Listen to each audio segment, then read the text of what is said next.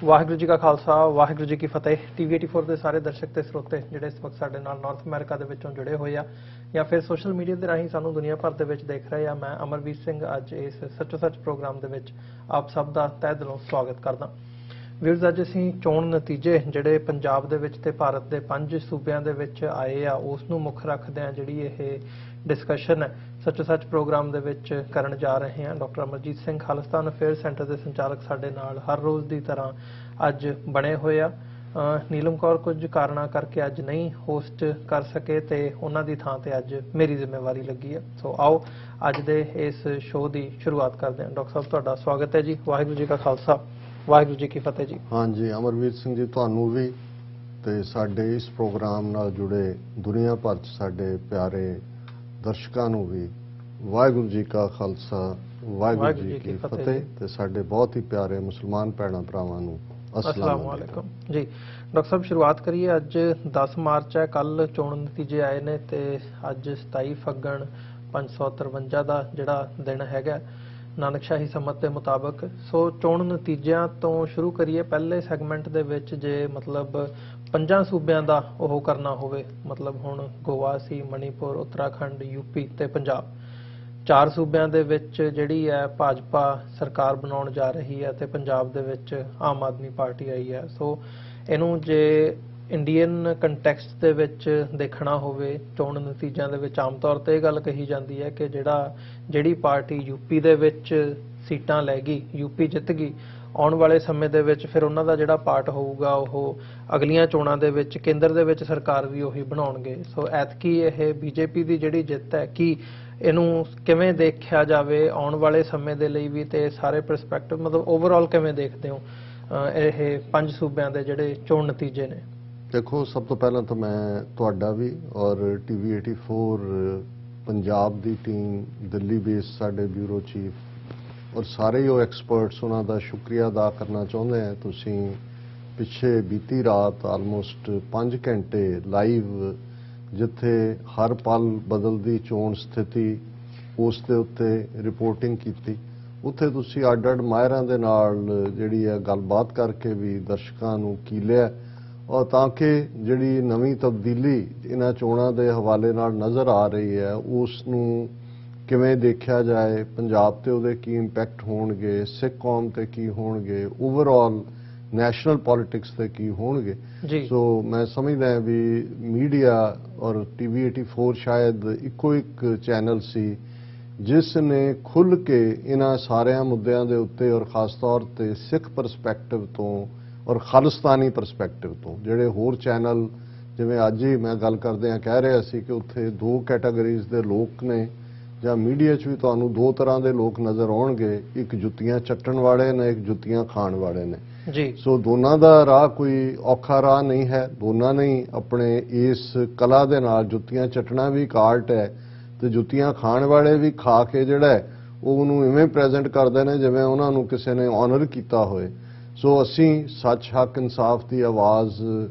ਔਰ ਪੰਜਾਬ ਦੇ ਆਵਾਮ ਦੀ ਆਵਾਜ਼, ਪੰਜਾਬ ਦੇ ਭਵਿੱਖ ਦੀ ਆਵਾਜ਼ ਬਣ ਕੇ ਜਿਹੜਾ ਇਹ ਸਾਰੇ ਜਿਹੜਾ ਵਰਤਾਰਾ ਉਹ ਚੋਣ ਡਰਾਮਾ ਹੋਏ, ਉਹ ਉੱਥੇ ਨਿੱਤ ਚੜ੍ਹਦੇ ਸੂਰਜ ਦੇ ਨਾਲ ਹੋ ਰਿਹਾ ਪ੍ਰੋਪੇਗੈਂਡਾ ਹੋਏ, ਉਹਨਾਂ ਦੀ IT ਸੈਕਟਰ ਕੀ ਕਰਦਾ ਹੈ, ਉਹਨਾਂ ਦਾ ਸੋਸ਼ਲ ਮੀਡੀਆ ਕੀ ਕਰਦਾ ਹੈ। ਸੋ ਸਾਡੀ ਇਹ ਕੋਸ਼ਿਸ਼ ਹੈ, ਬੇਸ਼ੱਕ ਅਸੀਂ ਇਹ ਦਾਅਵਾ ਨਹੀਂ ਕਰਦੇ ਕਿ ਭਾਈ ਸਾਰੀ ਐਕਸਕਲੂਸਿਵ ਜਾਂ ਅਲਟੀਮੇਟ ਟਰੂਥ ਦੇ ਅਸੀਂ ਕੋਈ ਝੰਡਾ ਬਰਦਾਰ ਹੈ, ਪਰ ਸਾਡੀ ਕੋਸ਼ਿਸ਼ ਜ਼ਰੂਰ ਹੁੰਦੀ ਹੈ ਕਿ ਭਾਈ ਅਸੀਂ ਸੱਚ ਦੀ ਗੱਲ ਨੂੰ ਅੱਗੇ ਲਿਆਈਏ। ਸੋ ਤੁਸੀਂ ਸਾਰੀ ਰਾਤ ਜਾਗਦੇ ਰਹੇ ਹੋ ਸਵੇਰ ਤੱਕ ਔਰ ਮੈਨੂੰ ਵੀ ਇਹ ਮੌਕਾ ਬਣਿਆ ਕਿ ਮੈਂ ਉਸ ਪ੍ਰੋਗਰਾਮ ਨੂੰ ਵੀ ਦੇਖਿਆ, ਓਵਰਆਲ ਬਾਕੀ ਚੈਨਲਸ ਤੇ ਕੀ ਚੱਲ ਰਿਹਾ ਸੀ। ਸੋ ਮੈਂ ਸਮਝਦਾ ਵੀ TV84 ਨੇ ਇਹਨਾਂ ਚੋਣਾਂ ਦੇ ਮੌਕੇ ਦੇ ਉੱਤੇ ਵੀ ਆਪਣੀ ਨਾ ਸਿਰਫ ਹਾਜ਼ਰੀ ਲਵਾਈ ਹੈ ਪਰ ਇੱਕ ਸੋਲਿਡ ਕਿਰਦਾਰ ਅਦਾ ਕੀਤਾ। ਥੈਂਕ ਯੂ ਜੀ। ਦੇਖੋ, ਪਹਿਲੀ ਗੱਲ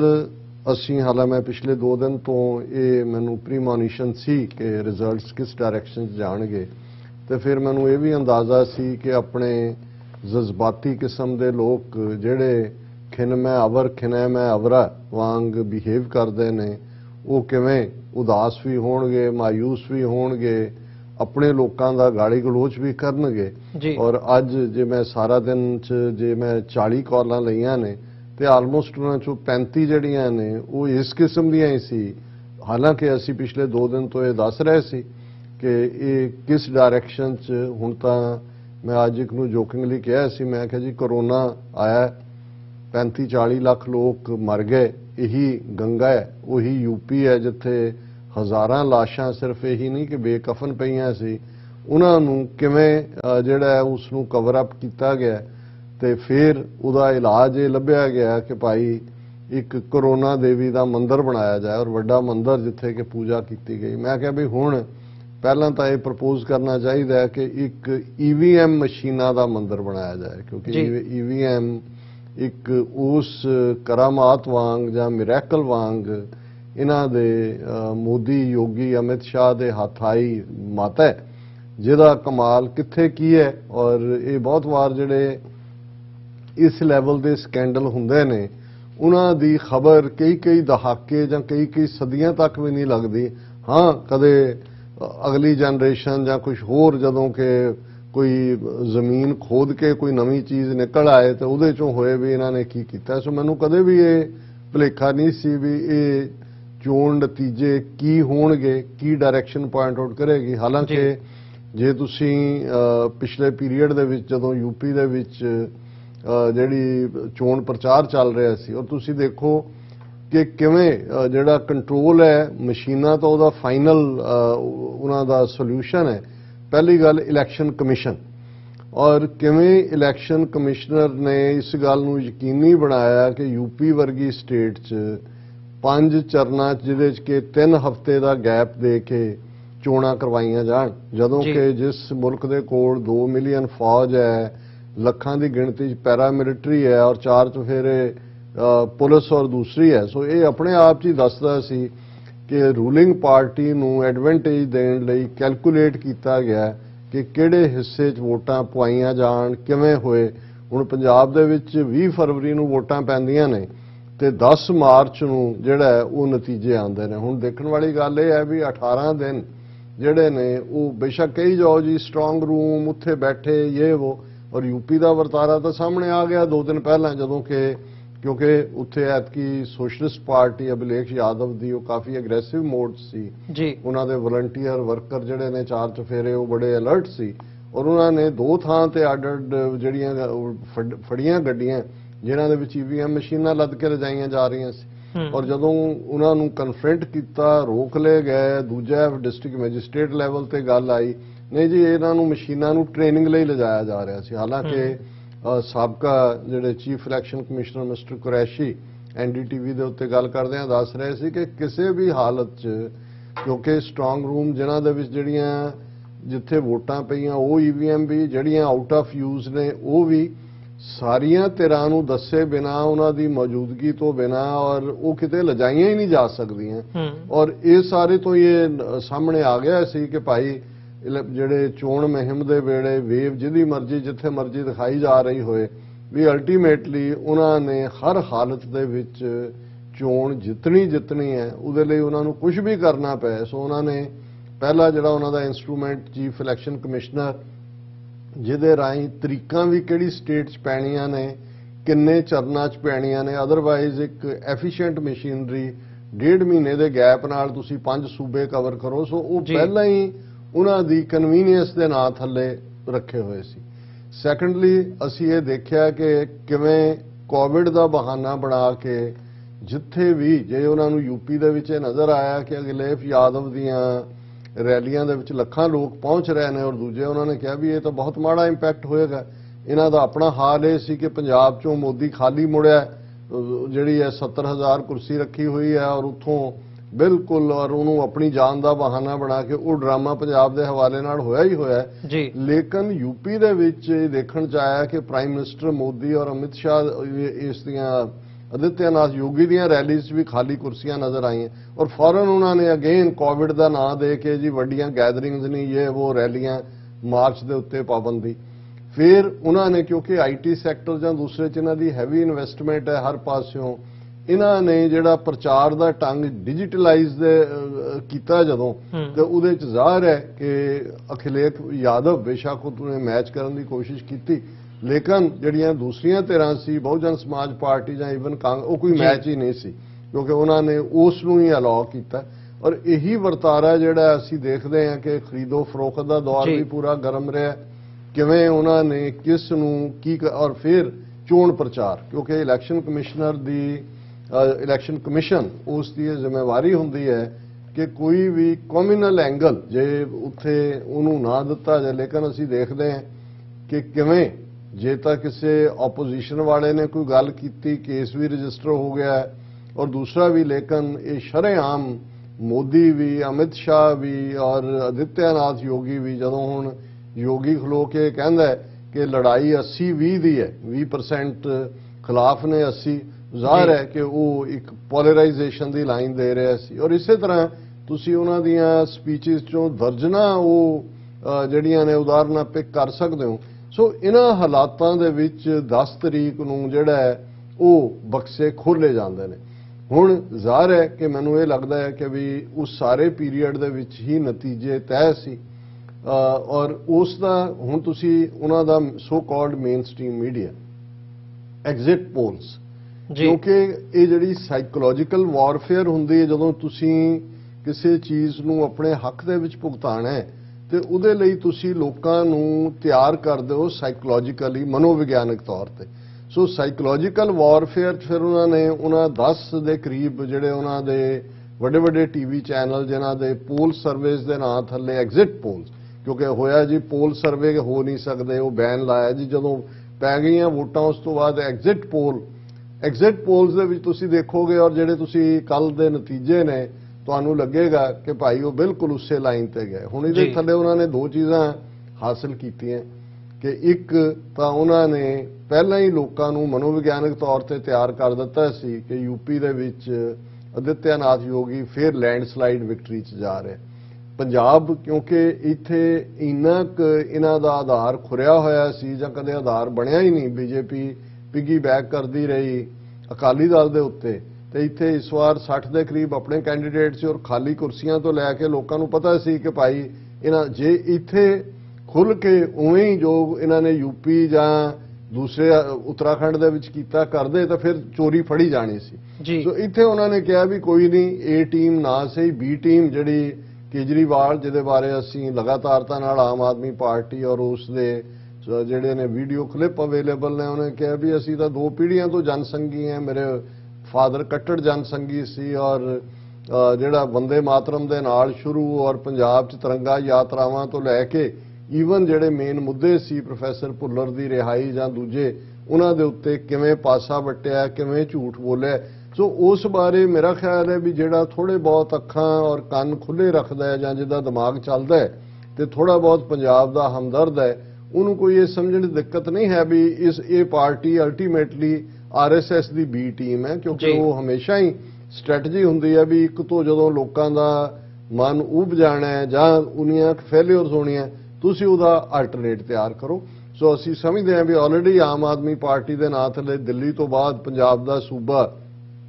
ਉਹਨਾਂ ਦੇ ਹਵਾਲੇ ਕਰਕੇ ਉਹ ਆਲਟਰਨੇਟਿਵ ਆਉਣ ਵਾਲੇ, ਹੁਣ ਤੁਸੀਂ ਦੇਖਦੇ ਹੋ ਕਿ ਉਹੀ ਆਮ ਆਦਮੀ ਪਾਰਟੀ ਜਿਹੜੀ ਯੂਪੀ 'ਚ ਵੀ ਜਾ ਕੇ ਚੋਣਾਂ ਲੜਦੀ ਹੈ, ਗੋਆ ਦੇ ਵਿੱਚ ਵੀ ਕਿੰਨਾ ਵਕਤ ਇਹਨੇ ਸਪੈਂਡ ਕੀਤਾ ਹੈ, ਉੱਤਰਾਖੰਡ ਦੇ ਵਿੱਚ ਵੀ ਕੀਤਾ ਹੈ, ਉਹੀ ਏਜੰਡਾ ਹੈ, ਉਹੀ ਰਾਸ਼ਟਰਵਾਦ ਹੈ, ਉਹੀ ਦੂਜਾ ਹੈ, ਪਰ ਉੱਥੇ ਕਿਤੇ ਹਾਜ਼ਰੀ ਵੀ ਨਹੀਂ ਇਹਨਾਂ ਦੀ ਲੱਗਦੀ ਹੈ, ਕਿਤੇ ਖਾਤਾ ਵੀ ਨਹੀਂ ਖੁੱਲਦਾ। ਪਰ ਐਸਾ ਕੀ ਕਾਰਨ ਹੈ ਕਿ ਪੰਜਾਬ ਦੇ ਵਿੱਚ ਪਿਛਲੇ ਆਲਮੋਸਟ ਜਦੋਂ ਤੋਂ ਪੰਜਾਬੀ ਸੂਬਾ ਬਣਿਆ 1967 'ਚ ਪਹਿਲੀਆਂ ਇਲੈਕਸ਼ਨਾਂ ਹੁੰਦੀਆਂ ਨੇ ਔਰ 92 ਸੀਟਾਂ 117 ਚੋਂ, ਔਰ ਉਹ ਵੀ ਹਜ਼ਾਰਾਂ ਦੇ ਫਰਕ ਦੇ ਨਾਲ, ਔਰ ਹਾਲਾਂ ਇਸ ਤੋਂ ਪਿਛਲੀਆਂ ਚੋਣਾਂ ਦੇ ਵੇਲੇ ਜਦੋਂ 2017 ਦੇ ਵਿੱਚ ਸੀ ਉਦੋਂ ਇੱਕ ਵੇਵ ਨਜ਼ਰ ਵੀ ਆਉਂਦੀ ਸੀ, ਡਾਇਸਪੋਰਾ ਸਿੱਖ ਕਮਿਊਨਿਟੀ ਵੱਡੀ ਗਿਣਤੀ ਦੇ ਵਿੱਚ, ਇਕੱਲਾ ਇਹੀ ਨਹੀਂ ਕਿ ਪੈਸਾ ਦਿੱਤਾ ਸੀ, ਵੱਡੀ ਗਿਣਤੀ ਦੇ ਵਿੱਚ ਉੱਥੇ ਪ੍ਰੈਜ਼ੈਂਸ ਵੀ ਦਿਖਾਈ ਸੀ, ਮੌਜੂਦ ਸੀ, ਜਹਾਜ਼ਾਂ ਦੇ ਜਹਾਜ਼ ਭਰ ਕੇ ਗਏ ਸੀ, ਜਿਹੜੇ ਹਮੇਸ਼ਾ ਮਾਨ ਸਾਹਿਬ ਉਸ ਦੀ ਸ਼ਿਕਾਇਤ ਕਰਦੇ ਨੇ ਕਿ ਭਾਈ ਤੁਸੀਂ ਜ਼ਿੰਮੇਵਾਰ ਹੋਏ। ਲੇਕਿਨ ਉਸ ਸਾਰੇ ਦੇ ਬਾਵਜੂਦ 20 ਸੀਟਾਂ ਪੰਜਾਬ ਦੇ ਵਿੱਚ ਆਮ ਆਦਮੀ ਪਾਰਟੀ ਲੈ ਕੇ ਗਈ ਸੀ। ਹੁਣ ਇਸ ਸਾਰੇ ਪੀਰੀਅਡ 'ਚ ਔਰ ਜੇ ਤੁਸੀਂ ਈਵਨ ਉਹਨਾਂ 20 MLAਆਂ ਦੀ ਪਰਫਾਰਮੈਂਸ ਦੇਖੋ ਐਜ਼ ਏ ਆਪੋਜੀਸ਼ਨ ਪਾਰਟੀ, ਹਾਲਾਂ ਉਹਨਾਂ ਦੇ ਲੀਡਰ ਨੂੰ ਐਜ਼ ਏ ਪਹਿਲਾਂ ਹਰਵਿੰਦਰ ਸਿੰਘ ਫੂਲਕੇ ਨੂੰ ਲੀਡਰ ਬਣਾਇਆ ਸੀ, ਉਹਨੂੰ ਐਜ਼ ਏ ਮਿਨਿਸਟਰ ਸਟੇਟਸ ਸੀ, ਉਹ ਬਿਲਕੁਲ ਫਲੋਪਿੰਗ ਸੀ। ਇੱਕ ਤਾਂ ਹੁੰਦਾ ਨਾ ਜੀ ਵੀ ਕਿਸੇ ਨੇ ਇੱਕ ਰੋਲ ਦੇ ਵਿੱਚ ਆਪਣੀ ਪਰਫਾਰਮੈਂਸ ਦਿੱਤੀ ਹੈ ਔਰ ਉਹਦੇ ਚੋਂ ਵੀ ਕਿਵੇਂ ਅੱਡ ਹੋਏ। ਕੰਵਰ ਸਿੰਘ ਸੰਧੂ ਨੇ ਕੀ ਕੀਤਾ, ਸੁਖਪਾਲ ਖਹਿਰਾ ਨੇ ਪੰਜਾਬ ਏਕਤਾ ਪਾਰਟੀ ਬਣਾਈ, ਦੂਜਾ ਜੀ। ਲੇਕਿਨ ਅਸੀਂ ਇਹ ਗੱਲ ਕਰਾਂਗੇ ਵੇਰਵੇ 'ਚ, ਕਿਉਂਕਿ ਪੰਜਾਬ ਸਾਡਾ ਅਲਟੀਮੇਟਲੀ ਫੋਕਸ ਹੈ ਕਿ ਇਹ ਚੀਜ਼ਾਂ ਕਿਵੇਂ ਪ੍ਰਭਾਵਿਤ ਕਰਨਗੀਆਂ। ਸੋ ਮੈਨੂੰ ਇਹ ਬੜਾ ਕਲੀਅਰਲੀ, ਸ਼ਾਇਦ ਸਾਰੇ ਇਸ ਗੱਲ ਨਾਲ ਨਾ ਸਹਿਮਤ ਹੁੰਦੇ ਹੋਣ, ਕਿਉਂਕਿ ਜਦੋਂ ਢੋਲ ਦਾ ਡਗਾ ਵੱਜਦਾ ਹੈ ਹਰ ਇੱਕ ਨੂੰ ਇਹ ਲੱਗਦਾ ਹੁੰਦਾ ਵੀ ਉਹਨੇ ਆਪਣਾ ਕੁਛ ਨਾ ਕੁਛ ਜਿਹੜਾ ਨੱਚ ਕੇ ਦਿਖਾਣਾ ਹੈ, ਪਰ ਮੈਨੂੰ ਇਹ ਸਾਰੇ ਹੀ ਜਿਵੇਂ ਇੱਕ ਟੇਲਰਡ, ਟਿਊਟਰਡ ਔਰ ਇੱਕ ਪਲੈਨਡ ਤਰੀਕੇ ਦੀ ਚੋਣ ਹੁੰਦੀ ਹੈ ਔਰ ਉਹਦੇ ਲਈ ਤਾਂ ਸਾਈਕੋਲੋਜੀਕਲੀ ਪ੍ਰਿਪੇਅਰ ਕਰ ਦਿੱਤਾ ਗਿਆ। ਔਰ ਸੈਕੰਡਲੀ ਜਦੋਂ ਹੁਣ ਤੁਸੀਂ ਉਹਦਾ ਦੂਸਰਾ ਨਤੀਜਾ ਦੇਖੋ, ਦੁਨੀਆ ਭਰ ਦੇ ਵਿੱਚ ਜਿਹੜੇ ਇੱਥੇ ਈਵਨ ਬੜੀ ਵੱਡੇ ਪੈਮਾਨੇ ਤੇ ਸੈਂਪਲਿੰਗ ਲੈ ਕੇ ਜਿਹੜੇ ਓਪੀਨੀਅਨ ਪੋਲ ਜਾਂ ਦੂਸਰੇ ਵੀ ਡਿਸਾਈਡ ਕਰਦੇ ਨੇ, ਉਹਨਾਂ ਦੀ ਕਰੈਕਟੇਬਿਲਿਟੀ ਦੇ ਉੱਤੇ ਸਵਾਲੀਆ ਨਿਸ਼ਾਨ ਹੁੰਦਾ। ਪਰ ਹੁਣ ਇਸ ਸਾਰੇ ਦੇ ਨਾਲ ਉਹਨਾਂ ਨੇ 2024 ਦੇ ਲਈ ਵੀ ਉਹ ਕ੍ਰੈਡੀਬਿਲਿਟੀ ਤਿਆਰ ਕਰ ਲਈ। ਦੇਖੋ ਜੀ, ਐਗਜ਼ਿਟ ਪੋਲਸ ਨੇ ਦੱਸਿਆ ਸੀ ਔਰ ਉਸੇ ਲਾਈਨ ਤੇ ਉਹਨਾਂ ਦੀ ਕ੍ਰੈਡੀਬਿਲਿਟੀ ਵੀ ਐਸਟੈਬਲਿਸ਼ ਕੀਤੀ, ਸਾਈਕੋਲੋਜੀਕਲੀ ਲੋਕਾਂ ਨੂੰ ਮਨੋਵਿਗਿਆਨਕ ਤੌਰ ਤੇ ਉਸ ਦੇ ਲਈ ਤਿਆਰ ਕੀਤਾ। ਔਰ ਅੱਜ ਜਦੋਂ ਕਿ ਇਹ ਸਾਰੇ ਬਾਹਰ ਆਏ, ਤੁਸੀਂ ਦੇਖੋ ਕਿ ਵੀ ਇਹਨੂੰ ਉਹਨਾਂ ਨੇ ਇਹ ਨੈਰੇਟਿਵ ਦੇ ਨਾਲ, ਹੁਣ ਮੋਦੀ ਕਹਿ ਰਿਹਾ ਹੈ ਕਿ ਜੀ ਇਹਨਾਂ ਚੋਣ ਨਤੀਜਿਆਂ ਨੇ 2024 ਦਾ ਜਿਹੜਾ ਏਜੰਡਾ ਉਹ ਸੈੱਟ ਕਰ ਦਿੱਤਾ ਹੈ। ਦੂਸਰਾ ਪਾਰਟ ਅਸੀਂ ਦੇਖਦੇ ਹਾਂ, ਕਿਉਂਕਿ ਮੈਂ ਬਹੁਤੀ ਸੀਟਾਂ ਦੀ ਗਿਣਤੀ 'ਚ ਨਹੀਂ ਜਾਣਾ ਚਾਹੁੰਦਾ, ਮੈਂ ਜਸਟ ਪਾਸਿੰਗ ਰੈਫਰੈਂਸ ਮੈਂਸ਼ਨ ਕਰਦੇ ਹਾਂ ਕਿਉਂਕਿ ਖਬਰਾਂ ਸਾਰਿਆਂ ਨੇ ਦੇਖੀਆਂ ਹੋਈਆਂ ਨੇ ਕਿ ਯੂਪੀ ਦੇ ਵਿੱਚ ਜਿੱਥੇ ਕਿ ਆਲਮੋਸਟ ਸਭ ਕੁਝ ਐਟ ਸਟੇਕ ਸੀ ਔਰ ਇਹ ਇੱਕ ਪੂਰੀ ਵੇਵ ਚੱਲ ਰਹੀ ਸੀ ਯੋਗੀ ਦੇ ਖਿਲਾਫ ਔਰ ਇਹ ਸੀ ਕਿ ਭਾਈ ਇਹ ਜਿਹੜਾ ਇਹ ਅਪਰੂਟ ਹੋਏਗਾ, ਉੱਥੇ ਅਸੀਂ ਦੇਖਦੇ ਹਾਂ ਕਿ 273 ਸੀਟਾਂ ਟੋਟਲ 403 ਚੋਂ 74 ਜਿਹੜੀਆਂ ਨੇ ਉਹ ਬੀਜੇਪੀ ਲੈ ਜਾਂਦਾ। ਹਾਲਾਂਕਿ ਇਹ ਹੈ ਕਿ ਵੀ ਪਿਛਲੀ ਵਿਧਾਨ ਸਭਾ ਵੇਲੇ 2017 ਚ 3/4 ਸੀਟਾਂ ਬੀਜੇਪੀ ਦੇ ਕੋਲ ਸੀ, ਇਸ ਵਾਰ 2/3 ਨੇ। ਲੇਕਿਨ ਇੱਕ ਐਂਟਾਈ ਇਨਕੰਬੈਂਸੀ, ਟੋਟਲ ਕਰੋਨਾ ਦੇ ਸਾਰੇ ਪੀਰੀਅਡ ਦੀ ਫੇਲਿਅਰ, ਪਲੱਸ ਸਾਰੇ ਵੈਸਟਰਨ ਯੂਪੀ ਦੇ ਵਿੱਚ ਕਿਸਾਨ ਮੂਵਮੈਂਟ ਦੇ ਵੇਲੇ ਉਹ ਸਾਰੇ ਦੀ ਨੈਕੇਸ਼ਨ, ਲਖੀਮਪੁਰ ਖੀਰੀ ਦੇ ਵਿੱਚ ਜਿੱਥੇ 8 ਸੀਟਾਂ ਬਣਦੀਆਂ ਨੇ ਉੱਥੇ ਕਿਵੇਂ ਲੋਕਾਂ ਦੇ ਵਿੱਚ ਗੁੱਸਾ ਕਿ ਭਾਈ ਕਿਵੇਂ 4 ਕਿਸਾਨ ਔਰ ਇੱਕ ਪੱਤਰਕਾਰ ਦਰੜ ਕੇ ਮਾਰੇ। ਇਹਦੇ ਬਾਵਜੂਦ ਜੇ ਉਹਨੂੰ ਜੇਤੂ ਐਲਾਨਿਆ ਜਾਂਦਾ ਔਰ 2/3 ਸੀਟਾਂ ਔਰ ਲਖੀਮਪੁਰ ਖੀਰੀ ਦੀਆਂ 8 ਦੀਆਂ 8 ਸੀਟਾਂ ਬੀਜੇਪੀ ਦੇ ਖਾਤੇ 'ਚ ਪੈਂਦੀਆਂ ਨੇ, ਮੇਰਾ ਖਿਆਲ ਹੈ ਕਿ ਵੀ ਇਹ ਸਮਝਣਾ ਔਖਾ ਨਹੀਂ ਹੈ ਕਿ ਕੀ ਫੈਕਟਰ ਇਹਨਾਂ ਦੇ ਬਿਹਾਈਂਡ ਕੰਮ ਕਰ ਰਿਹਾ। ਫਿਰ ਅਸੀਂ ਦੂਸਰਾ ਪਾਰਟ ਸੋਸ਼ਲਿਸਟ ਪਾਰਟੀ, ਜ਼ਰੂਰ ਉਹਨੇ ਆਪਣੀਆਂ ਸੀਟਾਂ ਡਬਲ ਕੀਤੀਆਂ, 124 ਸੀਟਾਂ ਉਹਨਾਂ ਨੂੰ ਮਿਲਦੀਆਂ ਨੇ, ਲੇਕਿਨ ਉਹਨਾਂ ਦੀ ਜਿਸ ਕਿਸਮ ਦੀ ਜ਼ਬਰਦਸਤ ਵੇਵ ਸੀ ਜੀ ਉਹ, ਔਰ ਉਹਨਾਂ ਨੇ ਇੱਕ ਅੱਛਾ ਕੰਬੀਨੇਸ਼ਨ ਵੀ ਬਣਾਇਆ ਸੀ, ਉਹਦੇ ਥੱਲੇ ਮੁਸਲਮਾਨ ਭਾਈਚਾਰਾ ਵੀ ਉਹਨਾਂ ਦੇ ਝੰਡੇ ਥੱਲੇ ਸੀ ਔਰ ਉਹਨਾਂ ਨੇ ਡਿਵੈਲਪਮੈਂਟ ਦਾ ਵੀ, ਪਲੱਸ ਇਹ ਨਹੀਂ ਹੈ ਵੀ ਉਹਨਾਂ ਨੇ ਹਿੰਦੂਤਵੀ ਕਾਰਡ ਨਹੀਂ ਸੀ ਪਲੇ ਕੀਤਾ, ਇਹਨਾਂ ਨੇ ਹਿੰਦੂਤਵਾ ਦੇ ਨਾਂ ਥੱਲੇ ਉਹਨਾਂ ਨੇ ਹਿੰਦੂ ਧਰਮ ਦੇ ਜਿਹੜਾ ਜਾ ਕੇ ਗੰਗਾ 'ਚ ਵੀ ਔਰ ਦੂਸਰੇ ਵੀ ਔਰ ਬਾਕੀ ਕੋਰੀਡੋਰ ਬਣਾਉਣ ਦੀ ਲਾਈਨ, ਪੂਰੇ ਰਾਮਚੰਦਰ ਜੀ ਜਿੱਥੇ ਜਿੱਥੇ ਬਨਵਾਸ ਉੱਥੇ ਯੂਪੀ 'ਚ ਰਹੇ ਉਹਨੂੰ। ਸੋ ਇਹ ਨਹੀਂ ਹੈ, ਇੱਕ ਪਾਰਟ ਇਹ ਦੇਖਣ ਵਾਲੀ ਗੱਲ ਇਹ ਹੈ ਕਿ ਵੀ ਜੇ ਈਵਨ ਅੱਜ ਗੱਲ ਹਾਰਡ ਹਿੰਦੂਤਵਾ ਤੇ ਸੌਫਟ ਹਿੰਦੂਤਵਾ ਦੀ ਲੜਾਈ ਵਾਲੀ ਗੱਲ ਵੀ ਨਹੀਂ ਰਹੀ ਹੈ, ਇਹ ਇੱਕ ਮੰਨ ਲਿਆ ਗਿਆ ਹੈ ਕਿ ਇਹ ਹਿੰਦੂਆਂ ਦਾ ਮੁਲਕ ਹੈ ਔਰ ਇੱਥੇ ਜਿਹੜਾ ਏਜੰਡਾ ਉਹ ਹਿੰਦੂਤਵਾ ਦਾ ਹੀ ਹੋਏਗਾ। ਉਹਦੀ ਡੈਫੀਨੇਸ਼ਨ ਥੋੜੀ ਬਹੁਤ ਵੇਰੀ ਕਰਦੀ ਹੈ ਕਿ ਉਹਦੇ 'ਚ ਬੀਜੇਪੀ ਕਿਸੇ ਮੁਸਲਿਮ ਕੈਂਡੀਡੇਟ ਨੂੰ ਫੀਲਡ ਨਹੀਂ ਕਰਦੀ ਕਿਉਂਕਿ ਉਹਨਾਂ ਦਾ ਫਿਰ ਜਿਹੜਾ ਨੈਰੇਟਿਵ ਆਪਣਾ ਜਿਹੜਾ ਉਹਨਾਂ ਨੇ ਹਿੰਦੂ ਕਾਰਡ ਖੇਲਣਾ ਹੈ ਉਹ ਕਮਜ਼ੋਰ ਹੋ ਜਾਂਦਾ ਹੈ। ਇਹੀ ਕਾਰਨ ਹੈ ਕਿ ਇਸ ਸਾਰੇ ਦੇ ਵਿੱਚ ਅਲਟੀਮੇਟਲੀ ਨਾ ਸਿਰਫ ਯੂਪੀ ਦੇ ਵਿੱਚ ਬੀਜੇਪੀ 2/3 ਸੀਟਾਂ ਦੇ ਨਾਲ ਜਿੱਤਦੀ ਹੈ, ਪਰ ਉਹਨਾਂ ਦਾ ਉਹ ਨੈਰੇਟਿਵ ਜਿਹੜਾ ਕਿ ਫਿਰ ਕਾਸਟ ਫੈਕਟਰ ਨੂੰ, ਕਿਉਂਕਿ ਇਸ ਗੱਲ ਦਾ ਧਿਆਨ ਰਹੇ ਯੂਪੀ ਬਿਹਾਰ ਕਾਊ ਬੈਲਟ ਹੈ ਜਿੱਥੇ ਵਸਟ ਸਫਰਰ ਨੇ ਕਾਸਟ ਸਿਸਟਮ ਦੇ, ਔਰ ਉਸ ਦੇ ਵਿੱਚ ਜਿਹੜਾ ਜਾਟ ਵੋਟ ਕਿੰਨੀ ਹੈ, ਮੁਸਲਮਾਨ ਵੋਟ ਕਿੰਨੀ ਹੈ, ਸ਼ਡਿਊਲ ਕਾਸਟ ਵੋਟ ਕਿੰਨੀ ਹੈ, ਯਾਦਵ ਵੋਟ ਕਿੰਨੀ ਹੈ, ਇਹ ਡਿਸਾਈਡਿੰਗ ਫੈਕਟਰ ਹੈ। ਪਰ ਇਹਨਾਂ ਨੇ ਕਮਿਊਨਲ ਕਾਰਡ ਜਿੱਥੇ ਕਿ ਐਂਟਾਈ ਮੁਸਲਮ ਲਾਈਨ, ਐਂਟਾਈ ਪਾਕਿਸਤਾਨ ਲਾਈਨ ਉਸ ਖੂਬਸੂਰਤੀ ਨਾਲ ਪਲੇ ਕਰਦੇ ਨੇ ਕਿ ਉਸ ਫਲੱਡ ਦੇ ਸਾਹਮਣੇ ਜਿਹੜੇ ਦੂਸਰੇ ਵੀ ਹਿੰਦੂ ਧਰਮ ਦੀ ਗੱਲ ਕਰਨ ਵਾਲੇ ਨੇ ਪਰ ਉਹ ਮੁਸਲਮਾਨਾਂ ਪ੍ਰਤੀ ਜਾਂ ਘੱਟ ਗਿਣਤੀਆਂ ਪ੍ਰਤੀ ਨਫ਼ਰਤ ਨਹੀਂ ਫੈਲਾਉਂਦੇ। ਇਸ ਵਾਰ ਲਖੀਮਪੁਰ ਖੀਰੀ ਦਾ ਜੇ ਜ਼ਿਕਰ ਕਰੀਏ ਕਿ ਕੱਲੇ ਇਹੀ ਨਹੀਂ ਕਿ 5 ਨੂੰ ਦਰੜਿਆ, ਕਿਵੇਂ ਉਸੇ ਹੀ ਜਿਹੜਾ ਕਾਤਲ ਹੈ ਜਿਹਦਾ ਪਿਓ ਮਿਨਿਸਟਰ ਬੈਠਾ ਹੋਇਆ ਮਿਸ਼ਰਾ ਕੇ ਕੀ ਹੈ ਉਹ ਜੀ ਉਹਨੂੰ ਰਿਲੀਜ਼ ਵੀ ਕੀਤਾ ਜਾਂਦਾ ਐਨ ਮੌਕੇ ਤੇ, ਕਿਵੇਂ ਉਸ ਦੇ ਖਿਲਾਫ ਇਹਨੇ ਸਖਤ ਜਿਹੜੇ ਨੇ ਮਰਡਰ ਕੇਸ ਹੋਣ ਦੇ ਬਾਵਜੂਦ, ਔਰ ਕਿਵੇਂ ਉਸ ਇਲਾਕੇ ਦੇ ਲੋਕਾਂ ਵੱਲੋਂ ਵੀ ਇਸ ਕਿਸਮ ਦੇ ਫਤਵੇ ਦੇ ਨਾਂ ਥੱਲੇ ਮੈਸੇਜ ਇਹ ਦਿੱਤਾ ਗਿਆ ਹੈ ਕਿ ਅਸੀਂ ਇਸੇ ਤਰ੍ਹਾਂ ਹੀ ਤੁਹਾਨੂੰ ਦਰੜਦੇ ਰਵਾਂਗੇ। ਸੋ ਯੂਪੀ ਜਿਹੜਾ ਕਿ ਫਲੈਗ ਬੀਅਰਰ ਹੈ ਕਿਸੇ ਵੀ ਦਿੱਲੀ ਦੀ ਚੇਂਜ ਦਾ, ਸਾਰੇ 75 ਸਾਲ ਦੇ ਭਾਰਤ ਦੇ ਇਤਿਹਾਸ 'ਚ ਯੂਪੀ ਤਾਂ ਇੱਕ ਸਟੇਜ ਤੇ ਤਾਂ ਪ੍ਰਾਈਮ ਮਿਨਿਸਟਰ ਹੀ ਉੱਥੋਂ ਬਣਦੇ ਰਹੇ ਨੇ, ਉਹਨਾਂ 'ਚ ਨਹਿਰੂ ਹੋਏ, ਲਾਲ ਬਹਾਦਰ ਸ਼ਾਸਤਰੀ ਹੋਏ, ਇੰਦਰਾ ਗਾਂਧੀ ਹੋਏ, ਔਰ ਹੁਣ ਵੀ ਇਹਦੇ ਨਾਲ ਨਿਤਿਆਨਾਥ ਯੋਗੀ ਦੀ ਸੈਕੰਡ ਟਰਮ ਦੇ ਨਾਲ ਉਸ ਨੇ ਆਪਣਾ ਈਵਨ ਆਲ ਇੰਡੀਆ ਕ੍ਰੈਡੈਂਸ਼ੀਅਲ ਕਾਇਮ ਕਰ ਲਏ ਨੇ, ਔਰ ਪ੍ਰਾਈਮ ਮਿਨਿਸਟਰੀਅਲ ਜਿਹੜਾ ਰੋਲ ਹੈ ਮੋਦੀ ਜਦੋਂ ਤੁਰ ਜਾਂਦਾ ਹੈ ਕਿਸੇ ਵੀ ਹਾਲਤ 'ਚ, ਉਸ ਦੇ ਲਈ ਵੀ ਉਹਨਾਂ ਨੇ ਉਹ ਤਿਆਰ ਕਰ ਲਿਆ। ਉੱਤਰਾਖੰਡ, ਹੁਣ ਉੱਤਰਾਖੰਡ ਦੇ ਹਵਾਲੇ ਨਾਲ ਅਸੀਂ ਦੇਖਦੇ ਹਾਂ ਕਿ ਭਾਈ ਬੀਜੇਪੀ ਜਿਹੜੀ ਹੈ ਉਹ 47 ਸੀਟਾਂ ਉੱਥੇ ਲਿਜਾਂਦੀ ਹੈ ਟੋਟਲ ਜਿਹੜੀਆਂ ਨੇ ਉੱਤਰਾਖੰਡ ਦੀਆਂ, ਉਸ ਦੇ ਵਿੱਚ ਇਹ ਐਬਸੋਲੂਟ ਮੈਜੋਰਿਟੀ ਬਣਦੀ ਹੈ, ਔਰ ਇਸ ਚੋਂ ਜਿਹੜੀ ਕਾਂਗਰਸ ਜਿਹੜੀ ਲੱਗਦਾ ਸੀ ਕਿ ਵੀ ਜਿੱਤ ਦੇ ਨੇੜੇ ਤੇੜੇ ਪਹੁੰਚ ਸਕਦੀ ਹੈ, ਕਿਉਂਕਿ ਆਲਰੇਡੀ ਬੀਜੇਪੀ ਦੀ ਹਕੂਮਤ ਇੰਨੀ ਬਦਨਾਮ ਸੀ, ਚੀਫ ਮਿਨਿਸਟਰ ਵੀ ਉਹਨਾਂ ਨੇ 1-2 ਬਦਲੇ, ਪਰ ਬੀਜੇਪੀ 47 ਸੀਟਾਂ ਦੇ ਨਾਲ 44% ਵੋਟਾਂ ਲੈ ਕੇ ਜਿੱਤਦੀ ਹੈ, ਔਰ ਕਾਂਗਰਸ ਜਿਹੜੀ ਹੈ ਬੇਸ਼ੱਕ ਵੋਟ ਪਰਸੈਂਟੇਜ ਉਹਦੇ ਕੋਲ 38% ਦੇ ਲਗਭਗ ਹੈ, ਪਰ ਸਿਰਫ 19 ਸੀਟਾਂ ਉਹ ਲਿਜਾ ਸਕਦੀ ਹੈ। ਸੋ ਉੱਤਰਾਖੰਡ ਦੇ ਵਿੱਚ ਵੀ ਇਨ ਸਪਾਈਟ ਆਫ ਕਿ ਬਿਲਕੁਲ ਬੀਜੇਪੀ ਦੀ ਕ੍ਰੈਡੀਬਿਲਿਟੀ ਜਿਲ 'ਚ ਸੀ, ਉਹਨਾਂ ਨੇ ਈਵੀਐਮ ਦਾ ਮੰਦਰ ਬਣਾਉਣ ਦੀ ਗੱਲ ਮੈਂ ਐਵੇਂ ਨਹੀਂ ਕੀਤੀ, ਉਹਦੇ 'ਚ ਵੀ ਜਿਹੜੀ ਹੈ ਬੀਜੇਪੀ ਉਹ ਵਿਨਰ ਹੈ। ਹੁਣ ਅਸੀਂ ਮਨੀਪੁਰ,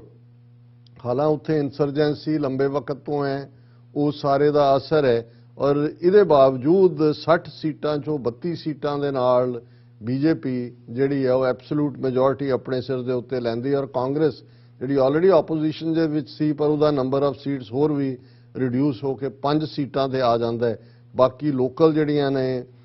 ਕੁਝ ਪਾਰਟੀਆਂ ਉਹਨਾਂ ਦੀ ਹੈ, ਪਰ ਕਿਉਂਕਿ ਬੀਜੇਪੀ ਕੋਲ ਐਬਸੋਲੂਟ ਮੈਜੋਰਿਟੀ ਹੈ ਤੇ ਬਾਕੀ ਇਰਰੈਲੇਵੈਂਟ ਹੋ ਜਾਂਦਾ। ਗੋਆ ਦੇ ਹਵਾਲੇ ਨਾਲ ਇੱਕ ਜ਼ਮਾਨਾ ਸੀ, ਗੋਆ ਦਿਮਾਗ 'ਚ ਆਉਂਦੇ ਆ ਇੱਕ ਕ੍ਰਿਸਚੀਅਨ ਸਟੇਟ ਦਾ ਕਨਸੈਪਟ ਆਉਂਦਾ ਸੀ, ਫਿਰ ਉੱਥੇ ਇਹਨਾਂ ਨੇ ਕਿਵੇਂ ਮਰਾਠਾ ਪਾਪੂਲੇਸ਼ਨ ਵਾੜੀ, ਉੱਥੇ ਕੈਥੋਲਿਕ ਜਿਹੜੇ ਨੇ 40% ਲਿਆਂਦੇ, ਔਰ ਹੁਣ ਇਵੇਂ ਆ ਗਿਆ ਕਿ ਜਿਵੇਂ ਗੋਆ ਔਰ ਯੂਪੀ ਇਹ ਹੁਣ ਹੀ ਬੀਜੇਪੀ ਦੇ ਜਿਹੜਾ ਰੂਲ ਕਰਨ ਲਈ ਬਣੀਆਂ ਹੋਈਆਂ, ਕਿਉਂਕਿ ਗੋਆ ਦੇ ਵਿੱਚ ਉਹਨਾਂ ਨੇ ਆਲਮੋਸਟ ਬੀਜੇਪੀ ਨੇ 33.3% ਵੋਟਾਂ ਲੈ ਕੇ ਆਲਮੋਸਟ 20 ਸੀਟਾਂ ਉਹਨਾਂ ਨੇ ਜਿੱਤੀਆਂ ਨੇ, ਔਰ ਜਿੱਥੇ ਇਸ ਵਾਰ ਇਹ ਹੋਪ ਸੀ ਕਿ ਜੀ ਕਾਂਗਰਸ ਲੈ ਜਾਏਗੀ, ਕੇਜਰੀਵਾਲ ਨੇ ਵੀ ਪੂਰਾ ਜ਼ੋਰ ਲਾਇਆ, ਔਰ ਈਵਨ ਮਮਤਾ ਬੈਨਰਜੀ ਨੇ ਤ੍ਰਿਣਮੂਲ ਕਾਂਗਰਸ ਦੇ ਥੱਲੇ ਗੋਆ ਦੇ ਵਿੱਚ ਕੈਂਪੇਨ ਕੀਤਾ, ਪਰ ਉਹਨਾਂ ਸਾਰਿਆਂ ਨੂੰ ਅਗੇਨ ਈਵੀਐਮ ਜ਼ਿੰਦਾਬਾਦ ਉਹ ਜਿਹੜਾ ਉਹਨਾਂ ਨੇ ਬੀਜੇਪੀ ਨੇ ਉਹ ਸਰਕਾਰ ਬਣਾਉਣ ਦੇ ਨੇੜੇ ਤੇੜੇ ਹੈ। ਔਰ ਇਸੇ ਤਰ੍ਹਾਂ ਅਸੀਂ ਮਨੀਪੁਰ ਦੇ ਹਵਾਲੇ ਨਾਲ ਅਸੀਂ ਗੱਲ ਕੀਤੀ ਹੈ ਕਿ ਮਨੀਪੁਰ 'ਚ ਵੀ, ਗੋਆ 'ਚ ਵੀ, ਉੱਤਰ ਪ੍ਰਦੇਸ਼ 'ਚ ਵੀ ਔਰ ਉੱਤਰਾਖੰਡ 'ਚ ਵੀ ਇਹਨਾਂ ਚਾਰੋਂ ਸੂਬਿਆਂ 'ਚ ਬੀਜੇਪੀ ਦੀਆਂ ਹੀ ਸਰਕਾਰਾਂ ਬਣਨ ਜਾ ਰਹੀਆਂ ਨੇ। ਪੰਜਾਬ ਦੇ ਹਵਾਲੇ ਨਾਲ ਅਸੀਂ ਡੀਟੇਲ 'ਚ ਗੱਲ ਕਰਾਂਗੇ ਕਿ ਪੰਜਾਬ 'ਚ ਬੇਸ਼ੱਕ ਆਮ ਆਦਮੀ ਪਾਰਟੀ ਨੇ ਕਲੀਨ ਸਵੀਪ ਕੀਤਾ, 117 ਸੀਟਾਂ 'ਚੋਂ 92 ਸੀਟਾਂ ਜਿਹੜੀਆਂ ਨੇ ਉਹ ਆਮ ਆਦਮੀ ਪਾਰਟੀ ਨੇ ਲਈਆਂ ਨੇ, ਔਰ ਇਸ ਦੇ ਨਾਲ ਜਿਹੜੀ ਅਕਾਲੀ ਦਲ ਦੀ ਟੈਲੀ ਹੈ ਉਹ ਸਿਰਫ 3 ਸੀਟਾਂ ਦੇ ਉੱਤੇ ਹੀ ਆ ਕੇ ਖਲੋ ਗਈ। ਮਾਝਾ ਮਾਲਵਾ ਦੁਆਬਾ 'ਚੋਂ ਇੱਕ ਉਹਨਾਂ ਨੂੰ ਗਨੀਵ ਕੌਰ ਜਿਹੜੀ ਬਿਕਰਮਜੀਤ ਮਜੀਠੀਏ ਦੀ ਵਾਈਫ ਹੈ ਉਹ ਮਜੀਠੇ ਤੋਂ ਜਿੱਤਦੀ ਹੈ, ਸੁਖਵਿੰਦਰ ਸਿੰਘ ਦੁਆਬੇ 'ਚ ਬੰਗਿਆਂ ਤੋਂ ਜਿੱਤਦਾ ਹੈ, ਔਰ ਇਆਲੀ ਇਹ ਦਾਖਾ ਹਲਕਾ ਲੁਧਿਆਣਾ 'ਚੋਂ। ਸੋ ਅਕਾਲੀਆਂ ਦਾ ਅਕਾਊਂਟ ਜਿਹੜਾ ਹੈ ਉਹ 3 ਤੇ ਸਿਮਟ ਜਾਂਦਾ ਹੈ। ਉਹਦੀ ਅਲਾਈ ਪਾਰਟੀ ਜਿਹੜੀ ਬਹੁਜਨ ਸਮਾਜ ਪਾਰਟੀ ਹੈ ਉਹ 1 ਸੀਟ ਹਾਸਲ ਕਰਦੀ ਹੈ, ਔਰ ਕਾਂਗਰਸ ਜਿਹੜੀ ਪਿਛਲੀਆਂ ਚੋਣਾਂ ਵੇਲੇ 75+ ਸੀਟਾਂ ਦੇ ਨੇੜੇ ਤੇੜੇ ਸੀ, ਇਸ ਵਾਰ ਅਸੀਂ ਦੇਖਦੇ ਹਾਂ ਕਿ ਉਸ ਦਾ ਜਿਹੜਾ ਹੈ ਬਿਲਕੁਲ ਉਹ ਪਿੱਛੇ ਚਲੀ ਜਾਂਦੀ ਹੈ, ਔਰ ਉਸ ਨੇ ਆਪਣਾ ਜਿਹੜੀ 18 ਸੀਟਾਂ ਦੇ ਨਾਲ ਬੇਸ਼ੱਕ ਵੋਟਾਂ 23% ਉਹਨਾਂ ਕੋਲ ਨੇ, ਲੇਕਿਨ ਸੀਟਾਂ ਉਹਨਾਂ ਦੇ ਕੋਲ 18 ਹੀ ਆਈਆਂ ਨੇ, ਔਰ ਬੀਜੇਪੀ ਜਿਹੜੀ ਆ ਉਹ 2 ਸੀਟਾਂ ਜਿਨ੍ਹਾਂ ਦੇ ਵਿੱਚ ਇੱਕ ਸੀਟ 'ਚ ਤੇ ਪਠਾਨਕੋਟ ਤੋਂ ਉਹਨਾਂ ਦਾ ਪ੍ਰੈਜ਼ੀਡੈਂਟ ਅਸ਼ਵਨੀ ਕੁਮਾਰ ਜਾਂ ਅਸ਼ਵਨੀ ਸ਼ਰਮਾ ਉਹ ਜਿੱਤਦਾ ਹੈ, ਔਰ ਇੱਕ ਜਿਵੇਂ ਉਹ ਰਾਣਾ ਗੁਰਜੀਤ ਜਿਹਨੇ ਆਪਣੀ ਸੀਟ ਵੀ ਕਾਂਗਰਸ ਦੀ ਜਿੱਤੀ ਔਰ ਆਪਣੇ ਮੁੰਡੇ ਨੂੰ ਉਹਨੇ ਇੰਡੀਪੈਂਡੈਂਟ ਖੜਾ ਕੀਤਾ ਸੀ ਸੁਲਤਾਨਪੁਰ ਲੋਧੀ ਤੋਂ। ਸੋ ਇਸ ਵਾਰ ਸਿਰਫ ਇੱਕ ਇੰਡੀਪੈਂਡੈਂਟ ਜਿਹੜਾ ਹੈ ਉਹ ਪੰਜਾਬ ਦੇ ਵਿੱਚ ਜਿੱਤਦਾ ਹੈ। ਸੋ ਬਾਕੀ ਅਸੀਂ ਜਿਉਂ-ਜਿਉਂ ਤੁਸੀਂ ਡਿਸਕਸ਼ਨ ਅੱਗੇ ਤੋਰੋਗੇ ਬਾਕੀ ਗੱਲਬਾਤ ਕਰਾਂਗੇ। ਜੀ ਡਾਕਟਰ ਸਾਹਿਬ, ਬਿਲਕੁਲ। ਇਹਨੂੰ ਜੇ ਥੋੜਾ ਜਿਹਾ ਤੁਸੀਂ ਇਸ ਹਵਾਲੇ ਨਾਲ ਵੀ ਗੱਲ ਕਰ ਸਕੋ, ਜਿਹੜਾ ਮਤਲਬ ਬੀਜੇਪੀ ਦਾ ਏਜੰਡਾ ਸੀ, ਜਿਵੇਂ ਤੁਸੀਂ ਗੱਲ ਕੀਤੀ ਹੈ ਹਿੰਦੂਤਵਾ ਦਾ, ਜਾਂ ਜਿਵੇਂ ਯੂਪੀ ਦੇ ਵਿੱਚ ਉਹਨਾਂ ਨੇ ਸਿੱਧਾ ਜਿਹੜਾ ਮੁਸਲਮਾਨਾਂ ਨੂੰ ਟਾਰਗੇਟ ਕਰਦਿਆਂ ਲਾਈਨ ਰੱਖੀ ਕੈਂਪੇਨ ਦੇ ਵਿੱਚ, ਆਦਿੱਤਿਆਨਾਥ ਯੋਗੀ ਤੋਂ ਮੋਦੀ ਤੋਂ ਲੈ ਕੇ ਸਾਰੇ ਜਿਹੜੇ ਇਹਨਾਂ ਦੇ ਆਗੂ ਸੀ ਉਹਨਾਂ ਦੀ ਜਿਹੜੀ ਬਿਆਨਬਾਜ਼ੀ ਸੀ, ਸੋ ਇਹਦਾ ਹੁਣ ਆਉਣ ਵਾਲੇ ਸਮੇਂ ਦੇ ਵਿੱਚ ਕੀ ਇੰਪੈਕਟ ਦੇਖ ਰਹੇ ਹੋ? ਮਤਲਬ ਘੱਟ ਗਿਣਤੀਆਂ ਦੇ ਹਵਾਲੇ ਨਾਲ, ਤੇ ਨਾਲ ਹੀ ਨਾਲ 2024 ਦਾ ਜਿਵੇਂ ਤੁਸੀਂ ਜ਼ਿਕਰ ਕੀਤਾ ਵੀ ਉਹ ਗਰਾਊਂਡ ਉਹਨਾਂ ਨੇ ਤਿਆਰ ਕਰ ਦਿੱਤੀ ਹੈ ਕਿ 2024 ਦੇ ਵਿੱਚ ਵੀ ਇਹੀ ਆਉਣਗੇ। ਦੇਖੋ, ਇਹ ਅਸੀਂ ਲਗਾਤਾਰਤਾ ਨਾਲ ਦੇਖਦੇ ਵੀ ਰਹੇ ਹਾਂ, ਇਸ ਨੂੰ ਡਿਸਕਸ ਵੀ ਕਰਦੇ ਰਹੇ ਹਾਂ 2017 ਦੀਆਂ ਅਸੈਂਬਲੀ ਚੋਣਾਂ ਵੇਲੇ ਵੀ, ਔਰ ਉਸ ਤੋਂ 2019 ਦੀ ਪਾਰਲੀਮੈਂਟ ਚੋਣਾਂ ਵੇਲੇ ਵੀ, ਕਿ ਹੁਣ ਉੱਥੇ ਕੋਈ ਧਿਰ ਹੋਏ। ਔਰ ਤੁਸੀਂ ਜੇ ਈਵਨ ਪੰਜਾਬ ਦੇ ਹਵਾਲੇ ਨਾਲ ਵੀ ਦੇਖੋ, ਅਕਾਲੀਆਂ ਦੇ ਪ੍ਰੈਜ਼ੀਡੈਂਟ ਤੋਂ ਲੈ ਕੇ ਉਹਨਾਂ ਦੇ ਜਿਹੜੇ ਉਮੀਦਵਾਰ ਨੇ ਉਹਨਾਂ ਦਾ ਵੱਲੋਂ ਹਵਨ ਕਰਵਾਇਆ ਜਾਣਾ, ਹਰ ਇੱਕ ਦੇ ਗੁੱਟ ਦੇ ਉੱਤੇ ਤੁਹਾਨੂੰ ਕੜੇ ਦੇ ਨਾਲ ਲਾਲ ਧਾਗਾ ਬੰਨਿਆ ਮਿਲਦਾ ਹੈ। ਔਰ ਦੂਸਰਾ, ਸੋ ਸੁਖਬੀਰ ਬਾਦਲ ਨੇ ਯਕੀਨੀ ਬਣਾਇਆ ਕਿ ਯੂਪੀ ਕੇ ਰਾਜਸਥਾਨ 'ਚ ਕਿਹੜੇ ਤੀਰਥ ਤੇ ਉਹ ਬੱਸ ਲੈ ਕੇ ਜਿਹੜਾ ਯਾਤਰਾ ਕਰਨ ਗਿਆ, ਔਰ ਸਾਰੀ ਥਾਂ ਤੇ ਨੈਣਾ ਦੇਵੀ ਦੇ ਮੰਦਿਰ ਵੀ ਪੂਜਾ ਲਈ ਗਿਆ, ਪਤਾ ਨਹੀਂ ਨਵਜੋਤ ਸਿੱਧੂ ਵੈਸ਼ਨੋ ਦੇਵੀ 2 ਵਾਰ ਗਿਆ ਕੈਂਪੇਨ ਵਿੱਚੇ ਛੱਡ ਕੇ। ਸੋ ਮਤਲਬ ਜਿੱਥੇ ਸਿੱਖ ਬੇਖੌਫ ਹੋ ਕੇ ਪੰਜਾਬ ਦੇ ਵਿੱਚ ਇੱਕ ਐਬਸੋਲੂਟ ਮੈਜੋਰਿਟੀ 'ਚ ਨੇ, ਇਹਦੇ ਬਾਵਜੂਦ ਇਹ ਜਿਹੜਾ ਹਿੰਦੂਤਵਾ ਦਾ ਉਹਨਾਂ ਨੇ ਮੰਤਰ ਦੁਹਰਾਣਾ ਉਹ ਪਾਰਟ ਸਮਝਿਆ ਕਿ ਉਹਨਾਂ ਨੇ ਕਿਵੇਂ ਇਸ ਸਾਰੇ ਨੂੰ ਜਿਹੜਾ ਉਹਦੇ 'ਚ ਉਹਨਾਂ ਨੇ ਆਪਣਾ ਗੇਨ ਕੱਢਣਾ। ਔਰ ਜਿਹੜੀਆਂ ਦੂਸਰੀਆਂ ਧਿਰਾਂ ਨੇ ਜਿਨ੍ਹਾਂ ਦੇ ਵਿੱਚ ਅਸੀਂ ਜੇ ਕੇਜਰੀਵਾਲ ਦੀ ਗੱਲ ਕਰੀਏ, ਜਿਹੜਾ ਪੰਜਾਬ ਦੇ ਹਵਾਲੇ ਨਾਲ, ਹੁਣ ਜਦੋਂ ਪੰਜਾਬ ਦੇ ਚੋਣ ਨਤੀਜੇ ਆਉਂਦੇ ਨੇ ਤੇ ਕੇਜਰੀਵਾਲ ਕਹਿੰਦਾ ਹੈ ਕਿ ਜੀ ਇਹ ਵਿਕਟਰੀ ਨਹੀਂ ਹੈ, ਇਹ ਰੈਵੋਲੂਸ਼ਨ ਹੈ। ਲੇਕਿਨ ਉਹ ਅਗਰ ਨੈਕਸਟ ਕੰਮ ਉਹ ਇਹ ਕਰਦਾ ਹੈ ਵੀ ਆਪਣੇ ਡਿਪਟੀ ਮਨੀਸ਼ ਸਿਸੋਦੀਆ ਨੂੰ ਲੈ ਕੇ ਦਿੱਲੀ 'ਚ ਹਨੂਮਾਨ ਮੰਦਿਰ 'ਚ ਜਾਂਦਾ ਹੈ ਔਰ ਉੱਥੇ ਪੂਜਾ ਕਰਦਾ ਹੈ ਕਿ ਜੀ ਪੰਜਾਬ ਦਾ ਹੋ ਗਿਆ। ਸੋ ਮਤਲਬ ਮੈਸੇਜ ਇਹ ਨਹੀਂ ਹੈ ਵੀ ਕੱਲਾ ਇੱਕ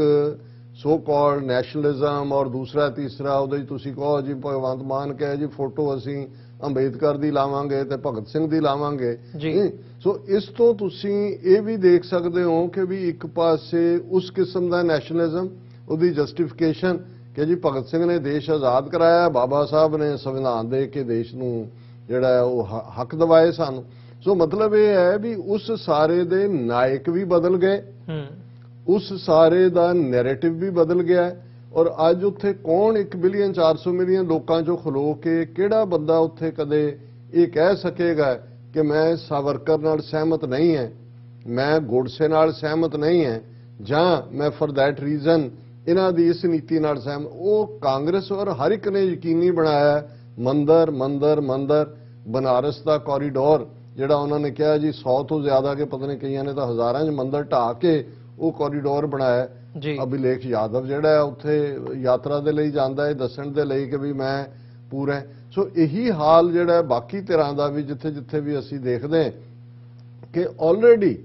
ਹੁਣ ਕੱਲ ਨੂੰ ਉੱਥੇ ਕੋਈ ਹੋਰ ਪਾਰਟੀ ਵੀ ਬਣ ਜਾਏ, ਉਹ ਹਿੰਦੂਤਵਾ ਦੇ ਏਜੰਡੇ ਨੂੰ ਦੇ ਥੱਲੇ ਹੀ ਗੱਲ ਕਰੇਗੀ। ਇੰਨਾ ਕੁ ਹੋਏਗਾ ਕਿ ਭਾਈ ਕਿਸੇ ਨੂੰ ਲੱਗੇਗਾ ਕਿ ਜੀ ਇਹਨਾਂ ਨੇ ਸਿੱਧੀ ਮੌਬ ਲਿੰਚਿੰਗਸ ਨਹੀਂ ਕੀਤੀਆਂ, ਲੇਕਿਨ ਏਜੰਡਾ ਹੁਣ ਉੱਥੇ ਹਿੰਦੂ, ਇਹ ਨਹੀਂ ਵੀ ਇਹ ਭਾਰਤ ਹਿੰਦੂ ਰਾਸ਼ਟਰ ਬਣਨ ਵੱਲ ਜਾ ਰਿਹਾ। ਕਈ ਵਾਰੀ ਇਹ ਫਰੇਜ਼ ਆਲਰੇਡੀ ਉਹ ਬਣ ਚੁੱਕਾ ਔਰ ਸਾਰੀਆਂ ਪਾਲਿਸੀਜ਼, ਸਾਰੀਆਂ ਹੀ ਪੋਲੀਟੀਕਲ ਧਿਰਾਂ ਉਸ ਦੇ ਉੱਤੇ ਹੀ ਜਿਹੜੀਆਂ ਨੇ ਉਹ ਪਹਿਰਾ ਦਿੰਦੀਆਂ ਨੇ, ਇਹ ਸਾਬਤ ਕਰਦੀਆਂ ਨੇ ਕਿ ਅਸੀਂ ਇਸ ਹਿੰਦੂ ਰਾਸ਼ਟਰ 'ਚ ਰਹਿੰਦੇ ਹਾਂ, ਤੁਹਾਡੇ ਨਾਲੋਂ ਜ਼ਿਆਦਾ ਪੱਕੇ ਹਿੰਦੂ ਤੋਂ ਹੀ ਹੈ। ਜੀ ਡਾਕਟਰ ਸਾਹਿਬ, ਬਿਲਕੁਲ। ਸੋ ਵਿਊਅਰਸ, ਇੱਥੇ ਅਸੀਂ ਇੱਕ ਛੋਟੇ ਜਿਹੇ ਕਮਰਸ਼ੀਅਲ ਬ੍ਰੇਕ ਦੇ ਲਈ ਰੁਕਾਂਗੇ ਤੇ ਬ੍ਰੇਕ ਤੋਂ ਬਾਅਦ ਦੁਬਾਰਾ ਅਸੀਂ ਜਿਹੜੀ ਪੰਜਾਬ ਦੇ ਇਲੈਕਸ਼ਨ ਰਿਜ਼ਲਟਸ ਨੇ ਉਹਨਾਂ ਦੇ ਉੱਤੇ ਅਗਲੇ ਸੈਗਮੈਂਟ ਦੇ ਵਿੱਚ ਫੋਕਸ ਕਰਾਂਗੇ। ਸੋ ਇੱਕ ਛੋਟੇ ਜਿਹੇ ਬ੍ਰੇਕ ਤੋਂ ਬਾਅਦ ਦੁਬਾਰਾ ਮਿਲਦੇ ਹਾਂ।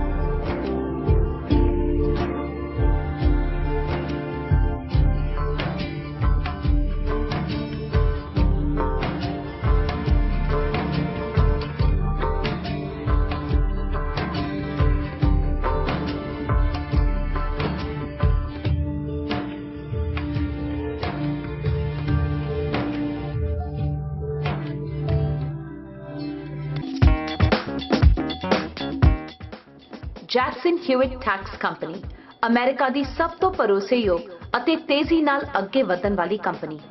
ਤੁਹਾਡੇ ਬਿਲਕੁਲ ਨਜ਼ਦੀਕ। ਹਰ ਤਰ੍ਹਾਂ ਦੇ ਟੈਕਸ ਫਾਈਲ ਕਰਨ ਲਈ ਤਜਰਬੇਕਾਰ ਅਤੇ ਮਾਹਿਰ ਕਰਮਚਾਰੀ ਜੋ ਤੁਹਾਡੀ ਮਦਦ ਕਰਦੇ ਨੇ ਹਰ ਤਰ੍ਹਾਂ ਦੇ ਸੌਖੀ ਤੋਂ ਸੌਖੀ ਅਤੇ ਮੁਸ਼ਕਿਲ ਟੈਕਸ ਫਾਈਲ ਕਰਨ ਦੇ ਵਿੱਚ। ਬੜੇ ਵਧੀਆ ਢੰਗ ਨਾਲ ਡੀਲ ਕਰਦੇ ਨੇ ਤੇ ਹਰ ਕਸਟਮਰ ਜਿਹੜਾ ਹੈ ਉਹ ਇਹਨਾਂ ਤੋਂ ਖੁਸ਼ ਜਾਂਦਾ ਹੈ। 100% ਸਹੀ ਅਤੇ ਵੱਧ ਤੋਂ ਵੱਧ ਰੀਫੰਡ ਦੀ ਗਾਰੰਟੀ। ਅਸੀਂ ਤੁਹਾਨੂੰ ਤੁਹਾਡੇ ਕੰਮ ਦੇ ਹਿਸਾਬ ਨਾਲ ਟੈਕਸ ਭਰਨ ਵਿੱਚ ਮਦਦ ਕਰਦੇ ਹਾਂ। ਕੋਈ ਅਪਾਇੰਟਮੈਂਟ ਦੀ ਲੋੜ ਨਹੀਂ। ਫ੍ਰੈਂਡਲੀ ਸਰਵਿਸ ਅਤੇ $50 ਗਿਫਟ ਕਾਰਡ ਦੇ ਨਾਲ। ਸਾਨੂੰ ਬਿਜ਼ਨਸ ਦੇਣ ਲਈ ਤੁਹਾਡਾ ਧੰਨਵਾਦ। Jackson Hewitt, where taxes are less taxing.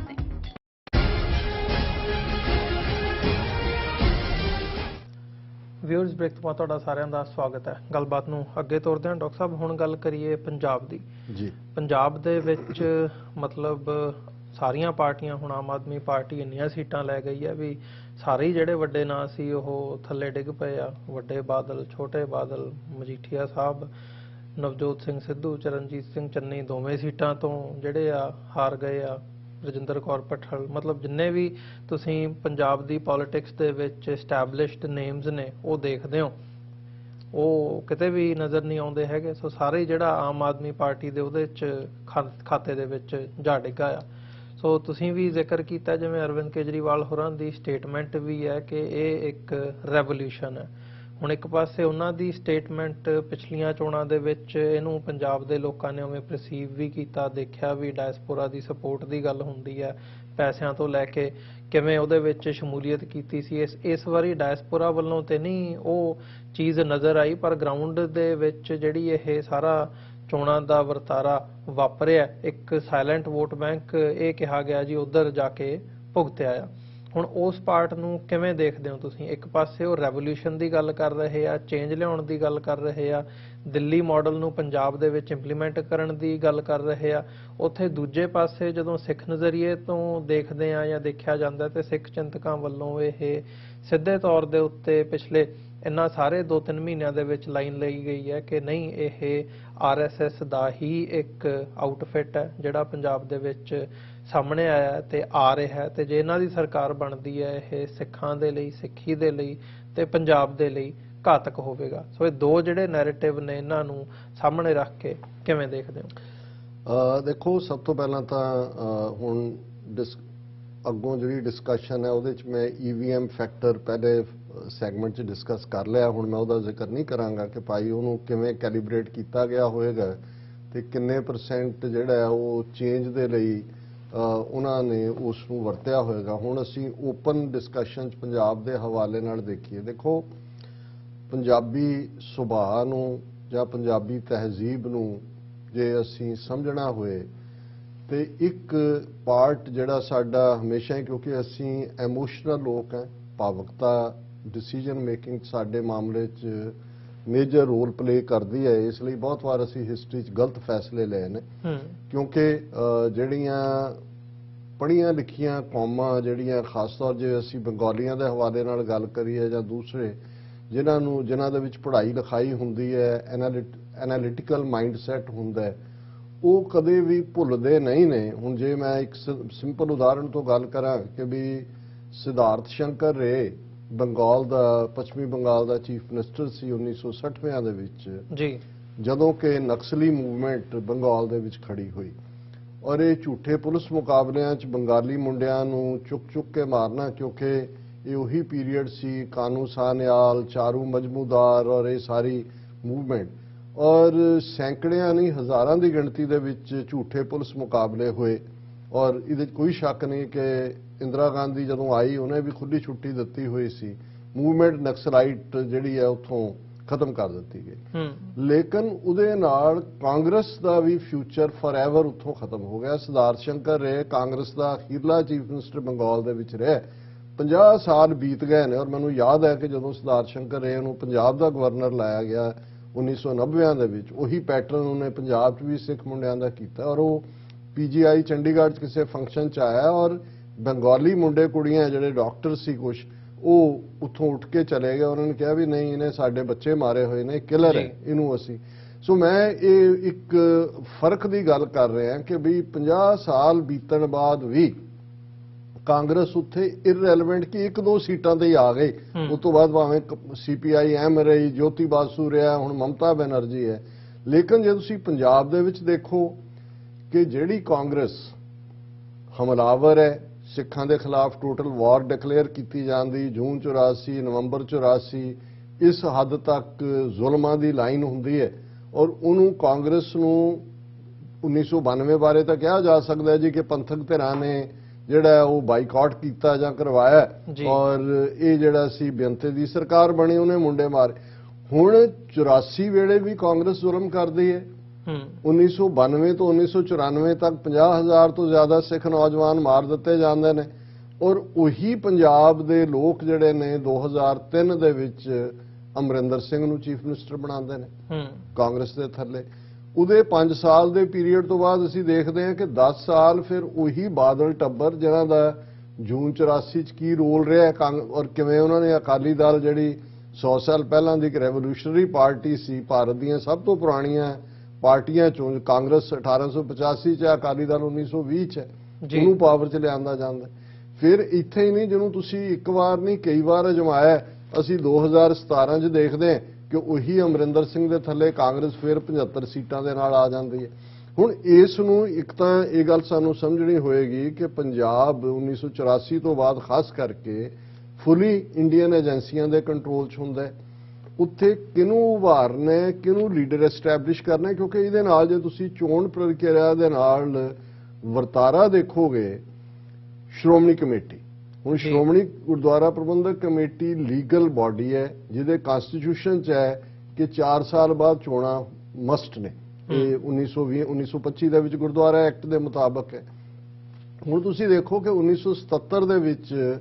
Shiromani committee ਚੋਣਾਂ ਕਰਵਾਈਆਂ ਜਾਂਦੀਆਂ ਨੇ। ਇਹ ਉਹ ਪੀਰੀਅਡ ਹੈ ਜਦੋਂ ਕਿ ਬਾਦਲਾਂ ਦੇ ਨਾਲ ਪੂਰੀ ਜਿਹੜੀ ਹੈ ਉਹ ਹਮਦਰਦੀ ਚੱਲ ਰਹੀ ਹੈ ਦਿੱਲੀ ਰਜੀਮ ਦੀ, ਔਰ ਉਸ ਪੀਰੀਅਡ ਦੇ ਵਿੱਚ ਈਵਨ ਭਾਈ ਅਮਰੀਕ ਸਿੰਘ ਜਿਹੜੇ ਸਿੱਖ ਸਟੂਡੈਂਟ ਫੈਡਰੇਸ਼ਨ ਦੇ ਪ੍ਰੈਜ਼ੀਡੈਂਟ ਵੀ ਨੇ, ਸੰਤ ਕਰਤਾਰ ਸਿੰਘ ਖਾਲਸਾ ਪਿੰਡਾਂ ਵਾਲਿਆਂ ਦੇ ਸਪੁੱਤਰ ਵੀ ਨੇ, ਔਰ ਸ਼੍ਰੋਮਣੀ ਕਮੇਟੀ ਦੀਆਂ ਵੋਟਾਂ ਦੇ ਵਿੱਚ ਸਿਰਫ ਤੇ ਸਿਰਫ ਸਿੱਖ ਵੋਟਰ ਹੁੰਦਾ, ਉਹਨਾਂ ਨੂੰ ਜਿਹੜਾ ਉਹ ਬਾਬਾ ਬਕਾਲਾ ਹਲਕੇ ਤੋਂ ਹਰਾ ਦਿੱਤਾ ਜਾਂਦਾ ਭਾਈ ਅਮਰੀਕ ਸਿੰਘ ਨੂੰ ਸ਼੍ਰੋਮਣੀ ਕਮੇਟੀ ਦੀ ਚੋਣਾਂ 'ਚ। ਔਰ ਉਹ ਪੀਰੀਅਡ ਹੈ ਜਦੋਂ ਸੰਤ ਪਿੰਡਾਂ ਵਾਲੇ ਇਸ ਕਨਕਲੂਜਨ ਤੇ ਪਹੁੰਚ ਜਾਂਦੇ ਨੇ ਕਿ ਭਾਈ ਇਸ ਸਿਸਟਮ 'ਚੋਂ ਸਾਡੇ ਲਈ ਕੁਝ ਨਹੀਂ ਨਿਕਲਣਾ ਹੈ। ਹੁਣ ਅੱਗੋਂ ਕਿਉਂਕਿ 1984 ਤੱਕ ਪਹੁੰਚਦੇ ਆ, ਪੰਜਾਬ ਦੇ ਵਿੱਚ ਇੱਕ ਸਿਆਸੀ ਚੇਤਨਾ ਹੁੰਦੀ ਹੈ, ਪੂਰੀ ਤੌਰ ਤੇ ਸੰਤ ਪਿੰਡਾਂ ਵਾਲਿਆਂ ਦੀ ਅਗਵਾਈ ਥੱਲੇ ਮੂਵਮੈਂਟ ਲੜੀ ਜਾਂਦੀ ਹੈ। ਹੁਣ 1977 ਤੋਂ ਅੱਗੋਂ 1996-97 ਤੱਕ ਅਗਲੇ 17 ਸਾਲ ਸ਼੍ਰੋਮਣੀ ਕਮੇਟੀ ਦੀਆਂ ਚੋਣਾਂ ਨਹੀਂ ਕਰਵਾਈਆਂ ਜਾਂਦੀਆਂ, ਕਿਉਂਕਿ ਉਹੀ ਪੀਰੀਅਡ ਹੈ ਉਹਨਾਂ ਨੂੰ ਸੀ ਕਿ ਵੀ ਜੇ ਹੁਣ ਚੋਣਾਂ ਕਰਵਾਈਆਂ ਤੇ ਜਿਹੜੇ ਪੰਥਕ ਸੋਚ ਵਾਲੇ ਨੇ ਉਹ ਪਾਵਰ 'ਚ ਆ ਸਕਦੇ ਨੇ। ਔਰ 1997 ਜਦੋਂ ਬਾਦਲ ਨੂੰ ਵਾਪਸ ਐਸਟੈਬਲਿਸ਼ ਕਰ ਦਿੱਤਾ ਜਾਂਦਾ ਹੈ, ਉਦੋਂ ਹੀ ਸ਼੍ਰੋਮਣੀ ਕਮੇਟੀ ਚੋਣਾਂ ਕਰਵਾ ਕੇ ਫਿਰ ਸ਼੍ਰੋਮਣੀ ਕਮੇਟੀ ਉਹਨਾਂ ਦੇ ਹਵਾਲੇ ਕਰ ਦਿੱਤੀ ਜਾਂਦੀ ਹੈ। ਇਹੀ ਪੀਰੀਅਡ ਵਰਤਾਰਾ ਅਸੀਂ ਪਿਛਲੇ ਕਈ ਸਾਲਾਂ ਤੋਂ ਦੇਖ ਰਹੇ ਹਾਂ ਵੀ ਸ਼੍ਰੋਮਣੀ ਕਮੇਟੀ ਚੋਣਾਂ ਨਹੀਂ ਨੇ। ਸੋ ਅਸੀਂ ਜਦੋਂ ਇਹ ਕਹਿੰਦੇ ਹਾਂ ਕਿ ਇਹ ਚੋਣਾਂ ਦਾ ਚੱਕਰ ਵਿਊ ਜਾਂ ਚੋਣਾਂ ਦਾ ਨਾਟਕ ਜਾਂ ਚੋਣਾਂ ਦੀ ਨੋਟੰਕੀ, ਇਹ ਸਿਰਫ ਤੇ ਸਿਰਫ ਸੈਂਟਰਲ ਏਜੰਸੀਆਂ ਨੇ ਪੰਜਾਬ ਦੇ ਵਿੱਚ ਆਪਣੀ ਪਕੜ ਨੂੰ ਕਾਇਮ ਰੱਖਣ ਲਈ, ਸਿੱਖਾਂ ਨੂੰ ਡਿਵਾਈਡ ਕਰਨ ਲਈ, ਔਰ ਕਿਵੇਂ ਉਹਨਾਂ ਨੇ ਮਨ ਭਾਉਂਦੇ ਉਹਦੇ ਚੋਂ ਨਤੀਜੇ ਕੱਢਣੇ ਨੇ, ਇਹ ਉਹਨਾਂ ਦੇ ਕੋਲ ਹੈ। ਉਹੀ ਵਰਤਾਂਤ ਸਿਰਜ ਦਿੱਤਾ ਜਾਂਦਾ ਹੈ। ਜਿਹੜੀਆਂ ਧਿਰਾਂ, ਜੇ ਹੁਣ ਖਾੜਕੂ ਧਿਰ ਪੰਜਾਬ ਦੇ ਵਿੱਚ ਲੋਕਾਂ ਦੀ ਆਵਾਜ਼ ਬਣ ਕੇ ਉਭਰੀ, ਤੇ ਤੁਸੀਂ ਦੇਖੋ ਇਹਨਾਂ ਨੇ ਇਹੀ ਨਹੀਂ ਕਿ ਮਿਲੀਟੈਂਟਸ ਦੇ ਵਿੱਚ ਬਲੈਕ ਕੈਟਸ ਔਰ ਦੂਸਰੇ ਲਿਆ ਕੇ ਉਹਨਾਂ ਨੂੰ ਬਦਨਾਮ ਕੀਤਾ, ਪੋਲੀਟੀਕਲੀ ਕਿਵੇਂ ਉਹਨਾਂ ਨੇ ਸੋ ਕਾਲਡ ਸੱਭਿਆਚਾਰ ਦੇ ਨਾਂ ਥੱਲੇ ਕਿਸ ਕਿਸਮ ਦਾ ਲਚਰਪੁਣਾ ਖੜਾ ਕੀਤਾ, ਕਿਵੇਂ ਮੀਡੀਆ ਨੇ ਨੈਗੇਟਿਵਿਟੀ ਕਰਨੀ ਸ਼ੁਰੂ ਕੀਤੀ, ਕਿਵੇਂ ਉਹਨਾਂ ਨੇ ਜਿਹੜਾ ਸਾਡਾ 골ਡਨ ਦੌਰ ਹੈ ਆਪਣੇ ਹੱਕਾਂ ਦਾ ਉਹਨੂੰ ਕਾਲਾ ਦੌਰ ਬਣਾਇਆ, ਕਿਵੇਂ ਉਹਨਾਂ ਜੁਝਾਰੂਆਂ ਨੂੰ ਆਤੰਕਵਾਦੀ, ਅਲਗਾਵਵਾਦੀ, ਉਗਰਵਾਦੀ ਪੇਂਟ ਕੀਤਾ, ਤਾਂ ਕਿ ਸਾਰੀਆਂ ਹੀ ਤਰ੍ਹਾਂ ਨੇ ਉਹਨਾਂ ਤੋਂ ਡਿਸਟੈਂਸ ਕੀਤਾ। ਔਰ ਉਹ ਡਿਸਟੈਂਸ ਦਾ ਤੁਸੀਂ ਨਤੀਜਾ ਹੁਣ ਵੀ ਦੇਖ ਸਕਦੇ ਹੋ ਕਿ ਪ੍ਰੋਫੈਸਰ ਭੁੱਲਰ ਦਾ ਕੇਸ, ਦਵਿੰਦਰਪਾਲ ਸਿੰਘ ਭੁੱਲਰ, ਜਿਨ੍ਹਾਂ ਨੂੰ 2019 ਚ 550 ਸਾਲਾ ਗੁਰੂ ਨਾਨਕ ਸਾਹਿਬ ਦੇ ਪ੍ਰਕਾਸ਼ ਪੁਰਬ ਦੇ ਮੌਕੇ ਐਮਨੈਸਟੀ ਦੇ ਥੱਲੇ ਉਹਨਾਂ ਨੂੰ ਜਿਹੜਾ ਉਹ ਫ੍ਰੀ ਕਰ ਦਿੱਤਾ ਜਾਂਦਾ ਹੈ। ਸੁਪਰੀਮ ਕੋਰਟ ਉਸ ਬਿੱਟੇ ਦੀ ਪੈਟੀਸ਼ਨ ਥਰੂ ਆਊਟ ਕਰ ਦਿੰਦਾ ਹੈ। ਲੇਕਿਨ ਕਿਸ ਕਦਰ ਸਿੱਖ ਲਫ਼ਜ਼ ਸਿੱਖ ਸਿਆਸੀ ਕੈਦੀ ਲਫ਼ਜ਼ ਭੌਂਡਾ ਬਣਾ ਦਿੱਤਾ ਗਿਆ ਹੈ ਕਿ ਇਸ ਦੌਰਾਨ, ਔਰ ਇਹ TV 84 ਦੀ ਟੀਮ ਨੂੰ ਕ੍ਰੈਡਿਟ ਜਾਂਦਾ ਹੈ ਕਿ ਉਹ ਕਨਫਰੰਟ ਕੀਤਾ ਜਾਂਦਾ ਹੈ ਭਗਵੰਤ ਮਾਨ ਨੂੰ, ਅਰਵਿੰਦ ਕੇਜਰੀਵਾਲ ਨੂੰ, ਕਿਵੇਂ ਉਹ ਇਸ ਗੱਲ ਤੋਂ ਕਿ ਭਾਈ ਇਹ ਤਾਂ ਜਿਹੜਾ ਉਹ ਪੰਜਾਬ ਦਾ ਹਿੰਦੂ ਨਾਰਾਜ਼ ਹੋ ਜਾਏਗਾ, ਜਿਹੜਾ ਉਹਨਾਂ ਦੀ ਇੱਕ MLA ਨੇ ਜਿਹੜੀ ਲੜ ਰਹੀ ਸੀ ਇਲੈਕਸ਼ਨ ਨੇ ਕਿਹਾ ਵੀ। ਲੇਕਿਨ ਇਹੀ ਨਹੀਂ ਕਿ ਵੋਟਾਂ ਪੈਣ ਤੋਂ ਬਾਅਦ ਰਿਵਿਊ ਬੋਰਡ ਦੀ ਮੀਟਿੰਗ ਹੁੰਦੀ ਹੈ, ਉਹਦੇ 'ਚ ਵੀ ਕਿਉਂਕਿ ਉਹਨਾਂ ਨੇ ਅਗਲੀਆਂ ਚੋਣਾਂ ਵੀ ਲੜਨੀਆਂ ਨੇ, ਦਿੱਲੀ ਦੀ ਫਿਰ ਮਿਊਨਿਸਪਲ ਕਮੇਟੀ ਦੂਜੀਆਂ ਦੀਆਂ ਆ ਰਹੀਆਂ ਰੋਪਣਾ। ਸੋ ਮਤਲਬ ਇਹ ਹੈ ਕਿ ਜਿਹੜੀ ਪੰਜਾਬ ਦੇ ਵਿੱਚ ਇਹ ਕੇਜਰੀਵਾਲ ਦੀ ਲਾਈਨ ਹੈ, ਇਸ ਬਾਰੇ ਮੈਂ ਹੁਣ ਵੇਰਵੇ 'ਚ ਨਹੀਂ ਜਾਵਾਂਗਾ ਕਿ ਭਾਈ ਇਹ ਤਾਂ ਨੋਨ ਹੈ ਕਿ ਉਹ ਕਿਵੇਂ, ਜੇ ਅੰਨਾ ਹਜ਼ਾਰੇ ਜਿਹਦੇ ਚੋਂ ਹੁਣ ਇਹ ਨਿਕਲਿਆ ਕਿੱਥੋਂ, ਪਹਿਲਾਂ ਜਦੋਂ ਤੁਸੀਂ ਕਿਸੇ ਦਾ ਦੇਖਣਾ ਹੁੰਦਾ ਹੈ ਕਿ ਵੀ ਕੀ ਹੈ, ਤੁਸੀਂ ਉਹਨੂੰ ਕਹਿੰਦਾ ਵੀ ਦੇਖੋ ਵੀ ਇਹਦਾ ਓਰੀਜਨ ਕੀ ਹੈ। ਹੁਣ ਅੰਨਾ ਹਜ਼ਾਰੇ ਔਰ ਇਹ ਜਿਹੜਾ ਸਾਰਾ 24/7 ਐਜੀਟੇਸ਼ਨ ਦਿੱਲੀ 'ਚ ਚੱਲੀ, ਉਹਨੂੰ ਫੰਡ ਕੀਤਾ ਵਿਵੇਕਾਨੰਦ ਫਾਊਂਡੇਸ਼ਨ ਨੇ। ਵਿਵੇਕਾਨੰਦ ਫਾਊਂਡੇਸ਼ਨ ਅਜੀਤ ਡੋਵਲ ਦੀ ਫਾਊਂਡੇਸ਼ਨ ਹੈ। ਹੁਣ ਕਿਵੇਂ ਅੰਨਾ ਹਜ਼ਾਰੇ ਨੂੰ ਕੱਢ ਕੇ ਇਸ ਪਾਸੇ ਲਿਆਂਦਾ ਗਿਆ, ਕਿਵੇਂ ਉਹਦਾ ਪੋਲੀਟੀਕਲ ਐਕਟਿਵਿਜ਼ਮ ਖੜਾ ਕੀਤਾ ਗਿਆ ਲਵ ਹੇਟ ਰਿਲੇਸ਼ਨਸ਼ਿਪ ਦੇ ਥੱਲੇ, ਜਿਹਨੂੰ ਜੇ ਅਸੀਂ ਇਹ ਕਹਿਣਾ ਹੋਏ ਵੀ ਲੋਕਾਂ ਨੇ ਕਿਉਂ ਪੰਜਾਬ 'ਚ ਕਲੀਨ ਸਵੀਪ ਇੱਕ ਪਾਸਿਓਂ ਕੀਤੀ, ਕਿਉਂਕਿ ਇਹੀ ਖੇਡ ਬਾਦਲ ਅਕਾਲੀ ਦਲ ਔਰ ਅਮਰਿੰਦਰ ਰਾਹੀਂ 2017 ਦੀਆਂ ਅਸੈਂਬਲੀ ਚੋਣਾਂ, ਜਿਹਨੂੰ ਨੂਰਾ ਕੁਸ਼ਤੀ ਕਿਹਾ ਜਾਂਦਾ ਕਿ ਮਿਲ ਕੇ ਰਲੇ ਹੋਏ ਨੇ, ਰਲ ਕੇ ਹੀ ਕਰ ਰਹੇ ਨੇ, ਵਿਰੋਧ ਵੀ ਕਰ ਰਹੇ ਨੇ, ਗਾਲਾਂ ਵੀ ਕੱਢ ਰਹੇ ਨੇ, ਛਾਪੇ ਵੀ ਮਾਰ ਰਹੇ ਨੇ, ਪਰ ਅਲਟੀਮੇਟਲੀ ਅੰਡਰਸਟੈਂਡਿੰਗ ਵੀ ਹੈ। ਸੋ ਪੰਜਾਬ ਦੇ ਲੋਕਾਂ ਦਾ ਇੱਕ ਜਿਹੜਾ ਵਰਤਾਰਾ, ਇੱਕ ਤਾਂ ਇਹ ਹੈ ਕਿ ਭਾਈ ਜਜ਼ਬਾਤੀ ਮੌਕੇ ਤੇ ਉੱਤੇ ਕੋਈ ਫੈਸਲਾ ਲੈਣਾ। ਹੁਣ ਇਹ ਜਿੰਨੀਆਂ ਧਿਰਾਂ ਪੰਜਾਬ ਦੇ ਵਿੱਚ, ਬਾਦਲਾਂ ਨੇ ਰੱਜ ਕੇ 5 ਵਾਰ ਚੀਫ ਮਿਨਿਸਟਰ ਰਹਿ ਕੇ ਇਹਨਾਂ ਨੇ ਰੱਜ ਕੇ ਪੰਜਾਬ ਨੂੰ ਲੁੱਟਿਆ। ਕਾਂਗਰਸ ਦਾ ਵਰਤਾਰਾ, ਅਮਰਿੰਦਰ ਸਿੰਘ ਦੇ 4.5 ਸਾਲ ਜਿਹੜੇ ਨੇ ਉਹ ਕਿਸ ਹੱਦ ਤੱਕ ਮਾਇਰਡ ਸੀ। ਜੇ ਚਰਨਜੀਤ ਚੰਨੀ ਕੇ ਜੀ ਆ ਗਿਆ, ਉਹਦਾ ਭਤੀਜਾ ਭਣੇਵਾ ਕਿ ਕੌਣ ਹੈ, ਉਹ ਡਰੱਗ ਦੇ ਵਿੱਚ, ਉਹ ਇੱਕ ਏਜੰਸੀਆਂ ਨੇ ਆਪਣੀ ਵੀ ਰੱਖਿਆ, ਲੇਕਿਨ ਸਬਸਟੈਂਸ ਤਾਂ ਸੀ ਕਿ ਭਾਈ ਫੜਿਆ ਗਿਆ, ਕਰੋੜਾਂ ਹੋਇਆ। ਸੋ ਮਾਹੌਲ ਉਹ ਬਣਾ ਦਿੱਤਾ ਗਿਆ ਜਿਹਦੇ ਤੇ ਫਿਰ ਪੰਜਾਬੀ ਦੀ ਜਿਹੜੀ ਕੋਈ ਫੋਕ ਵਿਜ਼ਡਮ ਹੈ, ਜਦੋਂ ਲੋਕ ਅੱਕ ਜਾਂਦੇ ਨੇ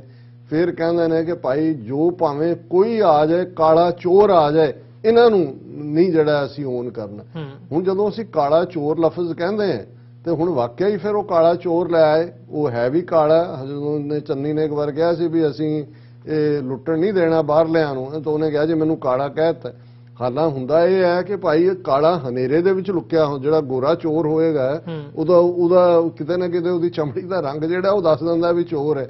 ਔਰ ਇਸ ਸਾਰੇ ਜੋ ਮੈਂ ਸਮਝਦਾ ਵੀ ਇੱਕ ਤਾਂ ਇਹਨਾਂ ਤੋਂ ਅੱਕਿਆਂ ਨੇ ਜਿਹੜੇ ਦੋਨੋਂ ਧਿਰਾਂ ਮੇਨ ਸੀ, ਜਿਹਨਾਂ ਦਾ ਮਿਊਜ਼ੀਕਲ ਚੇਅਰ ਦੀ ਗੇਮ ਸੀ, ਉਹ ਪਾਰਟ ਆਇਆ। ਸੈਕੰਡਲੀ ਮੈਂ ਸਮਝਦਾ ਵੀ ਅਗੇਨ ਪ੍ਰੋਪੇਗੈਂਡਾ, ਜਿਵੇਂ ਮੋਦੀ ਨੂੰ ਭਾਰਤ ਭਰ 'ਚ ਐਕਸੈਪਟੈਂਸ ਦੇਣ ਲਈ 2002 ਦੇ ਉਹਦੇ ਇੱਕ ਕਾਤਲ ਹੋਣ ਦੇ ਬਾਵਜੂਦ ਮਾਡਲ ਇਹ ਉਭਾਰਿਆ ਗਿਆ ਵਿਕਾਸ ਮਾਡਲ, ਕਿ ਦੇਖੋ ਜੀ ਮੋਦੀ ਨੇ ਦਿੱਲੀ ਦੇ ਵਿੱਚ ਕਿੰਨਾ ਵਿਕਾਸ ਕੀਤਾ। ਹੁਣ ਪੰਜਾਬ ਜਿਹੜਾ ਰੀਲ ਕਰ ਰਿਹਾ ਅੰਡਰ ਅਨਇੰਪਲੋਇਮੈਂਟ, ਅੰਡਰ ਡਰੱਗਸ, ਔਰ ਉਹ ਸਾਰਾ ਹੁਣ ਕੇਜਰੀਵਾਲ ਦਾ ਦਿੱਲੀ ਮਾਡਲ, ਜਿਹਦਾ ਕੋਈ ਪੰਜਾਬ ਦੀ ਇਹ ਸਰਕਮਸਟੈਂਸ ਉਹਦੇ ਨਾਲ ਕੋਈ ਤਾਲੁਕ ਨਹੀਂ ਹੈ, ਪਰ ਦਿੱਲੀ ਮਾਡਲ ਨੂੰ ਇਸ ਤਰੀਕੇ ਦੇ ਨਾਲ ਪਰੋਸਿਆ ਗਿਆ, ਵੇਚਿਆ ਗਿਆ ਕਿ ਜੀ ਐਜੂਕੇਸ਼ਨ, ਮੈਡੀਕਲ, ਦੂਜੇ ਤੀਜੇ, ਔਰ ਇਸ ਗੱਲ ਦਾ ਧਿਆਨ ਰਹੇ ਕਿ ਸਿਆਣੇ ਬਿਆਣੇ ਜਿਹੜੇ ਨੇ ਉਹ ਵੀ ਪ੍ਰੋਪੇਗੈਂਡੇ ਦਾ ਸ਼ਿਕਾਰ ਹੁੰਦੇ ਨੇ। ਔਰ ਇਸ ਸਾਰੇ ਦੇ ਨਾਲ ਅਸੀਂ ਇਹ ਸਮਝਦੇ ਹਾਂ ਕਿ ਭਾਈ ਇਹ ਅਲਟੀਮੇਟਲੀ RSS ਜਿਸ ਦਾ ਗਰਾਊਂਡ ਵਰਕ ਹੈ, ਉਹਨਾਂ ਨੇ ਦੇਖਣਾ, ਔਰ ਆਉਣ ਵਾਲੇ ਪੀਰੀਅਡ ਸਾਹਮਣੇ ਆਏਗਾ ਵੀ ਕਿਹੜੀਆਂ ਐਸੀਆਂ ਵੀ ਕੁਝ ਸੀਟਾਂ ਹੋ ਸਕਦੀਆਂ ਨੇ ਜਿੱਥੇ 12th ਆਵਰ BJP ਨੇ ਆਪਣੀਆਂ ਜਿਹੜੀ, ਕਿਉਂਕਿ ਇਹਦੇ 'ਚ ਕੋਈ ਦੋ ਰਾਵਾਂ ਨਹੀਂ ਕਿ ਸ਼ਹਿਰਾਂ ਦੀਆਂ ਸੀਟਾਂ ਵੀ ਆਮ ਆਦਮੀ ਪਾਰਟੀ ਨੇ ਕੱਢੀਆਂ ਨੇ। ਸੋ ਉਹ ਹਿੰਦੂ ਜਿਹੜਾ ਪੰਜਾਬ ਦਾ ਹਮੇਸ਼ਾ ਮੋਦੀ ਦਾ ਜਾਂ ਦਿੱਲੀ ਦਾ ਉਸ ਭਗਤ ਰਿਹਾ, ਉਹ ਐਸੇ ਕੀ ਰੀਜ਼ਨ ਹੈ ਕਿ ਭਾਈ ਉਹ ਉੱਥੋਂ ਵੀ ਜਿਹੜਾ BJP ਦੀ ਪਰਫਾਰਮੈਂਸ ਨਹੀਂ ਹੈ, ਔਰ ਉਹ ਅਲਟੀਮੇਟਲੀ ਸੋ ਇਹ ਸਾਰਾ ਜਿਹੜੀ ਹੈ ਇਹ ਮਿਲ ਕੇ ਖੇਡੀ ਜਾਂਦੀ ਇੱਕ ਨੂਰਾ ਕੁਸ਼ਤੀ ਤਾਂ ਹੈ ਹੀ ਹੈ, ਲੇਕਿਨ ਇਸ ਦੇ ਨਾਲ ਉਹ ਉਸ ਕਿਸਮ ਦੀ ਮਿਲੀ ਭੁਗਤ ਹੈ। ਬਾਕੀ ਰਹਿ ਗਈ ਵੀ ਜੀ ਉਹਨੇ ਕੇਜਰੀਵਾਲ ਨੇ ਉਹਨੇ ਕਿਹਾ ਜੀ ਕਿ ਰੈਵੋਲੂਸ਼ਨ ਅਸੀਂ ਲੈ ਆਂਦਾ। ਹੁਣ ਰੈਵੋਲੂਸ਼ਨ ਅਲਟੀਮੇਟਲੀ ਇੱਕ ਤਬਦੀਲੀ ਦਾ ਨਾਮ, ਰੈਵੋਲੂਸ਼ਨ ਇਸ ਲਈ ਕਿਉਂਕਿ ਭਗਤ ਸਿੰਘ ਦਾ ਨਾਂ ਜਿਹਨੂੰ ਆਰੀਆ ਸਮਾਜੀਆਂ ਨੇ ਵੀ ਰੱਜ ਕੇ ਵਰਤਿਆ, ਕਾਮਰੇਡਾਂ ਨੇ ਵੀ ਰੱਜ ਕੇ ਵਰਤਿਆ, ਤੇ ਜੇ ਹੁਣ ਭਗਵੰਤ ਮਾਨ ਇਹ ਕਹਿੰਦਾ ਜੀ ਮੈਂ ਇਹ ਆਰਡਰ ਕਰਤਾ कि जी हुण दफ्तर 'च मेरी फोटो नहीं लगेगी, भगत सिंह और अंबेडकर दी लगेगी तो सौं भी मैं जाके खटकल कलां चुकांगा। हुण इस जी। तो वध के कोई एक्सप्लॉयटेशन नहीं है भी तुहाडा की ताल्लुक है। हुण इसे ही भगत सिंह दे नां थल्ले ही भगवंत मान जे ਇਹਦਾ ਤੁਸੀਂ ਕਾਮੇਡੀਅਨ ਵਾਲਾ ਪਾਰਟ ਉਹਦਾ ਕਰੀਅਰ ਪਾਸੇ ਰੱਖ ਦਿਓ, ਪੋਲੀਟੀਕਲ ਕਰੀਅਰ ਇਹ ਸ਼ੁਰੂ ਕਰਦਾ ਹੈ ਬਲਵੰਤ ਸਿੰਘ ਰਾਮੂਵਾਲੀਆ ਦੀ ਲੋਕ ਭਲਾਈ ਪਾਰਟੀ ਤੋਂ। ਜੀ ਹੁਣ ਲੋਕ ਭਲਾਈ ਉਹ ਸਿਰੇ ਦਾ ਠੱਗ ਬੰਦਾ ਹੈ ਔਰ ਉਹਦਾ ਭਗਤ ਸਿੰਘ ਨਾਲ ਕਿਹੜੀ ਆਈਡੀਓਲੋਜੀ ਜਾਂ ਪਹਿਲਾਂ ਤਾਂ ਭਗਤ ਸਿੰਘ ਦੀ ਆਪਣੀ ਆਈਡੀਓਲੋਜੀ ਵੀ ਜਿਹੜੀ ਆ ਉਸ ਦੀ ਅਸੀਂ ਅੱਜ ਨਹੀਂ ਗੱਲ ਕਰਾਂਗੇ ਕਿ ਭਾਈ ਭਗਤ ਸਿੰਘ ਕਿਹਨਾਂ ਵੈਲਿਊਜ਼ ਨੂੰ ਰਿਪਰੈਜ਼ੈਂਟ ਕਰਦਾ ਹੈ ਜਿਹੜੀਆਂ ਕਿ ਇਹਨਾਂ ਨੂੰ ਇਹ ਲੱਗਦਾ ਹੈ ਕਿ ਵੀ ਕੇਜਰੀਵਾਲ ਉਹਨੂੰ ਇੰਪਲੀਮੈਂਟ ਕਰ ਰਿਹਾ। ਹੁਣ ਕੇਜਰੀਵਾਲ ਤਾਂ ਗਾਂਧੀ ਟੋਪੀ ਸਿਰ ਤੇ ਰਖਾਈ ਹੋਈ ਹੈ, ਰਾਸ਼ਟਰਵਾਦ ਗਾਂਧੀਵਾਦ ਦਾ ਹੈ ਔਰ ਉਹੀ ਆਈਡੀਓਲੋਜੀ ਤੇ ਗਾਂਧੀ ਤੇ ਭਗਤ ਸਿੰਘ ਇੱਕ ਝੋਲੇ ਦੇ ਵਿੱਚ ਕਿਵੇਂ ਬਹਿ ਸਕਦੇ ਨੇ। ਉਹ ਭਗਤ ਸਿੰਘ ਜਿਸ ਦੀ ਫਾਈਨਲ ਹੈਂਗਿੰਗ ਤੋਂ ਪਹਿਲਾਂ ਗਾਂਧੀ ਇਰਵਿਨ ਪੈਕਟ ਹੁੰਦਾ ਹੈ, ਉਸ ਵੇਲੇ ਦਾ ਵਾਇਸਰਾਏ ਲਾਰਡ ਇਰਵਿਨ ਹੈ ਔਰ ਉਹਦੇ ਕੋਲ ਓਪਰਚੁਨਿਟੀ ਹੈ ਵੀ ਉਹ ਉਹਦੇ ਲਈ ਜਿਹੜੀ ਆ ਉਹਦੀ ਮੌਤ ਦੀ ਸਜ਼ਾ ਮਾਫ ਕਰਵਾ ਸਕਦਾ ਹੈ, ਪਰ ਉਹ ਇੱਕ ਲਫ਼ਜ਼ ਤੱਕ ਨਹੀਂ ਕਹਿੰਦਾ। ਫਿਰ ਉਹ ਭਗਤ ਸਿੰਘ ਜਿਸ ਦੀ ਇਨਸਪੀਰੇਸ਼ਨ ਕਰਤਾਰ ਸਿੰਘ ਸਰਾਭਾ ਹੈ ਤੇ ਜਿਸ ਭਗਤ ਸਿੰਘ ਦੇ ਸ਼ਹੀਦ ਊਧਮ ਸਿੰਘ ਨਾਲ ਸੰਬੰਧ ਨੇ, ਊਧਮ ਸਿੰਘ ਜਦੋਂ ਜਾ ਕੇ 21 ਸਾਲ ਬਾਅਦ ਉਹਨੂੰ ਸਜ਼ਾ ਯਾਫਤਾ ਕਰਦਾ ਮਾਈਕਲ ਓਡਵਾਇਰ ਨੂੰ, ਤੇ ਗਾਂਧੀ ਕਹਿੰਦਾ ਵੀ ਐਨ ਐਕਟ ਆਫ ਐਨ ਇਨਸੇਨ ਮੈਡਮੈਨ। ਹੁਣ ਇਹਦੇ 'ਚ ਤੁਸੀਂ ਇਹ ਦੇਖੋਗੇ ਵੀ ਕਿਵੇਂ ਗਾਂਧੀ ਔਰ ਫਿਰ ਤੁਸੀਂ ਗਾਂਧੀ ਤੇ ਅੰਬੇਦਕਰ ਨੂੰ ਕਿਵੇਂ ਨਾਲ ਬਿਠਾਓਗੇ। ਜੇ ਤੁਸੀਂ ਕਦੇ ਡਾਕਟਰ ਅੰਬੇਦਕਰ ਦਾ ਗਾਂਧੀ ਬਾਰੇ ਐਨਾਲਿਸਿਸ ਦੇਖੋ, ਉਹਨਾਂ ਦੀਆਂ ਸਪੀਚਸ ਦੇਖੋ, ਉਹ ਤਾਂ ਜਿਵੇਂ ਕਾਇਦੇ ਆਜ਼ਮ ਨੇ ਕਿਹਾ whenever Gandhi has come to meet me he has come to cheat me. Ambedkar ਦਾ ਤਾਂ ਇਸ ਤੋਂ ਵੀ ਸਖਤ ਜਿਹੜੀਆਂ ਨੇ ਟਿੱਪਣੀਆਂ ਨੇ ਵੀ ਇਹ ਫਰਾਡੀਆ ਬੰਦਾ ਹੈ, ਮੈਨੀਪੂਲੇਟਿਵ ਔਰ ਇਹਦੇ ਅੰਦਰ ਇੱਕ ਕਾਸਟ ਹਿੰਦੂ ਲੁਕਿਆ ਹੋਇਆ ਹੈ। ਹੁਣ ਕੇਜਰੀਵਾਲ ਦਾ ਗਾਂਧੀ ਤੇ ਕੇਜਰੀਵਾਲ ਦਾ ਭਗਤ ਸਿੰਘ ਤੇ ਕੇਜਰੀਵਾਲ ਦਾ ਅੰਬੇਦਕਰ ਇਹ ਕਿਵੇਂ ਇੱਕ ਥਾਂ ਤੇ ਭਗਵੰਤ ਮਾਨ ਜਾ ਕੇ ਖਟਕੜ ਕਲਾਂ 'ਚ ਬਿਠਾਏਗਾ ਜੀ। ਸੋ ਇਹ ਵੀ ਇੱਕ ਆਪਣੀ ਕਿਸਮ ਦੀ ਸਟੰਟਬਾਜ਼ੀ ਹੈ ਔਰ ਅਸੀਂ ਇਹ ਸਮਝਦੇ ਹਾਂ ਕਿ ਬੜੀ ਚਲਾਕੀ ਦੇ ਨਾਲ ਔਰ ਇੱਕ ਜਿਵੇਂ ਮੈਂ ਕਿਹਾ ਵੀ ਇੱਕ ਨੇ ਤਾਂ ਇਸ ਲਾਈਨ ਦੇ ਉੱਤੇ ਜਾਂ ਇੱਕ ਸੱਜਣ ਜਿਨ੍ਹਾਂ ਦੀ ਕਾਲ 'ਚ ਉਹਨਾਂ ਨੇ ਕਿਹਾ ਕਿ ਜੀ ਪੰਜਾਬ ਜਿਹੜਾ ਇਹ ਟ੍ਰੈਂਡ ਸੈਟਰ ਹੈ ਜੀ, ਉਹਨੇ ਦੱਸ ਦਿੱਤਾ ਹੈ ਅਗੇਂਸਟ ਦਾ ਇੰਡੀਆ ਜਾ ਕੇ ਕਿ ਜਿੱਥੇ 4 ਸਟੇਟਾਂ 'ਚ ਬੀਜੇਪੀ ਸਵੀਪ ਕਰ ਰਹੀ ਹੈ, ਪੰਜਾਬ 'ਚ ਉਹਨਾਂ ਨੇ ਤਬਦੀਲੀ ਦੀ ਗੱਲ। ਇਹਦੇ ਨਾਲ ਮੈਂ ਪਾਰਸ਼ਲੀ ਸਹਿਮਤ ਹਾਂ ਕਿ ਅਲਟੀਮੇਟਲੀ ਇਹਦੇ ਬਾਵਜੂਦ ਕਿ ਬੀਜੇਪੀ ਨੇ ਕਿੰਨੀ ਵੱਡੀ ਗਿਣਤੀ ਦੇ ਵਿੱਚ ਉਸ ਕਿਸਮ ਦੇ ਜੁੱਤੀ ਚੱਟ ਇਕੱਠੇ ਕੀਤੇ, 32-34 ਜਿਹੜੇ ਨੇ ਚਿੱਟੀਆਂ ਪੱਗਾਂ ਗੋਲ ਪੱਗਾਂ ਇੱਧਰ ਉੱਧਰ ਖੜੇ ਕੀਤੇ, ਕਿਵੇਂ ਇਹੀ ਨਹੀਂ ਇਕਬਾਲ ਸਿੰਘ ਲਾਲਪੁਰਾ ਵਰਗਾ ਜਿਸ ਨੂੰ ਮਾਈਨੋਰਿਟੀ ਕਮਿਸ਼ਨ ਦਾ ਚੇਅਰਮੈਨ ਬਣਾਇਆ, ਚੀਫ ਖਾਲਸਾ ਦੀਵਾਨ ਦਾ ਅੰਮ੍ਰਿਤਸਰ ਦਾ ਇੰਚਾਰਜ ਬਣਾਇਆ, ਉਹਨੂੰ ਚੋਣ ਵੀ ਲੜਾਈ ਰੋਪੜ ਕੇ ਕਿੱਥੋਂ 4000 ਵੋਟ ਮਿਲਦੀ ਹੈ। ਹੁਣ ਇਹ ਸਾਰਾ ਜਿਹੜਾ ਪਾਰਟ ਹੈ ਇਹਦੇ ਬਾਵਜੂਦ ਕਿ ਕਿਵੇਂ ਕੈਪਟਨ ਅਮਰਿੰਦਰ ਜਾਂ ਢੀਂਡਸਾ ਜਾ ਕੇ ਉਹਨਾਂ ਦੀ ਗੋਦ ਦੇ ਵਿੱਚ ਖੇਡੇ, ਕਿਵੇਂ ਪੰਜਾਬ ਦੇ ਵਿੱਚ ਕਿੰਨੀਆਂ ਜਿਹੜੀਆਂ ਨੇ ਉਹ ਡਿਫੈਕਸ਼ਨਸ ਕਰਵਾ ਕੇ ਉਹਨਾਂ ਨੇ ਪੱਗਾਂ ਵਾਲੇ ਜਦੋਂ ਮੋਦੀ ਆਉਂਦਾ ਆਪਣੀ ਸੈਕੰਡ ਫੇਰੀ ਵੇਲੇ ਰੈਲੀਆਂ ਜਲੰਧਰ ਪਠਾਨਕੋਟ ਇਹ ਉਹ ਤੇ ਉਹ ਪੱਗਾਂ ਵਾਲਿਆਂ ਦੇ ਨਾਲ ਉਹਦੀ ਸਟੇਜ ਭਰੀ ਹੋਈ ਹੈ ਜੀ। ਇਹਦੇ ਬਾਵਜੂਦ ਜੇ ਪੰਜਾਬ ਦੇ ਲੋਕ ਕਿਸੇ ਹੋਰ ਪਾਸੇ ਵੱਲ ਜਾਂਦੇ ਨੇ, ਇਹ ਠੀਕ ਹੈ ਵੀ ਅਸੀਂ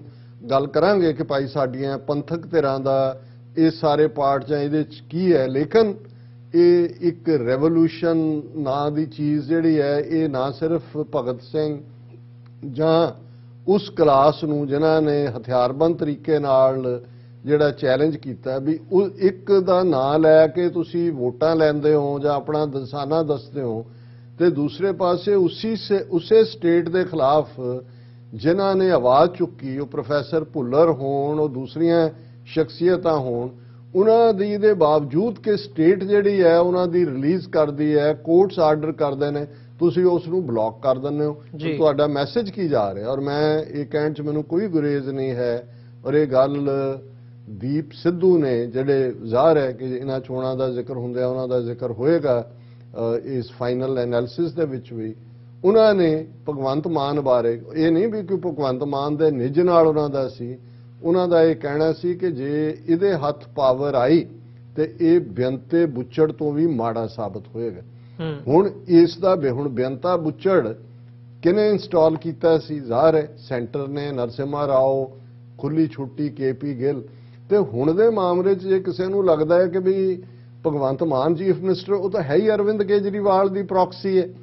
ਉਹ ਤਾਂ ਕਿੰਨਾ ਕਿਵੇਂ ਡੀਲ ਕੀਤਾ ਜਾਂ ਕਿਵੇਂ, ਹੁਣ ਵੀ ਮੈਨੂੰ ਇਹ ਲੱਗਦਾ ਕਿ ਬਈ ਇਨ ਦਾ ਐਂਡ ਉਹ ਆ ਕੇ ਕੇਜਰੀਵਾਲ ਇਹੀ ਕਹੇਗਾ ਜੀ ਇੱਕ ਘਰ ਮੈਂ ਚੰਡੀਗੜ੍ਹ 'ਚ ਵੀ ਲੈ ਲੈਣਾ ਤੇ ਰਾਨੀ ਉਹ ਕਰੇਗਾ, ਸ਼ੋਅ ਕਿਸੇ ਪਾਸਿਓਂ ਕਰੇ। ਸੋ ਜੇ ਕੇਜਰੀਵਾਲ ਦਾ ਆਪਣਾ ਤੁਸੀਂ ਟਰੈਕ ਰੈਕਡ ਦੇਖੋ, ਦਿੱਲੀ ਦੇ ਹਵਾਲੇ ਨਾਲ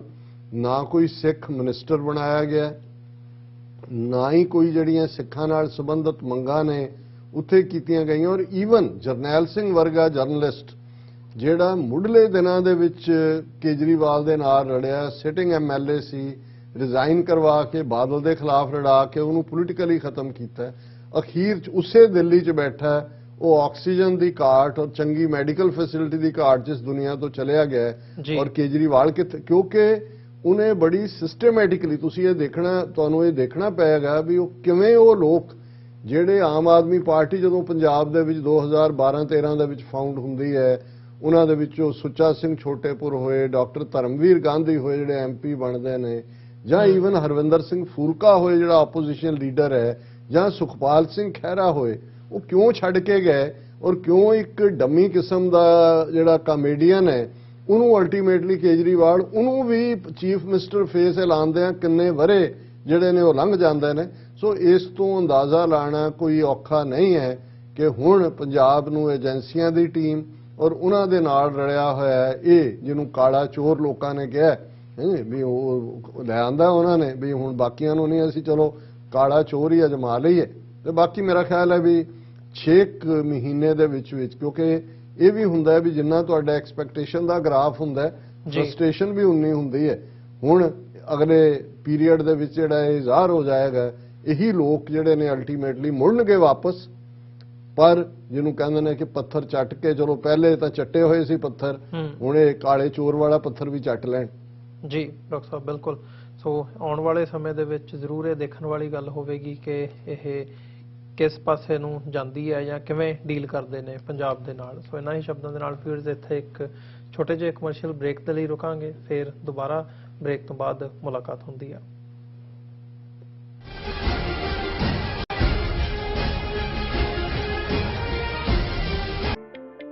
ਸਿਗਨੇਚਰ ਟਰੱਕ ਸਰਵਿਸ ਰਾਊਟ 81 ਉੱਤੇ ਐਗਜ਼ਿਟ 235 ਤੇ ਟਰੱਕਰ ਵੀਰਾਂ ਲਈ 24 ਘੰਟੇ ਰੋਡ ਸਰਵਿਸ ਦੀ ਸੁਵਿਧਾ ਮੌਜੂਦ। Heavy duty repair, oil change, ਪੁਰਾਣੇ ਅਤੇ ਨਵੇਂ tyre, computer diagnostic, DPF cleaning, brake service ਜਾਂ ਰਸਤੇ ਵਿੱਚ ਆਈ ਹਰ ਤਰ੍ਹਾਂ ਦੀ ਰਿਪੇਅਰ ਪ੍ਰੋਫੈਸ਼ਨਲ ਟੀਮ ਵੱਲੋਂ ਕੀਤੀ ਜਾਂਦੀ ਹੈ। ਬ੍ਰੇਕਫਾਸਟ, ਲੰਚ ਅਤੇ ਡਿਨਰ ਲਈ ਪੰਜਾਬੀ ਢਾਬੇ ਦਾ ਆਨੰਦ ਵੀ ਮਾਣੋ। ਡਰਾਈਵਰ ਅਤੇ ਟਰੱਕ ਆਪਰੇਟਰ ਵੀਰ ਡਿਸਪੈਚ ਦੀ ਸਰਵਿਸ ਲਈ ਸਾਡੇ ਨਾਲ ਸੰਪਰਕ ਕਰਨ।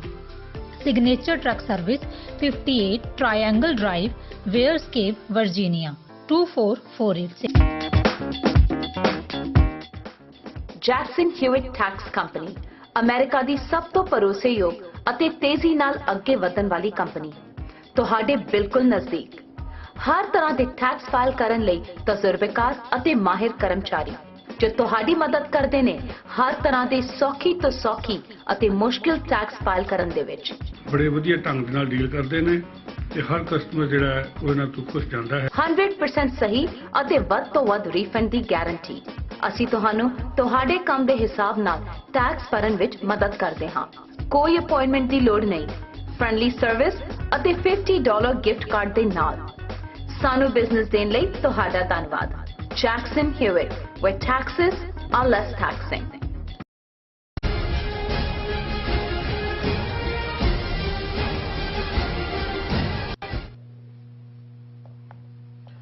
ਵਿਊਅਰਸ, ਬ੍ਰੇਕ ਤੋਂ ਬਾਅਦ ਤੁਹਾਡਾ ਸਾਰਿਆਂ ਦਾ ਸਵਾਗਤ ਹੈ। ਗੱਲਬਾਤ ਨੂੰ ਅੱਗੇ ਤੋਰਦੇ ਹਾਂ। ਡਾਕਟਰ ਸਾਹਿਬ, ਗੱਲ ਕਰੀਏ ਹੁਣ ਪੰਥਕ ਸਿਆਸਤ ਦੀ। ਪੰਜਾਬ ਦੇ ਵਿੱਚ ਆਮ ਆਦਮੀ ਪਾਰਟੀ ਦਾ ਜਿਹੜਾ ਰਾਈਜ਼ ਹੈ ਉਹਦੀ ਪਿਛਲੇ ਸੈਗਮੈਂਟ ਦੇ ਵਿੱਚ ਗੱਲ ਕੀਤੀ ਹੈ, ਤੇ ਇਸ ਦੇ ਨਾਲ ਜਿਹੜਾ ਦੂਜਾ ਫੈਕਟਰ ਸੀਗਾ ਵੀ ਅਕਾਲੀ ਦਲ ਹੈ, ਉਹਨਾਂ ਨੂੰ ਸਿਰਫ 3 ਸੀਟਾਂ ਜਿਹੜੀਆਂ ਨੇ ਉਹ ਆਈਆਂ ਨੇ। ਵੋਟਾਂ ਜਿਹੜੀਆਂ ਨੇ ਵੱਡੇ ਵੱਡੇ ਨਾਂ ਨੇ ਜਿਹੜੇ ਉਹ ਹਾਰ ਗਏ ਆ। ਸੋ ਜਿਹੜੀ ਪੰਜਾਬ ਦੀ ਪੋਲਿਟਿਕਸ ਹੈ ਉਹਦੇ ਵਿੱਚ ਜਿਹੜੀ ਸਿੱਖਾਂ ਦੀ ਪੋਲਿਟਿਕਸ ਹੈ, ਪੰਥਕ ਸਿਆਸਤ ਹੈ, ਉਹਦੇ ਤੇ ਇਹਦਾ ਕੀ ਇੰਪੈਕਟ ਹੈ? ਹੁਣ ਇਹਦੇ ਵਿੱਚ ਸਿਮਰਨਜੀਤ ਸਿੰਘ ਮਾਨ ਹੋਰਾਂ ਤੇ ਸਾਰੀਆਂ ਨਜ਼ਰਾਂ ਟਿਕੀਆਂ ਹੋਈਆਂ ਸੀ ਅਮਰਗੜ੍ਹ ਦੀ ਸੀਟ ਦੇ ਉੱਤੇ। ਹਾਲਾਂਕਿ ਇੱਕ ਪਾਰਟ ਇਹ ਹੈ ਵੀ ਉਹ ਹਾਰ ਗਏ ਆ, ਜਿਹਦੇ ਤੋਂ ਬਹੁਤ ਜਿਹੜੇ ਰਿਐਕਸ਼ਨਸ ਨੇ ਸੋਸ਼ਲ ਮੀਡੀਆ ਤੇ ਜਾਂ ਅਦਰਵਾਈਜ਼ ਲੋਕਾਂ 'ਚ ਨਮੋਸ਼ੀ ਤੇ ਗੁੱਸਾ ਵੀ ਦੇਖਣ ਨੂੰ ਮਿਲ ਰਿਹਾ, ਪਰ ਜਿਹੜੀ ਇਹਦੀ ਦੂਜੀ ਇੱਕ ਪੋਜ਼ਿਟਿਵ ਸਾਈਡ ਹੈ ਵੀ ਵੋਟ ਬੈਂਕ ਜਿਹੜਾ ਆ ਉਹ ਕਾਫੀ ਵਧਿਆ। 40,000 ਦੇ ਕਰੀਬ ਉਹਨਾਂ ਨੂੰ ਜਿਹੜੀ ਵੋਟ ਉਹਨਾਂ ਦੀ ਟੱਚ ਕੀਤੀ ਹੈ। ਫਿਰ ਬਾਕੀ ਵੀ ਜਿਹੜੇ ਉਹਨਾਂ ਦੇ ਕੈਂਡੀਡੇਟਸ ਨੇ ਉਹ ਮਹਿਲ ਕਲਾਂ ਤੋਂ ਹੋਣ, ਸਮਰਾਲੇ ਤੋਂ ਹੋਣ, ਹੋਰ ਕਨਸਟੀਟੂਐਂਸੀਜ਼ ਦੇ ਵਿੱਚ ਉੱਥੇ 5,000 ਕਿਤੇ 10,000 15,000 20,000 ਤੱਕ ਵੀ ਜਿਹੜੀ ਵੋਟ ਹੈ ਉਹਨਾਂ ਨੂੰ ਮਿਲੀ ਹੈ ਕਈ ਹਲਕਿਆਂ ਦੇ ਵਿੱਚ। ਸੋ ਇਹ ਇੱਕ ਪੋਜ਼ਿਟਿਵ ਪਾਰਟ ਹੈ। ਸੋ ਪੰਥਕ ਸਿਆਸਤ ਐਸਜੀਪੀਸੀ ਦੀ ਵੀ ਤੁਸੀਂ ਗੱਲ ਕੀਤੀ ਹੈ, ਉਹਦੀ ਡਾਇਰੈਕਸ਼ਨ ਕੀ ਦੇਖਦੇ ਹੋ ਇਹਨਾਂ ਚੋਣਾਂ ਦੇ ਨਤੀਜਿਆਂ ਤੋਂ ਬਾਅਦ? ਦੇਖੋ, ਜਿਵੇਂ ਅਕਾਲੀ ਦਲ ਦੇ ਹਵਾਲੇ ਨਾਲ ਅਸੀਂ ਗੱਲ ਕੀਤੀ ਕਿ 1920 ਦੇ ਵਿੱਚ ਸ਼੍ਰੋਮਣੀ ਅਕਾਲੀ ਦਲ ਦੀ ਫਾਊਂਡੇਸ਼ਨ ਰੱਖੀ ਜਾਂਦੀ ਹੈ ਔਰ ਬੜਾ ਗਲੋਰੀਅਸ ਇਤਿਹਾਸ ਜਿਹਦੇ 'ਚ ਗੁਰਦੁਆਰਾ ਸੁਧਾਰ ਲਹਿਰ, ਜਿਸ ਦੇ ਥੱਲੇ ਚਾਬੀਆਂ ਦਾ ਮੋਰਚਾ, ਗੁਰੂ ਕੇ ਬਾਗ ਦਾ ਮੋਰਚਾ, ਸਾਕਾ ਨਨਕਾਣਾ ਸਾਹਿਬ ਔਰ ਜੈਤੋ ਦਾ ਮੋਰਚਾ, ਪੰਜਾ ਸਾਹਿਬ ਦਾ ਮੋਰਚਾ, ਔਰ ਉਹਨਾਂ ਕੁਰਬਾਨੀਆਂ 'ਚੋਂ 1925 ਦੇ ਵਿੱਚ ਫਿਰ ਸ਼੍ਰੋਮਣੀ ਗੁਰਦੁਆਰਾ ਪ੍ਰਬੰਧਕ ਕਮੇਟੀ ਹੋਂਦ ਦੇ ਵਿੱਚ ਆਉਂਦੀ ਜੀ। ਪੋਲੀਟੀਕਲ ਲੈਵਲ ਦੇ ਉੱਤੇ ਜੇ ਅਸੀਂ ਇਸ ਲੀਡਰਸ਼ਿਪ ਦਾ ਬੌਣਾਪਨ ਦੇਖਣਾ ਹੋਏ ਪੋਲੀਟੀਕਲੀ, ਤੇ ਉਹ 46-7 ਪੀਰੀਅਡ ਸਾਹਮਣੇ ਆਇਆ ਜਦੋਂ ਕਿ ਅਸੀਂ ਤੀਸਰੀ ਧਿਰ ਹੁੰਦਿਆਂ ਹੋਇਆਂ ਵੀ ਨੈਗੋਸ਼ੀਏਸ਼ਨ ਆਫ ਪਾਵਰ ਜਾਂ ਟ੍ਰਾਂਸਫਰ ਆਫ ਪਾਵਰ ਦੇ ਥੱਲੇ ਜਿਹੜਾ ਬ੍ਰਿਟਿਸ਼ਰਜ਼ ਨੇ ਰਾਉਂਡ ਟੇਬਲ ਕਾਨਫਰੰਸਿਸ ਜਾਂ ਸਾਨੂੰ ਤੀਸਰੀ ਧਿਰ ਵਜੋਂ ਮਾਨਤਾ ਦਿੱਤੀ, ਪਰ ਸਾਡੀ ਲੀਡਰਸ਼ਿਪ ਨੇ ਆਪਣੀ ਡੈਸਟਨੀ ਕਾਰਵ ਆਊਟ ਕਰਨ ਦੀ ਥਾਂ ਅਲਟੀਮੇਟਲੀ ਕਾਂਗਰਸ ਦੇ ਖਾਤੇ 'ਚ ਆਪਣੇ ਆਪ ਨੂੰ ਭੁਗਤਾਇਆ। ਨਤੀਜੇ ਦੇ ਤੌਰ ਤੇ ਹਿੰਦੂਆਂ ਦੇ ਲਈ ਮੁਲਕ ਇੰਡੀਆ ਹੋਂਦ 'ਚ ਆ ਗਿਆ, ਮੁਸਲਮਾਨਾਂ ਨੂੰ ਪਾਕਿਸਤਾਨ ਮਿਲਿਆ ਔਰ ਅਸੀਂ ਇੱਕ ਵਾਰ ਫਿਰ ਅੰਗਰੇਜ਼ਾਂ ਦੀ ਗੁਲਾਮੀ 'ਚੋਂ ਨਿਕਲ ਕੇ ਜਿਹੜਾ ਉਹ ਹਿੰਦੂ ਗੁਲਾਮੀ ਦੇ ਵਿੱਚ ਫਸੇ। ਲੇਕਿਨ ਅਗੇਨ ਜੇ ਅਕਾਲੀ ਦਲ ਦੀ ਪੋਜ਼ਿਟਿਵਿਟੀ ਦੀ ਗੱਲ ਕਰੀਏ ਕਿ ਜਦੋਂ ਲਿੰਗੁਇਸਟਿਕ ਡਿਵੀਜ਼ਨ ਦੀ ਗੱਲ ਹੁੰਦੀ ਹੈ ਕਿ ਜ਼ਬਾਨ ਦੇ ਆਧਾਰਿਤ ਸੂਬੇ ਬਣਨਗੇ, ਸੋ ਅਕਾਲੀ ਦਲ ਨੇ ਕਾਮਯਾਬੀ ਦੇ ਨਾਲ ਮਾਸਟਰ ਤਾਰਾ ਸਿੰਘ ਦੀ ਕਮਾਂਡ ਥੱਲੇ ਹੀ ਪੰਜਾਬੀ ਸੂਬੇ ਦਾ ਮੋਰਚਾ ਲੜਿਆ। 1950 ਤੋਂ ਸ਼ੁਰੂ ਕਰਕੇ 1966 ਦੇ ਵਿੱਚ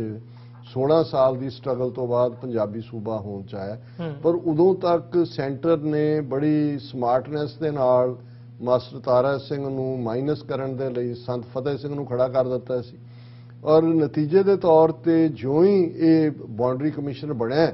ਔਰ ਸੰਤ ਫਤਿਹ ਸਿੰਘ ਨੂੰ ਜਿਹੜਾ ਉਹ ਪਾਸਪੋਰਟ ਔਰ ਵੀਜ਼ਾ ਲਵਾ ਕੇ ਯੂਕੇ ਤੋਰ ਦਿੱਤਾ ਗਿਆ ਕਿ ਭਾਈ ਤੂੰ ਉੱਥੇ ਜਰਾ ਸੈਰ ਕਰਕੇ ਆਏ। ਉਹੀ ਪੀਰੀਅਡ ਸੀ ਕਿ ਉਸ ਆਰਗੇਨਾਈਜੇਸ਼ਨ ਐਕਟ ਦੇ ਵਿੱਚ ਆਰਟੀਕਲ 78, 79, 80 ਜੋੜੇ ਗਏ, ਜਿਹਦੇ ਥੱਲੇ ਪੰਜਾਬ ਦੇ ਦਰਿਆਈ ਪਾਣੀ ਕਾਬੂ ਕਰ ਲਏ ਗਏ। ਰਾਜਧਾਨੀ ਚੰਡੀਗੜ੍ਹ ਜਿਹੜੀ ਹੈ ਉਹ ਯੂਨੀਅਨ ਟੈਰੀਟਰੀ ਬਣਾ ਦਿੱਤੀ ਗਈ, ਪੰਜਾਬੀ ਬੋਲਦੇ ਇਲਾਕੇ ਬਾਹਰ ਰੱਖੇ ਗਏ ਔਰ ਕਾਮਨ ਲਿੰਕਸ ਜਿਨ੍ਹਾਂ ਦੇ ਵਿੱਚ ਅੱਜ ਵੀ ਤੁਸੀਂ ਪੰਜਾਬ ਹਰਿਆਣਾ ਹਾਈ ਕੋਰਟ ਦੇਖੋਗੇ ਇੱਕ ਕੋਰਟ ਵੀ ਨੇ। ਸੋ ਜਿਹਨੂੰ ਲੂਲਾ ਲੰਗੜਾ ਉਹਨੇ ਕਦੇ ਗੁਲਜ਼ਾਰੀ ਲਾਲ ਨੰਦੇ ਨੇ ਕਿਹਾ ਸੀ ਹੋਮ ਮਿਨਿਸਟਰ ਨੇ,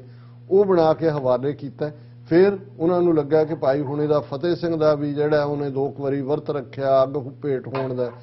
ਜੇ ਤੁਸੀਂ ਦੇਖੋਗੇ ਕਿ ਸੰਤ ਫਤਿਹ ਸਿੰਘ ਦੇ ਉਸ ਦੌਰ ਤੋਂ ਬਾਅਦ ਇਹ ਗ੍ਰੈਜੂਅਲੀ ਸੈਂਟਰ ਗਵਰਨਮੈਂਟ ਦੀ ਐਕਸਟੈਂਸ਼ਨ ਬਣਦਾ ਚਲਿਆ ਗਿਆ ਔਰ ਜਦੋਂ ਇਹ ਤ੍ਰਿਮੂਰਤੀ ਆਈ ਟੌੜਾ ਬਾਦਲ ਤਲਵੰਡੀ, ਫਿਰ ਤਾਂ ਇਹਨਾਂ ਨੇ ਹੱਦ ਹੀ ਕਰ ਦਿੱਤੀ। ਫਿਰ ਤਾਂ ਇਹਨਾਂ ਨੇ ਬਿਲਕੁਲ ਉਹਨਾਂ ਦੀ ਟਿਊਨ ਦੇ ਉੱਤੇ ਨਾਚ ਕੀਤਾ। ਧਰਮ ਯੁੱਧ ਮੋਰਚਾ ਲੱਗ ਗਿਆ ਜਾਂਦਾ 1980 'ਚ, ਜਿਹੜਾ 2 ਲੱਖ ਦੇ ਕਰੀਬ ਸਿੱਖ ਗ੍ਰਿਫਤਾਰੀ ਦਿੰਦੇ ਨੇ ਔਰ ਅੱਜ ਇਸ ਗੱਲ ਦੇ ਸਬੂਤ ਨੇ ਕਿ ਉਸ ਮੋਰਚੇ ਦੇ ਚੱਲਦਿਆਂ ਵੀ ਲਗਭਗ 18 ਗੁਪਤ ਮੀਟਿੰਗਾਂ ਇਹਨਾਂ ਹੀ ਤ੍ਰਿਮੂਰਤੀ ਨੇ, ਟੌੜਾ ਔਰ ਬਾਦਲ ਔਰ ਇਹਨਾਂ ਨੇ ਜਿਹੜੀਆਂ ਬਰਨਾਲਾ ਔਰ ਰਾਮੂਵਾਲੀਆ, ਕਿਤੇ 에ਅਰਪੋਰਟ ਲਾਉਂਜ ਤੇ, ਕਿਤੇ ਇੰਦਰਾ ਗਾਂਧੀ ਦੀ ਕੋਠੀ, ਕਿਤੇ ਹੋਰ ਥਾਂ ਦੇ ਉੱਤੇ ਕੀਤੀਆਂ। ਸੋ ਜ਼ਾਹਰ ਹੈ ਵੀ ਉਹ ਡਿਕਲਾਈਨ ਜਿਹੜਾ ਕਿ ਇੱਕ ਗਲੋਰੀਅਸ ਪਾਰਟੀ ਦੀ ਸ਼ੁਰੂਆਤ ਹੋਈ ਸੀ, ਫਿਰ ਟੌੜਾ ਵੀ ਮਰ ਗਿਆ, ਤਲਵੰਡੀ ਵੀ ਮਰ ਗਿਆ, ਲੈ ਦੇ ਕੇ ਬਾਦਲ ਨੇ ਫਿਰ ਕਿਵੇਂ ਸੁਖਬੀਰ ਬਾਦਲ ਤੇ ਅੱਗੋਂ ਉਹਦਾ ਸਾੜਾ ਤੇ ਉਹਦਾ ਜੀਜਾ ਕਿ ਕਿਵੇਂ ਸਾੜੇ ਜੀਜੇ ਦੀ ਪਾਰਟੀ ਬਣਦੀ ਹੈ ਔਰ ਕਿਵੇਂ 1996 ਤੱਕ ਪਹੁੰਚਦੇ ਆ ਮੋਗੇ ਦੇ ਵਿੱਚ ਇੱਕ ਕਾਨਫਰੰਸ ਕਰਕੇ ਬਾਦਲ ਅਕਾਲੀ ਦਲ ਨੂੰ ਇੱਕ ਪੰਜਾਬੀ ਪਾਰਟੀ ਦੇ ਨਾਂ ਥੱਲੇ ਬਣਾ ਦਿੰਦਾ। ਸਿੱਖ ਏਜੰਡਾ ਵੀ ਗਾਇਬ ਹੋ ਜਾਂਦਾ ਔਰ ਇਸ ਵਾਰ ਵੀ ਤੁਹਾਨੂੰ ਇਹ ਨਹੀਂ ਕਿ ਆਮ ਆਦਮੀ ਪਾਰਟੀ ਨੇ ਜਾਂ ਦੂਜਿਆਂ ਨੇ ਲੋਕਲ ਕਿਸੇ ਇਸ਼ੂ ਨੂੰ ਹੀ ਨਹੀਂ ਸਾਹਮਣੇ ਜਿਹੜਾ ਰੱਖਿਆ, ਨਾ ਉਹਦੇ 'ਚ ਪਾਣੀਆਂ ਦਾ ਇਸ਼ੂ ਸੀ, ਨਾ ਉਹਦੇ 'ਚ ਕੈਪੀਟਲ ਦਾ ਇਸ਼ੂ ਸੀ, ਨਾ ਪੰਜਾਬੀ ਬੋਲਦੇ ਇਲਾਕਿਆਂ ਦਾ ਇਸ਼ੂ ਸੀ, ਨਾ ਪੰਜਾਬੀ ਜ਼ਬਾਨ ਦੀ ਤਰੱਕੀ ਦਾ ਇਸ਼ੂ ਸੀ, ਕਿਉਂਕਿ ਉਹਨਾਂ ਨੇ ਤਾਂ ਪੰਜਾਬ ਦੀ ਸਿੱਖ ਪੋਪੂਲੇਸ਼ਨ ਨੂੰ ਜਿਹੜੀ ਕਿ ਐਮਰਜ ਹੋਈ ਸੀ ਕਿਸਾਨ ਮੂਵਮੈਂਟ ਦੀ ਵਿਕਟਰੀ ਤੋਂ ਬਾਅਦ ਉਹਨੂੰ ਵਾਪਸ ਉਹਨਾਂ ਨੇ ਤਿਰੰਗੇ ਦੇ ਵਿੱਚ ਲਪੇਟ ਕੇ ਸੁੱਟ ਦਿੱਤਾ ਤੇ ਜਿਨ੍ਹਾਂ ਬਾਦਲਾਂ ਨੂੰ ਬੇਸ਼ੱਕ ਬੀਜੇਪੀ ਨੇ ਉਹਨਾਂ ਨੂੰ ਛਿੜਕ ਦਿੱਤਾ ਸੀ, ਪਾਸੇ ਸੁੱਟਤਾ ਸੀ, ਉਹਨਾਂ ਦੀ ਵੀ ਇਹ ਹਿੰਮਤ ਜਾਂ ਉਹਨਾਂ ਦੀ ਕੋਈ ਇਹ ਕ੍ਰੈਡੀਬਿਲਿਟੀ ਜਾਂ ਉਹਨਾਂ ਦੀ ਕੋਈ ਅਮੰਨਾ ਇਸ ਤੇ ਨਹੀਂ ਸੀ ਕਿ ਉਹ ਪੰਜਾਬ ਦੇ ਇਸ਼ੂਜ਼ ਨੂੰ ਉਭਾਰਦੇ। ਸੋ ਜ਼ਾਹਿਰ ਹੈ ਕਿ ਲੋਕਾਂ ਨੇ ਵੀ ਇਸ ਗੱਲ ਨੂੰ ਚੰਗੀ ਤਰ੍ਹਾਂ ਪਛਾਣਿਆ ਔਰ ਆਲਰੇਡੀ ਬਦਨਾਮ ਹੋ ਚੁੱਕੇ ਆ ਸਾਰਾ ਟੱਬਰ ਜਿਹੜਾ ਲਟੇਰਿਆਂ ਦਾ ਹੈ, ਉਹਨਾਂ ਨੂੰ ਉਹਨਾਂ ਨੇ ਸ਼ਿਕਸਤ ਵੀ ਦਿੱਤੀ। ਲੇਕਿਨ ਇਸ ਗੱਲ ਦਾ ਫਿਰ ਵੀ ਧਿਆਨ ਰੱਖਣ ਦੀ ਲੋੜ ਹੈ ਕਿ 17% ਵੋਟਾਂ ਜਿਹੜੀਆਂ ਨੇ ਉਹ ਬਾਦਲ ਅਕਾਲੀ ਦਲ ਨੂੰ ਪੈਂਦੀਆਂ ਨੇ। ਇਹਦਾ ਮਤਲਬ ਇਹ ਹੈ ਵੀ ਪੰਜਾਬ ਦੀ ਉਹ ਕੋਰ ਕਨਸਟੀਚੁਐਂਸੀ ਜਿਨ੍ਹਾਂ ਦੇ ਲਈ ਇੱਕ ਲੰਬਾ ਵਕਤ ਪੰਥ ਔਰ ਅਕਾਲੀ ਦਲ ਸਿਨੋਨਿਮਸ ਸੀ, ਤਕੜੀ ਦਾ ਮਤਲਬ ਪੰਥ ਸੀ ਤੇ ਪੰਥ ਦਾ ਮਤਲਬ ਅਕਾਲੀ ਦਲ ਸੀ, ਉਹ ਅੱਜ ਵੀ ਜਿਹੜੀ ਹੈ ਜਦੋਂ ਤੁਸੀਂ ਹੁਣ ਪੁੱਛਿਆ ਕਿ ਭਾਈ ਇੱਕ ਵੈਕਿਊਮ ਕ੍ਰੀਏਟ ਹੋਏ, ਇਹਦੇ 'ਚ ਕੋਈ ਸ਼ੱਕ ਨਹੀਂ ਹੈ ਕਿ ਬਾਦਲ ਅੱਜ ਦੀ ਡੇਟ 'ਚ ਇਰਰੈਲੇਵੈਂਟ ਹੋ ਗਿਆ 3 ਸੀਟਾਂ ਦੇ ਨਾਲ। ਲੇਕਿਨ ਇਸ ਗੱਲ ਦਾ ਧਿਆਨ ਰਿਹਾ ਕਿ ਸ਼੍ਰੋਮਣੀ ਗੁਰਦੁਆਰਾ ਪ੍ਰਬੰਧਕ ਕਮੇਟੀ ਦੇ ਉੱਤੇ ਜਿਸ ਦੇ ਕੋਲ ਜਿਹੜਾ ਉਹ ਅਰਬਾਂ ਦਾ ਬਜਟ ਹੈ, ਬਣੀਆਂ ਬਣਾਈਆਂ ਸਟੇਜਸ ਨੇ ਜੀ, ਉਹ ਉਹਨਾਂ ਦੇ ਕੋਲ ਹੈ। ਔਰ ਕਦੇ ਵੀ ਇਸ ਗੱਲ ਦਾ ਧਿਆਨ ਰਿਹਾ ਕਿ ਵੀ ਇਸ ਸਾਰੇ ਪੀਰੀਅਡ ਤੁਸੀਂ ਦੇਖਿਆ ਹੋਵੇਗਾ ਕੈਂਪੇਨ 'ਚ ਮੋਦੀ ਦੇ ਖਿਲਾਫ ਜਾਂ ਬੀਜੇਪੀ ਦੇ ਖਿਲਾਫ ਕੋਈ ਬਾਦਲਾਂ ਚੋਂ ਜਾਂ ਕਿਸੇ ਅਕਾਲੀ ਕੈਂਡੀਡੇਟ ਨੇ ਕੋਈ ਲਫ਼ਜ਼ ਕਿਹਾ ਹੋਏ, ਕਿਉਂਕਿ ਇਹਨਾਂ ਨੂੰ ਵੀ ਉਹਨਾਂ ਨੇ ਇਹਨਾਂ ਦੀ ਔਕਾਤ ਦਿਖਾਣੀ ਸੀ ਕਿ ਭਾਈ ਤੁਸੀਂ ਇੰਨੇ ਜੋਗੇ ਹੋ, ਪਰ ਉਹ ਇਹਨਾਂ ਨੂੰ ਰੱਖਣਗੇ, ਸ਼੍ਰੋਮਣੀ ਕਮੇਟੀ ਵੀ ਇਹਨਾਂ ਦੇ ਕੋਲ ਹੀ ਰਹਿਣ ਦੇਣਗੇ, ਕਿਉਂਕਿ ਹਮੇਸ਼ਾ ਦਿੱਲੀ ਦੇ ਹਾਕਮਾਂ ਨੂੰ ਫੀਅਰ ਹੁੰਦਾ ਹੈ ਕਿ ਰਾਈਟ ਥਿੰਕਿੰਗ ਸਿੱਖ ਜਿਹੜੇ ਡੈਡੀਕੇਟਿਡ ਨੇ ਉਹ ਅੱਗੇ ਨਾ ਆਣ। ਹੁਣ ਸੈਕੰਡ ਸਾਡਾ ਪਾਰਟ ਹੈ ਵੀ ਅਸੀਂ ਜੇ ਪੰਥਕ ਪਲੇਟਫਾਰਮ ਦੀ ਗੱਲ ਕਰੀਏ ਕਿ ਸ਼੍ਰੋਮਣੀ ਅਕਾਲੀ ਦਲ ਅੰਮ੍ਰਿਤਸਰ ਪਹਿਲੇ ਦਿਨ ਤੋਂ ਹੀ ਆਪਣੀ ਜਿਹੜਾ ਉਹ ਵਿਦਨ ਸਿਸਟਮ ਲੜਨ 'ਚ ਯਕੀਨ ਰੱਖਦਾ ਹੈ ਜੀ। ਖਾਲਿਸਤਾਨ ਦੇ ਮੁੱਦੇ ਤੇ ਲੜਦੇ ਰਹੇ ਨੇ, ਪਰ ਉਹ ਪ੍ਰੋਸੈਸ ਸਾਰੀ ਉਹੀ ਹੈ ਜੋ ਕਨਸਟੀਟਿਊਸ਼ਨਲੀ ਹੁੰਦੀ ਹੈ ਔਰ ਉਹਨਾਂ ਨੂੰ ਕਿਵੇਂ ਜਿਹੜਾ ਨੈਗੇਟ ਕੀਤਾ ਜਾਂਦਾ ਰਿਹਾ ਹੈ, ਉਹਨਾਂ ਦੀ ਕਿਰਦਾਰਕੁਸ਼ੀ ਸਿਮਰਨਜੀਤ ਸਿੰਘ ਮਾਨ ਦੀ ਮੀਡੀਆ ਜਾਂ ਦੂਜਿਆਂ ਰਾਹੀਂ ਰਹੀ ਔਰ ਹੌਲੀ ਉਹਨਾਂ ਨੂੰ ਹਾਸ਼ੀਏ ਤੋਂ ਬਾਹਰ ਤੱਕ ਦਿੱਤਾ ਗਿਆ ਕਿ ਵੀ ਇਹ ਚੋਣ ਇਸ ਲਈ ਲੜਦੇ ਨੇ ਕਿ ਹਾਰਨਾ ਚਾਹੁੰਦੇ ਨੇ, ਇਸ ਕਿਸਮ ਦੇ ਜੋਕ ਬਣਾਏ ਗਏ। ਪਰ ਜਿਹੜੀ ਕਿਸਾਨ ਮੂਵਮੈਂਟ ਦੇ ਨਾਲ ਜੁੜਿਆ ਹੋਇਆ ਇੱਕ ਪਾਸੇ ਜਿੱਥੇ ਕਿਸਾਨਾਂ ਨੇ ਬਿਲਕੁਲ ਉਹ ਬੇੜਾ ਗਰਕ ਕੀਤਾ, ਜਦੋਂ ਅਸੀਂ ਪੰਜਾਬ ਦੀ ਆਵਾਜ਼ ਦੀ ਗੱਲ ਕਰਦੇ ਹਾਂ ਔਰ ਅਗੇਨ ਦੀਪ ਸਿੱਧੂ ਬਹੁਤਿਆਂ ਨੂੰ ਯਾਦ ਆ ਰਿਹਾ ਹੋਵੇਗਾ ਜਦੋਂ ਉਹਨਾਂ ਦੇ ਲਾਸਟ ਇੰਟਰਵਿਊ 'ਚ ਉਹਨਾਂ ਨੂੰ ਪੁੱਛਿਆ ਜਾਂਦਾ ਹੈ ਕਿ ਕੀ ਜਿਹੜਾ ਕੋਈ ਪੋਲੀਟੀਕਲ ਧਿਰ ਬਣਾ ਕੇ ਪੰਜਾਬ ਦੇ ਹੱਕਾਂ ਦੀ ਜਿੱਥੇ ਕਿ ਤੁਸੀਂ ਹੋਂਦ ਦੀ ਗੱਲ ਕਰਦੇ ਹੋ ਉਸ ਲੜਾਈ ਨੂੰ ਨਹੀਂ ਲੜਿਆ ਜਾ ਸਕਦਾ। ਤੇ ਇੱਕ ਗੱਲ ਬੜੀ ਵਿਜ਼ਡਮ ਵਾਲੀ ਦੀਪ ਸਿੱਧੂ ਨੇ ਕਹੀ, ਉਹਨੇ ਕਿਹਾ ਕਿ ਜੀ ਹਮੇਸ਼ਾ ਸੰਘਰਸ਼ ਚੋਂ ਜੇ ਜਥੇਬੰਦੀ ਨਿਕਲੇ ਤੇ ਉਹਦੀ ਕ੍ਰੈਡੀਬਿਲਿਟੀ ਹੁੰਦੀ ਹੈ, ਉਹੀ ਚੇਂਜ ਕਰ ਸਕਦੀ ਹੈ। ਕਿਸਾਨ ਜਥੇਬੰਦੀਆਂ ਦੇ ਕੋਲ ਅਪਰਚੂਨਿਟੀ ਸੀ ਕਿਉਂਕਿ ਕਿਸਾਨ ਸੰਘਰਸ਼ ਵਿਕਟਰੀ ਦੇ ਵਿੱਚ ਆਇਆ, ਪਰ ਉਹਨਾਂ ਨੇ ਉਹ ਅਪਰਚੂਨਿਟੀ ਮਿਸ ਕਰ ਦਿੱਤੀ ਔਰ ਇਹਦੇ ਵਿੱਚ ਕੋਈ ਸ਼ੱਕ ਨਹੀਂ ਹੈ ਕਿ ਸਾਰੀਆਂ ਸਿਆਸੀ ਧਿਰਾਂ ਘਬਰਾਈਆਂ ਹੋਈਆਂ ਸੀ ਕਿ ਭਾਈ ਅੱਜ ਇਹਨਾਂ ਦਾ ਇੰਨਾ ਇੰਪੈਕਟ ਹੈ ਕਿ ਇਹ ਜਿਹੜਾ ਉਹਨੂੰ ਲੀਡ ਕਰ, ਪਰ ਇਹ ਤਾਂ ਉਹ ਉੱਤੇ ਉਹਨਾਂ ਨੇ ਚਾੜਿਆ ਹੋਇਆ ਸੀ ਰੇਸ਼ਮ ਦਾ ਗਲਾਫ, ਅੰਦਰ ਤਾਂ ਜਿਹੜਾ ਉਹ ਖਿੱਦੋ ਸੀ, ਲੀਰਾਂ ਸੀ ਉਹਨਾਂ ਦੇ,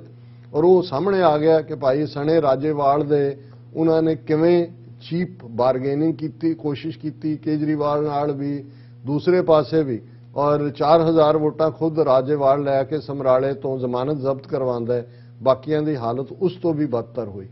ਹੁਣ ਦੀਪ ਸਿੱਧੂ ਜਾਂ ਉਹ ਜਿਹੜੇ ਸਾਰੇ ਜੁਝਾਰੂ ਸਿੱਖ ਮਾਈਂਡਡ ਜਿਹੜਾ ਕਨਸੈਪਟ ਉਹ ਸਾਰੇ ਚੋਂ ਨਿਕਲਿਆ ਕਿਸਾਨ ਲਹਿਰ ਚੋਂ, ਉਹਨਾਂ ਨੇ ਅਖੀਰਲੇ ਹਫ਼ਤਿਆਂ ਦੇ ਵਿੱਚ ਜਿਹੜੀ ਹੈ ਉਹ ਵਾਰਿਸ ਪੰਜਾਬ ਦੇ ਜਥੇਬੰਦੀ ਵੱਲੋਂ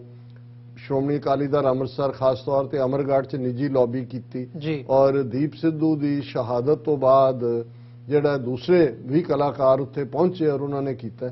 ਔਰ ਅਸੀਂ ਉਹ ਦੇਖ ਰਹੇ ਹਾਂ ਕਿ ਵੀ ਪੰਜਾਬ ਦੇਖੋ, ਪੰਜਾਬ ਨਾ ਹਿੰਦੂ ਨਾ ਮੁਸਲਮਾਨ, ਪੰਜਾਬ ਜਿਉਂਦਾ ਗੁਰਾਂ ਦੇ ਨਾਂ ਤੇ। ਪੰਜਾਬ ਦਾ ਨੈਰੇਟਿਵ ਜੇ ਅੱਜ ਕੇਜਰੀਵਾਲ ਜਾਂ ਏਜੰਸੀਆਂ ਇਹ ਸਮਝਣ ਕਿ ਜੀ ਅਸੀਂ ਤਿਰੰਗੇ 'ਚ ਲਪੇਟ ਦਿੱਤਾ ਹੈ ਵੰਦੇ ਮਾਤਰਮ, ਇਵੇਂ ਨਹੀਂ ਹੈ। ਪੰਜਾਬ 'ਚ ਜਿਵੇਂ ਸ਼ਾਹ ਮੁਹੰਮਦ ਨੇ ਕਿਹਾ ਸੀ ਕਿ ਵੀ ਸ਼ਾਹ ਮੁਹੰਮਦਾ ਗੱਲ ਤਾਂ ਸੋਈ ਹੋਸੀ ਜਿਹੜੀ ਕਰੇਗਾ ਖਾਲਸਾ ਪੰਥ ਮੀਆਂ, ਅਲਟੀਮੇਟਲੀ ਡਿਸਾਈਡਿੰਗ ਹੈ, ਠੀਕ ਹੈ ਵਕਤੀ ਜਿਹਾ ਇੱਕ ਐਫਰਵੈਸੈਂਸ ਹੈਗੀ ਆ, ਉੜ ਜਾਏਗੀ ਉਹ। ਹੁਣ ਉਸ ਸਾਰੇ ਚੋਂ ਜਿਵੇਂ ਤੁਸੀਂ ਜ਼ਿਕਰ ਕੀਤਾ 40,000 ਪਲੱਸ ਵੋਟ 41,000 ਹੈ ਅਮਰਗੜ੍ਹ ਚੋਂ ਸਰ ਸਿਮਰਨਜੀਤ ਸਿੰਘ ਮਾਨ ਲੈਂਦੇ ਨੇ, ਬਾਕੀ ਕੈਂਡੀਡੇਟਸ ਦੀ ਜਿਹੜੀ ਅਕਾਲੀ ਦਲ ਅੰਮ੍ਰਿਤਸਰ ਦੇ ਰਫਲੀ ਵੋਟ 4 ਲੱਖ ਦੇ ਕਰੀਬ ਬਣਦੀ ਹੈ, ਜਿਹੜੀ ਇਸ ਗੱਲ ਨੂੰ ਜੇ 4 ਲੱਖ ਏਬਲ ਬੋਡੀਡ 18+ ਸਿੱਖ ਮਰਦ ਔਰਤਾਂ ਪੰਜਾਬ 'ਚ ਖਾਲਿਸਤਾਨ ਦੇ ਨਾਲ ਖੜੇ ਨੇ ਤੇ ਇਹਦਾ ਮਤਲਬ ਇਹ ਹੈ ਕਿ ਇਹ ਜਿਹੜਾ ਸੀ ਜੀ 2.5 ਟੋਟਰੂ ਨੇ ਜਦ ਔਰ ਇਹ ਵੀ ਬੜੇ ਸੀਮਤ ਸਾਧਨਾਂ ਦੇ ਨਾਲ। ਸੋ ਮੈਂ ਸਮਝਦਾ ਹਾਂ ਵੀ ਹੁਣ ਜਿਹੜਾ ਇੱਕ ਗੈਪ ਕ੍ਰੀਏਟ ਹੋਇਆ ਹੈ ਬਾਦਲਾਂ ਦੇ ਇਰਰੈਲੇਵੈਂਟ ਹੋਣ ਨਾਲ, ਉਹ ਬਾਦਲਾਂ ਨੂੰ ਅਜੇ ਇਰਰੈਲੇਵੈਂਟ ਹੋਣ ਨਹੀਂ ਦੇਣਗੇ, ਉਹਨਾਂ ਥੱਲੇ ਉਹਨਾਂ ਦੀ ਖੇਡ ਸਿਰੇ ਚੜ੍ਹਦੇ। ਪਰ ਅਸੀਂ ਜੇ ਇਸ ਪੀਰੀਅਡ ਦਾ ਫਾਇਦਾ ਉਠਾ ਕੇ ਦੇਖੋ, ਅਸੀਂ ਤਾਂ ਅਜੇ ਖਾਲਿਸਤਾਨੀ ਧਿਰ ਇਸ ਕਨਕਲੂਜਨ ਤੇ ਆ ਵੀ ਇਸ ਸਿਸਟਮ ਚੋਂ ਸਾਡੇ ਲਈ ਕੁਝ ਨਹੀਂ ਨਿਕਲਣਾ ਜੀ। ਇਸ ਲਈ ਅਸੀਂ ਕੋਈ ਉਹਦੇ 'ਚ ਐਕਟਿਵ ਰੋਲ ਨਾ ਪਲੇ ਕਰਨਾ ਚਾਹੁੰਦੇ ਆ, ਨਾ ਹੀ ਅਸੀਂ ਕਰਨਾ। ਲੇਕਿਨ ਸਾਨੂੰ ਇਹ ਵੀ ਪਤਾ ਹੈ ਕਿ ਵੀ ਕੋਈ ਫਰੰਟ ਖਾਲੀ ਨਹੀਂ ਛੱਡਣਾ ਚਾਹੀਦਾ ਤੇ ਜੇ ਉਸ ਪੋਲੀਟੀਕਲ ਇੱਕ ਵੈਕਿਊਮ ਦੇ ਵਿੱਚ ਪੰਥਕ ਧਿਰਾਂ, ਖਾਸ ਤੌਰ ਤੇ ਸ਼੍ਰੋਮਣੀ ਅਕਾਲੀ ਦਲ ਅੰਮ੍ਰਿਤਸਰ ਜਾਂ ਜਿਵੇਂ ਵਾਰਿਸ ਪੰਜਾਬ ਦੇ ਜਾਂ ਦਲ ਖਾਲਸਾ ਜਾਂ ਹੋਰ ਵੀ ਇੰਡੀਵਿਜੂਅਲਸ ਇਸ ਸਾਰੇ ਪੀਰੀਅਡ ਨੂੰ ਨਿੱਠ ਕੇ ਇੱਕ ਗੱਲ ਦਾ ਧਿਆਨ ਰਹੇ। ਬਹੁਤ ਵਾਰ ਅਸੀਂ ਅਖਬਾਰਾਂ ਦੇ ਬਿਆਨਾਂ ਤੋਂ ਅੰਦਾਜ਼ਾ ਲਾ ਲੈਂਦੇ ਹਾਂ ਕਿ ਜੀ ਉਹਦੀ ਵੇਵ ਬਣ ਗਈ, ਹਟ ਗਈ। ਇਵੇਂ ਨਹੀਂ ਹੁੰਦਾ। ਜਿਵੇਂ ਇੱਕ ਸਿਆਣੇ ਲਾਰਡ ਨੇ UK 'ਚ ਕਿਹਾ ਸੀ ਕਿ ਆਲ ਪੋਲਿਟਿਕਸ ਇਜ਼ ਲੋਕਲ ਜੀ। ਜਦੋਂ ਤੱਕ ਤੁਸੀਂ ਲੋਕਲ ਲੈਵਲ ਤੇ ਗਰਾਊਂਡ ਲੈਵਲ ਦੇ ਉੱਤੇ ਕੰਮ ਨਹੀਂ ਕਰਦੇ, ਔਰ ਅੱਜ ਜਿਹੜਾ ਇੱਕ ਟ੍ਰੈਂਡ ਵੀ ਹੈ, ਜੇ ਤੁਸੀਂ ਅਮਰਗੜ੍ਹ ਦੇ ਲੋਕਾਂ ਨੂੰ ਕਹੋ ਜੇ ਲੱਖ ਲਾਹਨਤ ਤੁਹਾਨੂੰ ਤੁਸੀਂ ਹਰਾ ਦੋ, ਉਹ ਭਾਈ ਇਹ ਇਵੇਂ ਦੀਆਂ ਗੱਲਾਂ ਨਾ ਕਰੋ। ਉਹ ਦੇਖੋ ਜੇ 40,000 ਬੰਦਾ ਉਸ ਹਲਕੇ 'ਚ ਸਿਰਫ 2 ਹਫ਼ਤੇ ਦੀ ਜਿਹੜੀ ਹੈ ਉਹ ਲੌਬਿੰਗ ਦੇ ਨਾਲ ਖਲੋ ਜਾਂਦਾ ਹੈ, ਉਹੀ ਪੰਜਾਬ ਹੈ ਜਿਨ੍ਹਾਂ ਨੇ 1999 ਚ 2-2 ਲੱਖ 3-3 ਲੱਖ ਵੋਟਾਂ ਨਾਲ 9 ਕੈਂਡੀਡੇਟ ਪੰਥ ਪ੍ਰਸਤ ਜਿਤਾਏ ਸੀ। ਉਹੀ ਪੰਜਾਬ ਹੈ ਜਿਨ੍ਹਾਂ ਨੇ ਜੁਝਾਰੂਆਂ ਦੀ ਆਵਾਜ਼ ਦੇ ਉੱਤੇ 92% ਪੰਜਾਬ ਨੇ ਬਾਈਕਾਟ ਕੀਤਾ ਸੀ। ਉਹ ਤੁਹਾਡਾ ਕਾਡਰ ਅੱਜ ਵੀ ਉੱਥੇ ਸ਼ਹੀਦਾਂ ਦਾ ਡੁੱਲਿਆ ਖੂਨ ਵੀ ਹੈ, ਕਮਾਈ ਵੀ ਹੈ, ਉਹ ਜਨਰੇਸ਼ਨ ਵੀ ਮੌਜੂਦ ਹੈ। ਔਰ ਤੁਹਾਨੂੰ ਈਵਨ ਬੇਸ਼ੱਕ ਇਹਨਾਂ ਤੋਂ ਸਤਿਆ ਹੋਇਆ ਕਾਂਗਰਸ ਔਰ ਅਕਾਲੀਆਂ ਜਾਂ ਦੂਜਿਆਂ ਚੋਂ ਆਮ ਆਦਮੀ ਪਾਰਟੀ 'ਚ ਵੀ ਤੁਹਾਨੂੰ ਕੁਝ ਗੁਰਸਿੱਖ ਚਿਹਰੇ ਨਜ਼ਰ ਆਣਗੇ ਜਿਨ੍ਹਾਂ ਦੇ ਅੰਦਰ ਜਿਨ੍ਹਾਂ ਨੂੰ ਜੇ ਅਸੀਂ ਪਲੇਟਫਾਰਮ ਦਿੱਤਾ ਹੁੰਦਾ ਤੇ ਉਹ ਇਸ ਲਾਲਾ ਕੇਜਰੀਵਾਲ ਦੇ ਪਲੇਟਫਾਰਮ ਤੇ ਨਾ ਜਾਂਦੇ। ਸੋ ਮੈਂ ਸਮਝਦਾ ਵੀ ਇਹ ਪੀਰੀਅਡ ਹੈ ਕਿ ਗਰਾਊਂਡ ਲੈਵਲ ਦੇ ਉੱਤੇ ਜਿਹੜੀ ਹੈ ਆਰਗੇਨਾਈਜੇਸ਼ਨ ਨੂੰ ਪੰਥ ਪ੍ਰਸਤ ਏਜੰਡੇ ਦੇ ਥੱਲੇ ਬਿਲਡ ਕਰਨਾ। ਜੀ ਡਾਕਟਰ ਸਾਹਿਬ, ਬਿਲਕੁਲ ਇਹ ਇੰਪੋਰਟੈਂਟ ਆ ਉੱਥੇ ਵੀ ਤੇ ਬਾਹਰ ਵੀ ਜਦੋਂ ਅਸੀਂ ਦੇਖਦੇ ਹਾਂ। ਸੋ ਵਿਊਅਰਸ, ਇੱਥੇ ਇੱਕ ਛੋਟੀ ਜੀ ਕਮਰਸ਼ੀਅਲ ਬ੍ਰੇਕ ਦੇ ਲਈ ਰੁਕਾਂਗੇ। ਬ੍ਰੇਕ ਤੋਂ ਬਾਅਦ ਦੁਬਾਰਾ ਫਿਰ ਪੰਜਾਬ ਦਾ ਜਿਹੜਾ ਇਲੈਕਸ਼ਨ ਸਿਨੈਰੀਓ ਹੈ ਤੇ ਇਹਦੇ ਵਿੱਚ ਆਉਣ ਵਾਲੇ ਸਮੇਂ ਦੇ ਵਿੱਚ ਕੀ ਐਕਸਪੈਕਟ ਕੀਤਾ ਜਾ ਸਕਦਾ, ਖਾਸ ਤੌਰ ਤੇ ਆਮ ਆਦਮੀ ਪਾਰਟੀ ਦੀ ਹੁਣ ਸਰਕਾਰ ਜਿਹੜੀ ਹੈ ਉਹ ਹੋਵੇਗੀ, ਸੋ ਉਹ ਕੀ ਡਿਲੀਵਰ ਕਰ ਸਕਣਗੇ ਤੇ ਕੀ ਨਹੀਂ, ਇਸ ਦੇ ਉੱਤੇ ਵਿਚਾਰ ਚਰਚਾ ਕਰਾਂਗੇ। ਛੋਟੀ ਜੀ ਬ੍ਰੇਕ ਤੋਂ ਬਾਅਦ ਦੁਬਾਰਾ ਮਿਲਦੇ ਹਾਂ।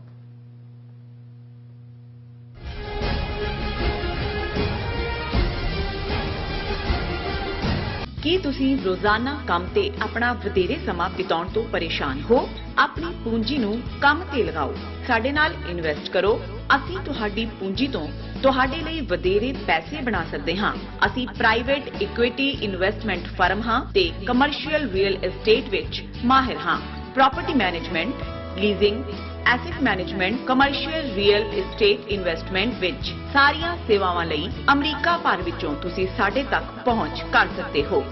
ਆਜ਼ਾਦ ਕਮਰਸ਼ੀਅਲ ਰੀਅਲਟੀ ਸਰਵਿਸਿਜ਼ ਤੇ Azad family trust, 701 north post oak road,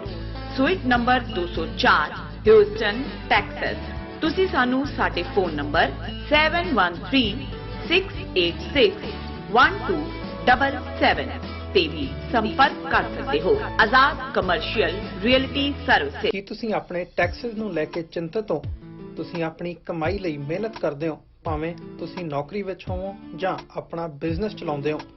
ਜਦੋਂ ਟੈਕਸ ਭਰਨ ਦਾ ਸਮਾਂ ਆਉਂਦਾ ਹੈ ਤਾਂ ਤੁਹਾਨੂੰ ਇੱਕ ਭਰੋਸੇਯੋਗ ਟੈਕਸ ਅਕਾਊਂਟੈਂਟ ਦੀ ਲੋੜ ਹੈ ਜੋ ਟੈਕਸ ਬੈਲੈਂਸ ਦਾ ਤੁਹਾਡੇ ਪੱਖ ਵਿੱਚ ਜਾਣਾ ਯਕੀਨੀ ਬਣਾਵੇ।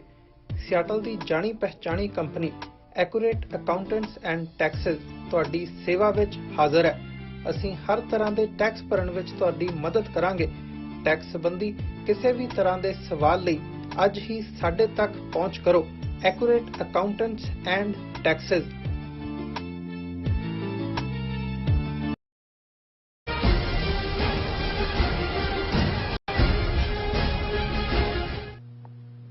ਵਿਊਅਰਸ, ਬ੍ਰੇਕ ਤੋਂ ਬਾਅਦ ਤੁਹਾਡਾ ਸਾਰਿਆਂ ਦਾ ਸਵਾਗਤ ਹੈ। ਗੱਲਬਾਤ ਨੂੰ ਅੱਗੇ ਤੋਰਦੇ ਹਾਂ। ਡਾਕਟਰ ਸਾਹਿਬ, ਗੱਲ ਕਰੀਏ ਹੁਣ ਆਮ ਆਦਮੀ ਪਾਰਟੀ ਦੀ ਸਰਕਾਰ ਬਣਨ ਜਾ ਰਹੀ ਹੈ। ਉਹਨਾਂ ਦੀ ਭਗਵੰਤ ਮਾਨ ਜਿਹੜੇ ਆ ਉਹ ਮੁੱਖ ਮੰਤਰੀ ਹੋਣਗੇ ਤੇ ਹੁਣ ਇੱਕ ਤੇ ਮਾਡਲ ਉਹ ਹੈ ਜੋ ਪੰਜਾਬ ਦੇ ਵਿੱਚ ਉਹ ਦਿੱਲੀ ਮਾਡਲ ਉਹ ਵੇਚ ਰਹੇ ਆ, ਵੇਚਿਆ ਆ, ਵਿਕਿਆ ਵੀ ਆ, ਲੋਕਾਂ ਦੀਆਂ ਐਕਸਪੈਕਟੇਸ਼ਨਸ ਉਸ ਲੈਵਲ ਤੋਂ ਹੈਗੀਆਂ ਨੇ ਵੀ ਜੀ ਮੈਡੀਕਲ ਫੈਸਿਲਿਟੀਜ਼ ਹੋਣਗੀਆਂ, ਐਜੂਕੇਸ਼ਨ ਦੇ ਵਿੱਚ ਸੁਧਾਰ ਹੋਊਗਾ, ਕਰਪਸ਼ਨ ਘਟੂਗੀ, ਹੋਰ ਵੀ ਜਿਹੜੇ ਉਹਨਾਂ ਨੇ ਵਾਅਦੇ ਸਾਰੇ ਟਾਈਮ ਪੀਰੀਅਡ ਦੇ ਵਿੱਚ ਕੀਤੇ ਆ, ਇੱਕ ਤੇ ਲਿਸਟ ਹੈਗੀ ਆ ਉਹ। ਤੇ ਦੂਜਾ ਪੱਖ ਆ ਜਾਂਦਾ ਆ ਜਿਹੜੇ ਪੰਜਾਬ ਦੇ ਇਸ਼ੂਜ਼ ਨੇ, ਜਿਹੜੇ ਲੌਂਗ ਪੈਂਡਿੰਗ ਇਸ਼ੂਜ਼। ਜਦੋਂ ਅਸੀਂ ਪੰਜਾਬ ਦੀ ਸਟੇਟ ਦੇ ਨਾਲ ਦਿੱਲੀ ਦੇ ਨਾਲ ਟੱਕਰ ਦੀ ਗੱਲ ਕਰਦੇ ਆ, ਉਹਦੇ ਵਿੱਚ ਉਹ ਪੰਜਾਬ ਦੇ ਪਾਣੀਆਂ ਦੀ ਗੱਲ ਹੋਵੇ, ਪੰਜਾਬੀ ਬੋਲਦੇ ਇਲਾਕਿਆਂ ਦੀ ਗੱਲ ਹੋਵੇ,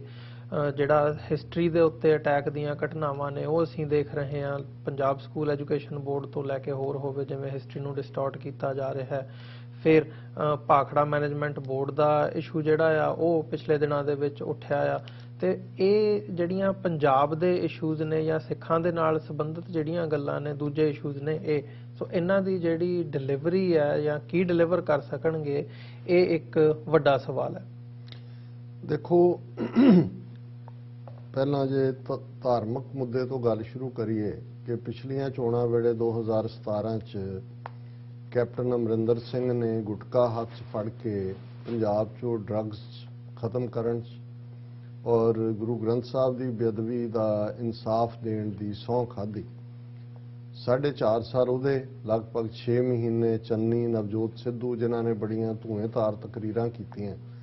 ਲੇਕਿਨ ਅਸੀਂ ਦੇਖਿਆ ਕਿ ਵੀ ਇਹਦੇ ਬਾਵਜੂਦ ਕਿ ਸ਼ਾਇਦ ਇਹਨਾਂ ਦੀ ਮਨਸ਼ਾ ਹਾਂ ਪੱਖੀ ਵੀ ਹੋਏ ਕੁਝ ਕਰਨ ਦੀ, ਲੇਕਿਨ ਨਾ ਸੁਮੇਧ ਸੈਣੀ ਨੂੰ ਹੱਥ ਪਾਇਆ ਜਾ ਸਕਿਆ ਜੀ, ਨਾ ਕੋਈ ਹੋਰ ਦੋਸ਼ੀ। ਤੇ ਜੇ ਇਸ ਮੁੱਦੇ ਤੇ ਇੰਨੀ ਬੇਬਸੀ 'ਚ ਨੇ ਤੇ ਬਾਕੀ ਤਾਂ ਸਭ ਕੁਝ ਹੀ, ਜਦੋਂ ਤੁਸੀਂ ਇਹ ਦੇਖਦੇ ਹੋ ਕਿ ਭਾਈ ਇੱਕ ਡੈਟ ਦੇ ਥੱਲੇ ਫਸਾਈ ਹੋਈ ਸਟੇਟ ਜਿਹਦੇ ਆਪਣੇ ਪੱਲੇ ਕੁਝ ਵੀ ਨਹੀਂ ਹੈ। ਔਰ ਇਸ ਗੱਲ ਦਾ ਵੀ ਧਿਆਨ ਰਹੇ ਕਿ ਬਾਦਲ ਹੋਏ, ਅਮਰਿੰਦਰ ਹੋਏ, ਤੁਸੀਂ ਕਿਸੇ ਇਨਸਾਈਡਰ ਨੂੰ ਪੁੱਛੋ ਕਿ ਇਹਨਾਂ ਦਾ ਤਾਂ ਕੰਮ ਫਾਈਲਾਂ ਤੇ ਦਸਤਖਤ ਕਰਨਾ ਹੁੰਦਾ ਹੈ। ਹਕੂਮਤ ਨੂੰ ਬਿਊਰੋਕਰੈਟ ਰਨ ਕਰਦੇ ਨੇ ਜੀ, ਚੀਫ ਸੈਕਟਰੀ ਤੋਂ ਲੈ ਕੇ ਜਿਹੜੇ ਉਸ ਲੈਵਲ ਦੇ, ਤੇ ਉਹਨਾਂ ਨੂੰ ਅੱਗੋਂ ਏਜੰਸੀਆਂ ਦੇ ਜਿਹੜੇ ਨੇ ਉਹਨਾਂ ਦੀਆਂ ਹਦਾਇਤਾਂ ਹੁੰਦੀਆਂ। ਇਹੀ ਕਾਰਨ ਹੈ ਤੁਸੀਂ ਕੀ ਕੇਸਿਸ ਦੇਖੋਗੇ ਕਿ ਪੰਜਾਬ ਦਾ ਅਟਾਰਨੀ ਜਨਰਲ ਨੰਦਾ ਉਹ ਪੇਸ਼ ਹੀ ਨਹੀਂ ਸੀ ਹੁੰਦਾ,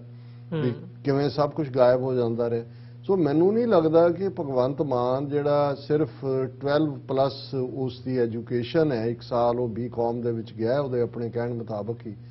ਤੇ ਉਹਦੇ ਕੋਲ ਕਿਸ ਕਿਸਮ ਦੀ ਐਕਸਪਰਟੀਜ਼ ਹੈ ਜਾਂ ਪੰਜਾਬ ਦੇ ਕੋਲ ਕਿਹੜੇ ਰਿਸੋਰਸਿਸ ਨੇ ਜਾਂ ਕਿਹੜਾ ਇਹਨਾਂ ਦਾ ਵਿਜ਼ਨ ਡਾਕੂਮੈਂਟ ਹੈ, ਅਦਰ ਦੈਨ ਕਿ ਤੁਸੀਂ ਲਤੀਫੇ ਸੁਣਾ ਕੇ, ਗੱਲਾਂ ਸੁਣਾ ਕੇ ਗੱਲ ਨੂੰ ਕੀਤਾ ਹੋਏ। ਤੇ ਐਸਾ ਪੰਜਾਬ, ਜੇ ਹੁਣ ਯੂਕਰੇਨ ਦੇ ਇਸ ਕ੍ਰਾਈਸਿਸ 'ਚ ਲੋਕਾਂ ਨੂੰ ਪਤਾ ਲੱਗਾ ਕਿ 20,000 ਮੈਡੀਕਲ ਪੜ੍ਹਨ ਦੇ ਲਈ ਸਟੂਡੈਂਟ ਇੰਡੀਆ ਤੋਂ ਗਿਆ ਹੈ। ਸੋ ਜਿਸ ਮੁਲਕ ਦੇ ਵਿੱਚ ਮੈਡੀਕਲ ਫੈਸਿਲਿਟੀਜ਼ ਨਹੀਂ ਨੇ ਕਿ ਭਾਈ ਉਹ ਆਪਣੇ ਸਟੂਡੈਂਟਸ ਨੂੰ, ਇਹ ਅਗਲੇ 5 ਸਾਲਾਂ 'ਚ ਕਿਹੜੇ ਮੈਡੀਕਲ ਕਾਲਜ ਬਣਨਗੇ, ਕਿਹੜੀ ਐਜੂਕੇਸ਼ਨ ਗ੍ਰਾਸ ਰੂਟ ਲੈਵਲ ਤੋਂ, ਪ੍ਰਾਇਮਰੀ ਸਕੂਲ, ਦੂਜੇ ਜਿਹੜੇ ਕਿ ਸਕੂਲ ਬਿਲਕੁਲ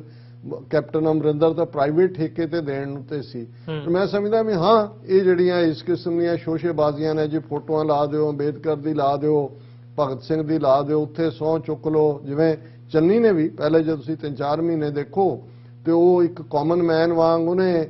ਜਿਹੜਾ ਉਹ ਸਾਰੇ ਰੇੜਾ ਹਿੱਕਣ ਤੋਂ ਲੈ ਕੇ ਤੇ ਬੱਕਰੀ ਦਾ ਦੁੱਧ ਚੋਣ ਤੱਕ ਉਹ ਸਾਰੇ ਕੰਮ ਕੀਤੇ। ਮੰਜਾ ਵੀ ਬੁਣਿਆ ਕਿ ਮੈਨੂੰ ਵੀ ਆਉਂਦਾ ਹੈ। ਇਸ ਕਿਸਮ ਦੇ ਪਪੂਲਰ ਜਿਹੜੇ ਮੇਸ਼ਰ ਨੇ ਭਗਵੰਤ ਮਾਨ ਵੀ ਕਰੇਗਾ। ਔਰ ਮੈਨੂੰ ਇਹ ਲੱਗਦਾ ਹੈ, ਬਾਕੀ ਇਹ ਹੈ ਕਿ ਵੀ ਕਿਉਂਕਿ ਅਲਟੀਮੇਟਲੀ ਰਨ ਕੇਜਰੀਵਾਲ ਦਾ ਔਰ ਉਹਨਾਂ ਦਾ ਏਜੰਡਾ ਇੱਕ ਬਿਲਕੁਲ ਡਿਫਰੈਂਟ ਲਾਈਨ ਤੇ ਹੈ। ਔਰ ਇਸ ਗੱਲ ਦਾ ਵੀ ਧਿਆਨ ਰਹੇ ਕਿ ਕਿੱਥੇ ਭਗਵੰਤ ਮਾਨ ਜਾਂ ਕੇਜਰੀਵਾਲ ਨੇ ਵਿਕਰਮ ਮਜੀਠੀਆ ਦੇ ਖਿਲਾਫ ਚਾਰजेस ਲਾਏ ਸੀ ਕਿ ਡਰੱਗ ਦਾ ਵਪਾਰੀ, ਸਮਗਲਰ, ਭੋਲੇ ਦੇ ਬਿਆਨਾਂ ਤੇ ਬੇਸਡ। ਫਿਰ ਜਦੋਂ ਕੋਰਟ ਕੇਸ ਹੋਇਆ, ਕੇਜਰੀਵਾਲ ਨੇ ਮਾਫੀ ਮੰਗ ਲਈ ਔਰ ਉਸ ਵੇਲੇ ਭਗਵੰਤ ਮਾਨ ਆਮ ਆਦਮੀ ਪਾਰਟੀ ਪੰਜਾਬ ਦਾ ਪ੍ਰੈਜ਼ੀਡੈਂਟ ਸੀ। ਇਨ ਪ੍ਰੋਟੈਸਟ ਉਹਨੇ ਰਿਜ਼ਾਈਨ ਕਰ ਦਿੱਤਾ ਸੀ। ਜੇ ਇਹਦੇ ਤੋਂ ਕੋਈ ਗੁੱਡ ਸਿਨੈਰੀਓ ਜੇ ਮੈਂ ਦੇਖ ਸਕਾਂ ਕਿ ਭਾਈ ਕੀ ਹੋਏ ਕਿ ਬਈ 6 ਮਹੀਨੇ, ਸਾਲ, 2 ਸਾਲ ਬਾਅਦ ਜੇ ਭਗਵੰਤ ਮਾਨ ਦੇ ਵਿਚਲਾ ਸਿੱਖ ਕਿਤੇ ਸੁੱਤਾ ਜਾਗ ਪਏ ਔਰ ਉਹਨੂੰ ਆਏ ਕਿ ਭਾਈ ਮੈਂ ਕਿਹਦੀ ਚਾਕਰੀ ਕਰ ਰਿਹਾ ਤੇ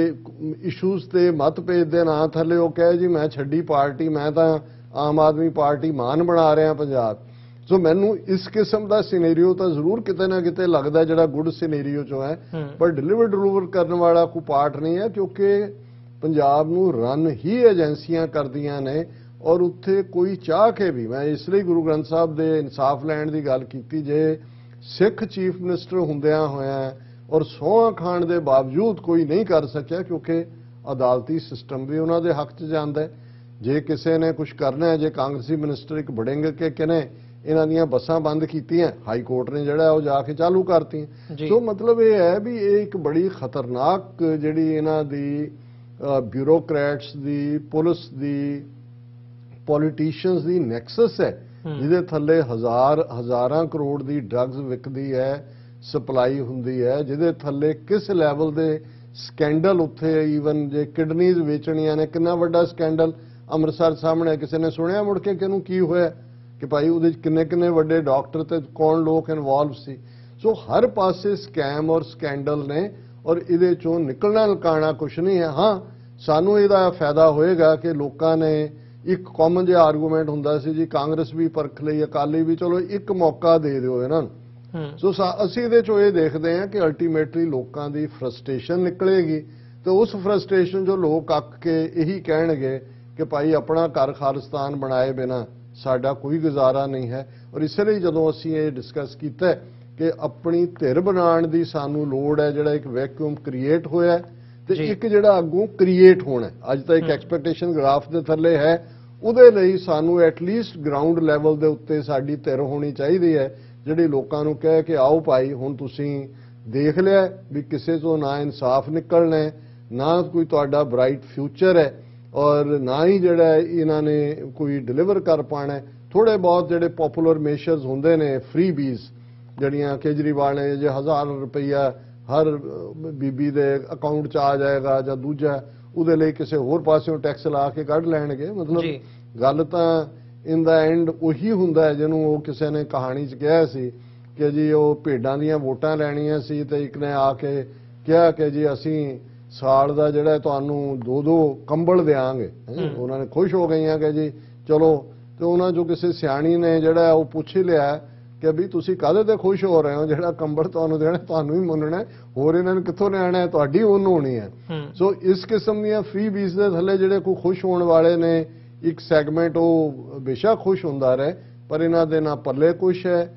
ਇੰਟੈਂਟ ਵੀ ਨਹੀਂ ਹੈ, ਕਿਉਂਕਿ ਇਨ ਦਾ ਐਂਡ RSS ਦਾ ਏਜੰਡਾ ਹੈ। ਔਰ ਇਸ ਫਰਸਟ੍ਰੇਸ਼ਨ ਚੋਂ ਹੀ ਅਲਟੀਮੇਟਲੀ ਸਾਡੀ ਮੰਜ਼ਿਲ ਜਿਹੜੀ ਹੈ ਉਹ ਹੋਰ ਕਰੀਬ ਆਏਗੀ। ਜੀ ਡਾਕਟਰ ਸਾਹਿਬ, ਇੱਕ ਛੋਟੇ ਜਿਹੇ ਬ੍ਰੇਕ ਦੇ ਲਈ ਰੁਕਦੇ ਹਾਂ ਤੇ ਵਿਊਅਰਸ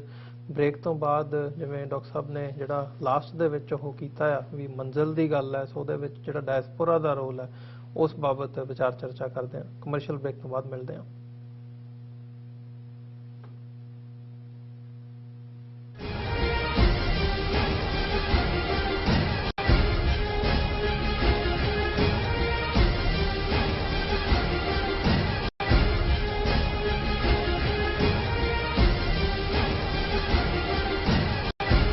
ਕੀ ਤੁਹਾਨੂੰ 30, 40 ਜਾਂ 50 ਦਿਨ ਵੇਟ ਕਰਨੀ ਪੈ ਰਹੀ ਹੈ ਤੁਹਾਡੇ ਚੈੱਕ ਲਈ? ਫਿਰ ਬ੍ਰੋਕਰਾਂ ਪਿੱਛੇ ਭੱਜਦੇ ਫਿਰਦੇ ਹੋ ਪੈਸੇ ਲਈ, ਬਹੁਤ ਜ਼ਿਆਦਾ ਟਾਈਮ ਵੇਸਟ ਹੋ ਜਾਂਦਾ ਇੱਦਾਂ ਤਾਂ। ਜੇ ਤੁਸੀਂ ਅੱਜ ਹੀ ਪੈਸੇ ਲੈਣੇ ਤਾਂ ਬੌਬਟੇਲ ਨੂੰ ਕਾਲ ਕਰੋ। ਬੌਬਟੇਲ ਤੁਹਾਡੀਆਂ ਇਨਵੌਇਸਿਸ ਸੇਮ ਡੇ ਫੰਡ ਕਰ ਸਕਦੇ ਹਨ for a small fee,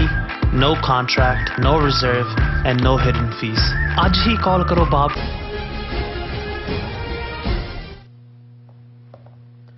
viewers break ਤੋਂ ਬਾਅਦ ਤੁਹਾਡਾ ਸਾਰਿਆਂ ਦਾ ਸਵਾਗਤ ਕਰਦੇ ਹਾਂ। ਗੱਲਬਾਤ ਨੂੰ ਅੱਗੇ ਤੋਰਦੇ ਹਾਂ। ਡਾਕਟਰ ਸਾਹਿਬ, ਅਖੀਰਲੇ ਸੈਗਮੈਂਟ ਦੇ ਵਿੱਚ ਜਿਵੇਂ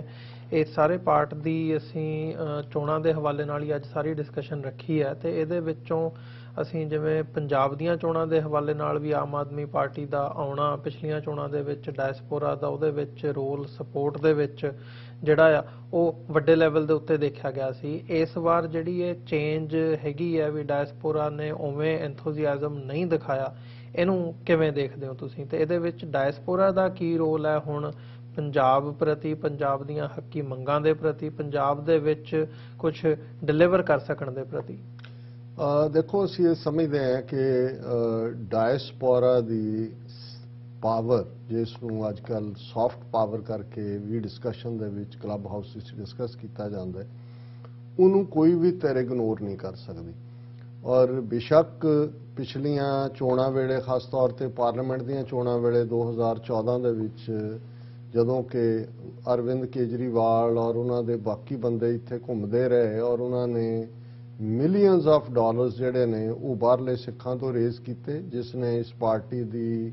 ਬੁਨਿਆਦ ਰੱਖੀ। ਇਹ ਵੱਖਰੀ ਗੱਲ ਹੈ ਕਿ ਬੜੀ ਥੋੜੀ ਦੇਰ 'ਚ ਹੀ ਉਹ ਡਿਸਇਲੂਜ਼ਨਮੈਂਟ ਹੋਈ ਔਰ ਈਵਨ ਉਹਨਾਂ ਦੇ ਜੇ ਐਮਪੀਜ਼ ਤੋਂ ਵੀ ਦੇਖੀਏ ਤੇ ਉਹਨਾਂ ਦੇ ਆਲਮੋਸਟ ਦੋਵੇਂ ਤਿੰਨੇ ਐਮਪੀ ਵੀ ਜਿਹੜੇ ਉਹਨਾਂ ਨੂੰ ਫਾਈਨਲੀ ਛੱਡ ਗਏ, ਔਰ ਕੱਲਾ ਭਗਵੰਤ ਮਾਨ ਜਿਹਨੂੰ ਇਹ ਸੀ, ਜਿਹਦਾ ਇਹ ਡ੍ਰੀਮ ਸੀ ਕਿ ਜੀ ਮੈਂ ਚੀਫ ਮਿਨਿਸਟਰ ਬਣਨਾ, ਉਹੀ ਰਿਹਾ। ਲੇਕਿਨ ਇਸ ਦੇ ਨਾਲ ਅਸੀਂ ਦੇਖਦੇ ਹਾਂ ਕਿ ਈਵਨ ਦੀਪ ਸਿੱਧੂ ਜਿਹੜੇ ਕਿ ਕਿਸਾਨੀ ਲਹਿਰ ਵੇਲੇ ਉੱਭਰੇ, ਇਸ ਤੋਂ ਇਲਾਵਾ ਕਿਸਾਨ ਲਹਿਰ ਜੇ ਉਹਨਾਂ ਦੀ ਸਭ ਤੋਂ ਜ਼ਿਆਦਾ ਫਾਈਨੈਂਸ਼ੀਅਲ ਹੈਲਪ ਔਰ ਉਹਨਾਂ ਨੂੰ ਪੋਲੀਟੀਕਲੀ ਵੀ ਜੇ ਇਸ ਮੂਵਮੈਂਟ ਨੂੰ ਇੰਟਰਨੈਸ਼ਨਲੀ ਜਿਹੜਾ ਹੈ ਉਹ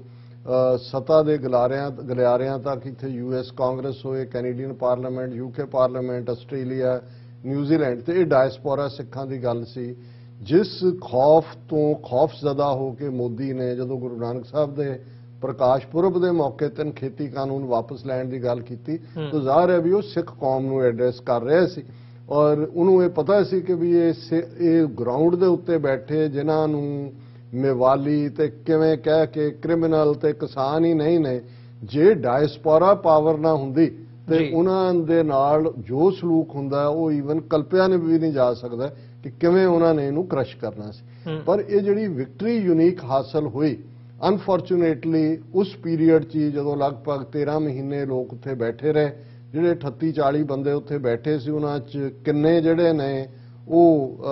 ਕਾਂ ਦੇ ਆਲਣੇ 'ਚ ਕੋਇਲ ਦੇ ਆਂਡੇ ਸੀ, ਉਹ ਬਾਅਦ ਦੇ ਵਿੱਚ ਹੀ ਸਾਹਮਣੇ ਆਇਆ ਕਿ ਜਦੋਂ ਕਿ ਜਿਹੜੇ ਟਰੂ ਹੀਰੋ ਸੀ ਸਾਰੀ ਮੂਵਮੈਂਟ ਨਾਲ ਜੁੜਿਆ ਹੋਇਆ ਯੂਥ ਜਿਹੜਾ ਹਰਿਆਣੇ ਤੋਂ ਦਿੱਲੀ ਤੱਕ ਲੈ ਕੇ ਗਿਆ ਸੀ, ਉਹਨਾਂ ਨੂੰ ਕਿਵੇਂ RSS ਦੇ ਨਾਲ ਕਲੱਬ ਕੀਤਾ ਗਿਆ, ਐਕਸਟ੍ਰੀਮਿਜ਼ਮ ਨਾਲ ਕਲੱਬ ਕੀਤਾ ਗਿਆ, ਦਹਿਸ਼ਤਗਰਦੀ ਨਾਲ ਕਲੱਬ ਕੀਤਾ ਗਿਆ, ਪਾਕਿਸਤਾਨ ਨਾਲ ਕਲੱਬ ਕੀਤਾ ਗਿਆ, ਔਰ ਉਸ ਦੇ ਬਾਵਜੂਦ ਕਿਵੇਂ ਦੀਪ ਸਿੱਧੂ ਜਾਂ ਉਹਨਾਂ ਦੀ ਸੋਚ ਵਾਲੇ ਉੱਭਰੇ, ਔਰ ਅਖੀਰਲੇ 2 ਹਫ਼ਤਿਆਂ 'ਚ ਉਹਨਾਂ ਨੇ ਕਿਵੇਂ ਉਹ ਅਮਰਗੜ੍ਹ ਹੋਏ ਜਾਂ ਪੰਜਾਬ ਦੇ ਵਿੱਚ ਜਿਹੜਾ ਇੱਕ ਨੈਰੇਟਿਵ ਸਿਰਜਿਆ, ਜਿਹੜੀ ਕਿ ਉਹ ਜਨਰੇਸ਼ਨ 4 ਦਹਾਕੇ ਬਾਅਦ ਜਿਨ੍ਹਾਂ ਦੇ ਵਿੱਚ ਇੱਕ ਅਵੇਅਰਨੈਸ, ਔਰ ਉਸ ਦਾ ਜਲਵਾ ਅਸੀਂ ਦੀਪ ਸਿੱਧੂ ਦੇ ਸੰਸਕਾਰ ਦੇ ਮੌਕੇ, ਔਰ ਫਿਰ ਲਗਭਗ 5 ਲੱਖ ਦਾ ਫਤਿਹਗੜ੍ਹ ਸਾਹਿਬ ਦਾ ਇਕੱਠ, ਔਰ ਫਿਰ ਉਸ ਤੋਂ ਬਾਅਦ ਜਿਹੜਾ 6 ਮਾਰਚ ਨੂੰ ਜਿਹੜਾ ਬਰਗਾੜੀ ਦੇ ਵਿੱਚ ਦੀਪ ਸਿੱਧੂ ਦੀ ਉੱਥੇ ਜਿਹੜਾ ਲੱਖਾਂ ਦਾ ਇਕੱਠ ਸੀ। ਸੋ ਅਸੀਂ ਸਮਝਦੇ ਹਾਂ ਵੀ ਇਸ ਸਭ ਨੇ ਡਾਇਸਪੋਰਾ ਸਿੱਖਾਂ ਦੀ ਪਾਵਰ ਉਸ ਨੂੰ ਦਿਖਾਇਆ, ਔਰ ਹੁਣ ਜਦੋਂ ਕਿ ਇੱਕ ਵੱਡਾ ਗੈਪ ਕ੍ਰੀਏਟ ਹੋਇਆ ਬਾਦਲਾਂ ਦਾ ਇਰੈਲੇਵੈਂਟ ਹੋਣਾ ਇਸ ਪੀਰੀਅਡ 'ਚ, ਔਰ ਸਿੱਧੇ ਤੌਰ ਤੇ ਪੰਜਾਬ ਦਾ ਕੰਟਰੋਲ ਇੱਕ ਨੈਸ਼ਨਲਿਸਟ ਪਾਰਟੀ ਦੇ, ਕਿਉਂਕਿ ਇਸ ਸਾਰੇ ਚੋਣ ਕ੍ਰਮ ਦੇ ਵਿੱਚ ਕੋਈ ਪੰਜਾਬ ਦੀਆਂ ਧਾਰਮਿਕ, ਆਰਥਿਕ, ਸਿਆਸੀ ਮੰਗਾਂ ਨਹੀਂ ਸੀ ਸ਼ਾਮਲ, ਕੁਝ ਵੀ ਨਹੀਂ ਸੀ। ਰਾਦਰ ਜਿਹੜਾ ਪੰਜਾਬ ਦੇ ਹੱਕਾਂ ਦੀ ਗੱਲ ਪਾਣੀਆਂ ਤੋਂ ਜਿੱਥੋਂ ਮੂਵਮੈਂਟ ਸ਼ੁਰੂ ਹੋਈ ਸੀ ਧਰਮਯੁੱਧ ਮੋਰਚੇ ਦੀ, ਜਾਂ ਉਸ ਤੋਂ ਪਹਿਲਾਂ ਜਿੱਥੇ ਕਿ ਇੰਦਰਾ ਗਾਂਧੀ ਟੱਕ ਲਾਉਣ ਆਈ, ਕਰਪੂਰੀ ਮੋਰਚਾ ਜਿੱਥੋਂ ਸ਼ੁਰੂ ਹੋਇਆ ਸੀ, ਕੇਜਰੀਵਾਲ ਤਾਂ ਉਸ ਪਾਣੀ ਦੀ ਲੁੱਟ ਦਾ ਵੱਡਾ ਐਡਵੋਕੇਟ ਹੈ ਜੀ। ਇਸੇ ਹਵਾਲੇ ਦੇ ਨਾਲ ਅਸੀਂ ਦੇਖਦੇ ਹਾਂ ਕਿ ਭਾਈ ਕੋਈ ਵੀ ਜਿਹੜੀ ਈਵਨ ਸਿਆਸੀ ਕੈਦੀਆਂ ਦੀ ਰਿਹਾਈ, ਔਰ ਦੂਸਰੀ ਉਹ ਜਿਹੜੀ ਇਮੀਡੀਏਟ ਉਹਦੇ ਥੱਲੇ ਸੀ ਉਸ ਫਾਈਲ ਦੇ ਉੱਤੇ ਵੀ ਉਹ ਬੈਠਾ ਰਿਹਾ, ਔਰ ਅੱਜ ਤੱਕ ਵੀ ਉਹੀ ਉਸ ਦਾ ਪਾਰਟ ਹੈ। ਸੋ ਅਸੀਂ ਇਹ ਦੇਖੋ, ਲੜਾਈ ਤਾਂ ਲੜੀ ਜਾਣੀ ਹੈ ਉਸ ਧਰਤੀ ਦੇ ਉੱਤੇ, ਇਹਦੇ ਬਾਰੇ ਕੋਈ ਦੋ ਰਾਵਾਂ ਨਹੀਂ ਨੇ। ਲੇਕਿਨ ਜੇ ਅੱਜ ਅਸੀਂ ਯੂਕਰੇਨ ਦੇ ਹਵਾਲੇ ਨਾਲ ਵੀ ਗੱਲ ਕਰੀਏ ਕਿ ਯੂਕਰੇਨ ਦੇ ਲਈ ਦੁਨੀਆ ਕਿਉਂ ਖਲੋ ਗਈ, ਕਿਉਂਕਿ ਯੂਕਰੇਨੀਅਨ ਡਾਇਸਪੋਰਾ ਵੀ ਹੈ ਔਰ ਹਕੂਮਤਾਂ ਨੂੰ ਵੀ ਨਜ਼ਰ ਆਉਂਦਾ ਹੈ, ਔਰ ਲੜਨਾ ਤਾਂ ਉੱਥੇ ਅਲਟੀਮੇਟਲੀ ਉਹਨਾਂ ਲੋਕਾਂ ਨੂੰ ਹੀ ਪੈਣਾ ਹੈ ਜਿਨ੍ਹਾਂ ਨੇ ਜਾ ਕੇ ਮੌਕੇ ਤੇ ਲੜਨਾ। ਸੋ ਪੰਜਾਬ ਦੇ ਹਵਾਲੇ ਨਾਲ ਵੀ ਇਸ ਗੱਲ ਦਾ ਧਿਆਨ ਰਹੇ ਕਿ ਅਲਟੀਮੇਟਲੀ ਜਦੋਂ, ਔਰ ਇਹ ਗੱਲ ਮੈਂ ਨਹੀਂ ਕਹਿੰਦਾ, ਈਵਨ ਕੁਮਾਰ ਵਿਸ਼ਵਾਸ ਜਿਹੜਾ ਕੱਲ ਤੱਕ ਉਹਦਾ ਸਾਥੀ ਸੀ, ਫਿਰ ਉਹਨੇ ਉਹਦੇ ਤੇ ਖਾਲਿਸਤਾਨੀ ਹੋਣ ਦਾ ਇਲਜ਼ਾਮ ਲਾਇਆ, ਕਹਿੰਦਾ ਵੀ ਉਹਨੇ ਕਿਹਾ ਜਦੋਂ ਕੇਜਰੀਵਾਲ ਨੇ ਆਪਣੀ ਡਿਜ਼ਾਇਰ ਕਿ ਵੀ ਮੈਂ ਚੀਫ ਮਿਨਿਸਟਰ ਬਣਨਾ, ਤੇ ਉਹਦੇ ਲਫ਼ਜ਼ ਹੀ ਨੇ ਕੁਮਾਰ ਵਿਸ਼ਵਾਸ ਦੇ ਕਿ ਪੰਜਾਬ ਇੱਕ ਸੂਬਾ ਜਾਂ ਸਿਆਸੀ ਆਈਡੈਂਟਿਟੀ ਨਹੀਂ ਹੈ, ਪੰਜਾਬ ਇੱਕ ਇਮੋਸ਼ਨ ਹੈ। ਔਰ ਦੁਨੀਆ ਭਰ ਜਦੋਂ ਸਿੱਖ ਜਿਹੜੇ ਨੇ ਉਹਨਾਂ ਦੇ ਲਈ ਪੰਜਾਬ ਉਹਨਾਂ ਦੀ ਇੱਕ ਇਮੋਸ਼ਨਲ ਥਾਂ ਹੈ, ਉੱਥੇ ਸਿੱਖ ਹੀ ਚੀਫ ਮਿਨਿਸਟਰ ਹੋਏਗਾ, ਇਹ ਉਹਦੇ ਕਹਿਣ ਦਾ। ਹਾਲਾਂਕਿ ਉਹਦਾ ਅਦਰਵਾਈਜ਼ RSS ਦਾ ਆਪਣਾ ਨਜ਼ਰੀਆ ਹੈ ਉਸ ਬੰਦੇ ਦਾ ਵੀ। ਹੁਣ ਇਸ ਨੂੰ ਸਮਝਦਿਆਂ ਸਾਨੂੰ ਇਹ ਸਮਝਣਾ ਪਏਗਾ ਕਿ ਜੇ ਆਮ ਆਦਮੀ ਪਾਰਟੀ ਤਾਂ ਕੋਈ ਪੰਜਾਬ ਦੀਆਂ ਨਾ ਉਹ ਰਿਲੀਜੀਅਸ, ਨਾ ਪੋਲੀਟੀਕਲ, ਨਾ ਇਮੋਸ਼ਨਲ, ਉਹਨਾਂ ਐਸਪੀਰੇਸ਼ਨਸ ਤਾਂ ਰਿਪਰੈਜ਼ੈਂਟ ਹੀ ਨਹੀਂ ਕਰਦੀ। ਸੋ ਇੱਕ ਖਿਲਾਫ ਬਾਦਲਾਂ ਦੇ ਇਰੈਲੇਵੈਂਟ ਹੋਣ ਨਾਲ ਹੈ, ਇੱਕ ਉਸ ਧਿਰ ਦੇ ਪਾਵਰ ਚ ਆਉਣ ਨਾਲ ਹੈ ਜਿਹੜਾ ਈਵਨ ਨਮੂਨੇ ਮਾਤਰ ਵੀ, ਦਿਖਾਵੇ ਮਾਤਰ ਵੀ ਕੋਈ ਪੰਜਾਬ ਦੀ ਮੰਗ ਨੂੰ ਉਹਨਾਂ ਨੇ ਟੱਚ ਨਹੀਂ ਕੀਤਾ। ਜੇ ਕਿਸੇ ਨੇ ਕਹਿਣ ਦੀ ਕੋਸ਼ਿਸ਼ ਵੀ ਕੀਤੀ, ਔਰ ਇਹ ਗੱਲ ਇੱਕ ਉਹਨਾਂ ਦਾ ਐਕਸ MLA ਕਹਿ ਰਿਹਾ ਸੀ ਕਿ ਜੀ ਇੱਕ ਵਾਰ ਫੂਲਕਾ ਸਾਹਿਬ ਨੇ ਪਾਣੀਆਂ ਦੇ ਮੁੱਦੇ ਦੇ ਉੱਤੇ ਕੇਜਰੀਵਾਲ ਨੂੰ ਕਿਹਾ ਜੀ ਤੇ ਉਹਨੇ ਜਿਵੇਂ ਉਹਨੂੰ ਛਿੜਕੇ ਪਰੇ ਸੁੱਟਿਆ, कहते मैनू भी लगा भी ये तो बेइज्जत किया है। उन्होंने कहा जी छोड़ो ये पानी पुनी की बात, ये बातें करें हम जो राष्ट्र की हैं। सो मतलब कोई दो रावां नहीं ने। सो हुण मैनू ये लगता है कि जिहड़ी एक ये वैक्यूम नू भरना भी ते एक जिहड़ी फ्रस्ट्रेशन इस सारे चों निकलनी है। लोकां ने जिहड़ा तबका भी इस पासे गया वो इस होप नाल गया कि शायद बेरोजगारां नू रोजगार मिल जाए, शायद नशियां तो छुटकारा हो जाए, शायद ये हो जाए। पर ये भोले समझते नहीं ने भी ये खेड एजेंसियां दी है। पंजाब दे विच जो वरतार है वो सेंटर दियां एजेंसियां जड़ियां ने। और जिवें सरबजीत सिंह घुमान मैंशन कर रहे सी कि जी उन्होंने मतलब जिलियां दे विच भी एजेंसियां ने एक बिठाए बंदे, एक बीबी अमृतसर दी आके कहण लगी कि जी असीं ये जिहड़ा डी रेडिकलाइज करना है सिखां नूं।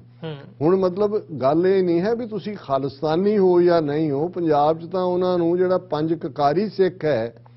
ਉਹੀ ਰੈਡੀਕਲ ਲੱਗਦਾ। ਉਹਨਾਂ ਨੂੰ ਇਹ ਲੱਗਦਾ ਕਿ ਵੀ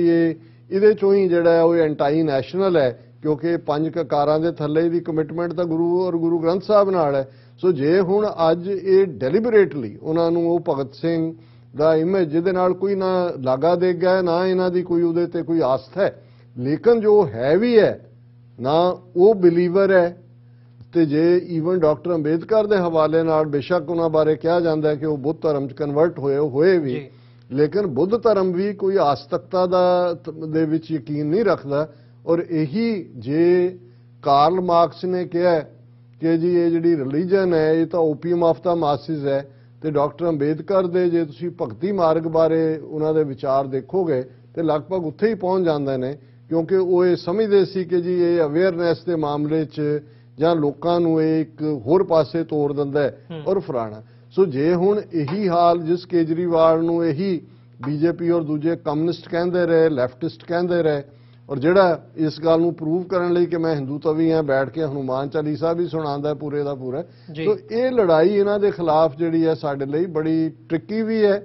और डायस्पोरा दा ही वड्डा रोल होएगा कि जदों पंजाब दे लोकां च ये फ्रस्ट्रेशन दा लैवल वधना है ते असीं एक सबस्टीट्यूट उत्थे देईए और अपनी गल अपने नैरेटिव नाल जिवें बड़े ब्रीफ टाइम च दीप सिद्धू एक तबके नूं समझाउण च कामयाब रहा नौजवानां दे नूं कि गल अल्टीमेटली साडी होंद दी है। और वो होंद साडी अपनी अल्टीमेटली अपने मुल्क दे नाल बझी हुई है। दिल्ली दा कोई सिस्टम जिहड़ा है उस चों साडे लई जस्टिस नहीं निकलना, क्योंकि वो बनाया इस ढंग नाल गया है कि उस चों सानू साडा गला घुट के मारना है, स्लो डेथ करनी है, घुट घुट के मर जाऊं, ये मर्जी मेरे सयाद की है। तो सानू ये समझना पेगा कि सानू अपनी जनरेशन नू तैयार करना होएगा कि दरियाए जमुना तो वाघा तक इंडिपेंडेंट सॉवरन नेशन खालिस्तान ही सारे मसलियां दा हल है। बाकी जिहड़ा जे असीं वक्त ज़ाया करना है तो बेशक करते रहिए। ऑलरेडी जे सानू 75 साल च उस सिस्टम च रहिंदे समझ नहीं आई कि भाई साडा कोई मसला बिना कौमी कर खालिस्तान दे हल नहीं होना, तो फिर अगों खवारी लई तैयार रहिए। पर मैं समझदा भी पंजाब दी धरती दे उत्ते अज धरती दे वो वारस, सिक्खी दे वारस, सिख कौम दी गल, सिक्खी मुद्दे दी गल, कौमी कर खालिस्तान दी गल, उस दे मुद्दई मौजूद ने। और वो जिहड़े साडे नौजवानी दे वड्डे इकट्ठ ने उन्होंने दस्सिया कि भाई उन्होंने एक डायरैक्शन की लोड़ है। ये हुण साडे जिम्मे है बाहर बैठे डायस्पोरा सिखां दे कि असी पंजाब दी लीडरशिप दे नाल जिहड़ी पंथक सोच वाली है तावन करिए और एक सॉलिड मूवमेंट ग्राउंड दे उत्ते खड़ी कीती जाए कौमी कर खालिस्तान दे लई। जी डॉक्टर साहब, व्यूअर्स सो जांदे जांदे मैं बेनती करदे हां तुहाडे चरनां दे विच कि इस प्लेटफॉर्म नूं TV84 नूं अगे वधाउण दे लई चलदा रखण दे लई तुहाडी सहायता दी लोड़ है। सानूं तुसीं डोनेट कर सकदे हो TV84 दी वैबसाइट दे उत्ते जाके www.tv84.tv ते या चैक राहीं भी डोनेशनस अपनियां भेज सकते हो। TV84 दे नाम दा चैक बना के साडे एड्रैस ते तुसीं मेल कर सकते हो 3601 37th Avenue long island city New York 11101। Website एक बार फिर दसदे हां www.tv84.tv या जिहड़ा नंबर तुहाडी स्क्रीन दे उत्ते आ रहा है इस दे उत्ते भी तुसीं साडे तक संपर्क कर सकते हो। WhatsApp राहीं भी तुसीं साडे तक पहुँच कर सकते हो। कोई भी सवाल सुझाव या डोनेशनस दे लई स्पॉन्सरशिप्स दे लई जिहड़ियां इनक्वायरीज ने ਉਹਦੇ ਤੱਕ ਵੀ ਤੁਸੀਂ ਸਾਡੇ ਤੱਕ ਪਹੁੰਚ ਕਰ ਸਕਦੇ ਹੋ। ਡਾਕਟਰ ਸਾਹਿਬ ਬਹੁਤ ਬਹੁਤ ਧੰਨਵਾਦ, ਤੁਸੀਂ ਸਮਾਂ ਕੱਢਿਆ ਤੇ ਵਿਚਾਰਾਂ ਦੀ ਸਾਂਝ ਪਾਈ ਹੈ, ਫਤਿਹ ਦੀ ਸਾਂਝ ਪਾਈ ਹੈ ਜੀ। ਅੰਤ ਦੇ ਵਿੱਚ ਵਾਹਿਗੁਰੂ ਜੀ ਕਾ ਖਾਲਸਾ, ਵਾਹਿਗੁਰੂ ਜੀ ਕੀ ਫਤਿਹ ਜੀ। ਫਤਿਹ।